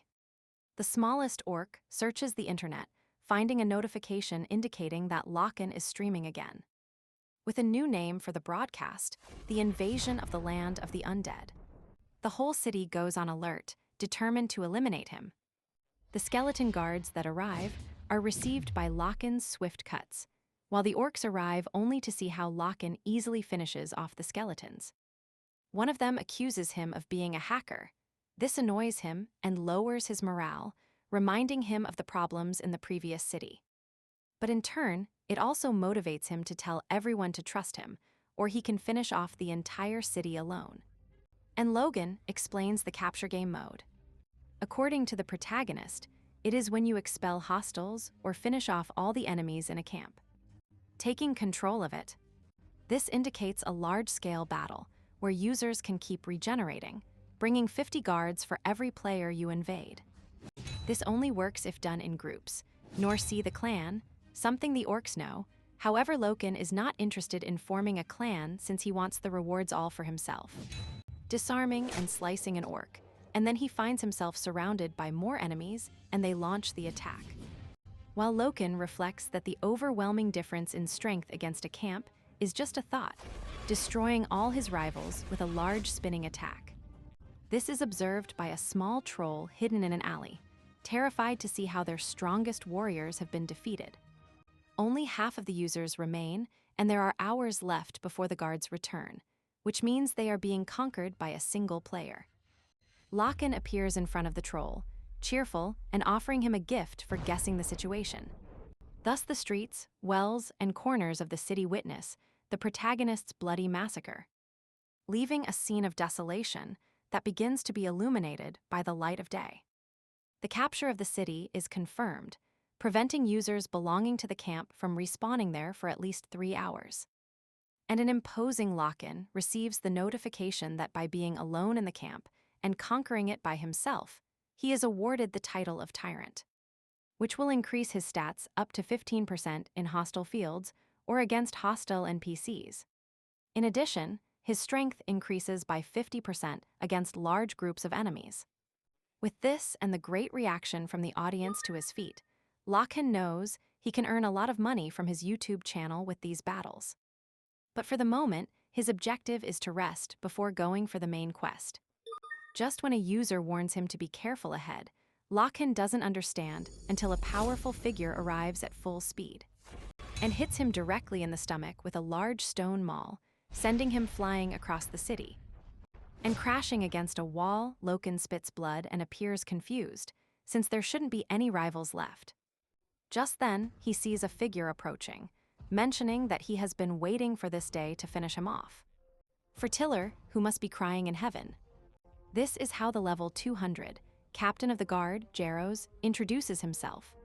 Lokan didn't expect him to appear there, thinking of fleeing, but his pride prevents him from doing so during the live broadcast. Besides being a fight where he would gain nothing and has every chance of losing, especially because after a single blow, it has left him so injured. He is aware that the monster in front of him is stronger than him. However, remembering Odin, he realizes that he needs an even higher level to be the predator. Getting up seriously in front of a Jaros, who sees him as a noisy subject, Lokan cannot contain himself, and asks him if by annihilating him, he will be the strongest in the place, which annoys the boss, who thinks he is mocking him. However, Jaros responds directly that yes, if he kills him, he will be the strongest of everyone in the place. Up to reaching the other continent, giving him his word as commander, this immediately motivates the protagonist, who tells him to go up to the guard. The protagonist stands up paraphrasing, "There is no need to release useless battles." And bravery and stupidity are different. understanding this very well, but without understanding why he decided to move.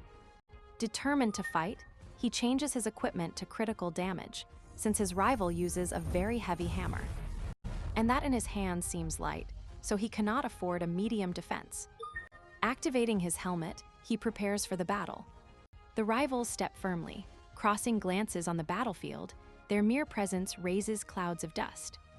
And the intense confrontation surprises everyone in the stream, who do not see many chances for Lokan, no matter how strong he is. The sun shines in front of a determined Lokan and a confident Jaros. Both release their power, preparing to attack. They launch themselves against each other. Halfway there, the protagonist decides to activate Berserker. Ready for impact, both clash their weapons, facing each other with big smiles on their faces. The warriors continue clashing their weapons at close range, causing havoc in the city.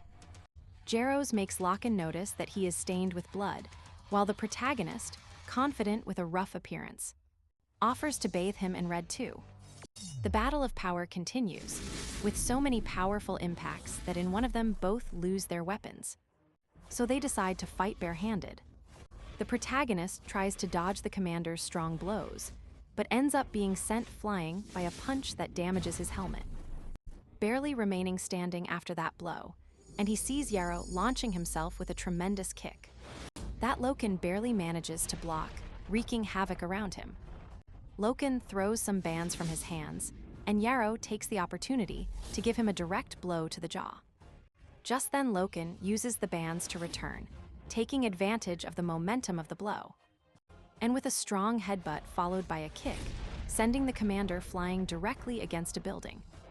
Without giving him a break, Lokan launches himself at full speed, activating his axe to deliver the final blow. A cut so powerful that it pierces Jaros' entire shoulder, ending in an explosion. But from the rubble, Jaros emerges still alive, seeing his arm almost broken. With this, Lokan realizes that he can defeat him. At that moment, the city guard interrupts, coming to aid their chief. The protagonist sees this as a real problem, thinking that he couldn't do much if the others joined in. But Jaros, while his face glows with a soft purple hue, cheerfully tells them not to interfere, getting up and asking Lokan if he knew Malkin. This is because Jaros is feeling the same thing as when he faced the elf, Malkin being the only man he has recognized as strong so far. And now he recognizes Lokan, while entering a transformation, releasing his true form. And so, amidst enormous flashes that modify the terrain, Jillian Jaros, the guard commander of Ashton, is contemplated. And now, as a fearsome demon, he asks the protagonist to tell him his name. Lokan smiles upon hearing this and identifies himself as the only true berserker. The commander promises him that he will remember him. The protagonist was about to mock, but in a second Jaros disappears from his sight. Lokan tries to look for him, but Jaros reappears carrying an entire house and throwing it at him.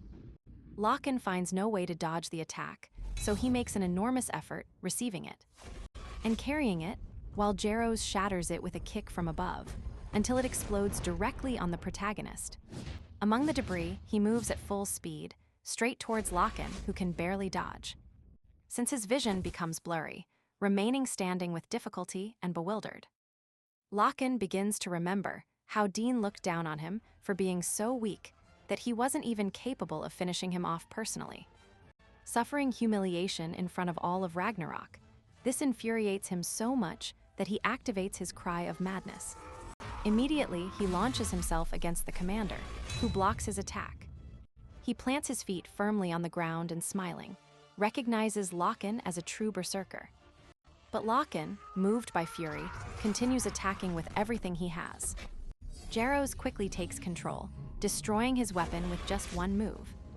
And confident, he advances by launching himself with a combined attack called Mount, crushing the protagonist, to then start hitting him hard in the face.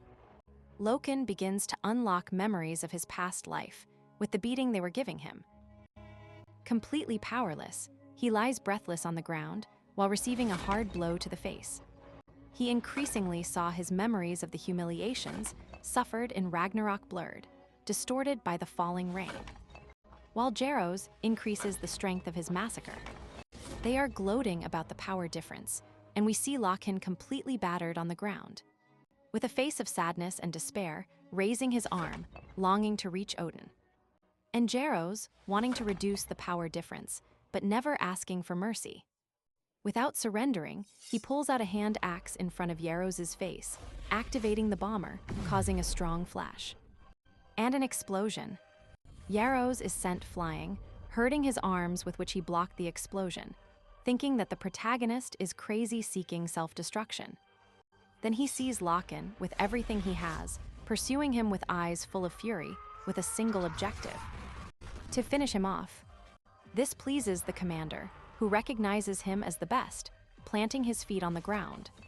Jaros tells him that he will give him a touch worthy of him, gathering his power in his hand and generating an enormous seal full of fists called Destroyer Fist. Lokan is not far behind, activating his gigantic axe to launch his last attack. Lethal blow. Both scream, preparing for the clash. Jaros' fists collide with Lokan's gigantic axe, exploding in a large blast wave. The clash is maintained until everything ends, with the terrain destroyed. Lokan and Jaros remain standing. Turning their backs on each other, the commander congratulates the protagonist for the blow, just before his body gives way, falling split in two. With this, the broadcast ends, and a group that was watching the broadcast cannot believe what just happened. There was Odin, who asks his assistant Zeus what the name of that berserker was.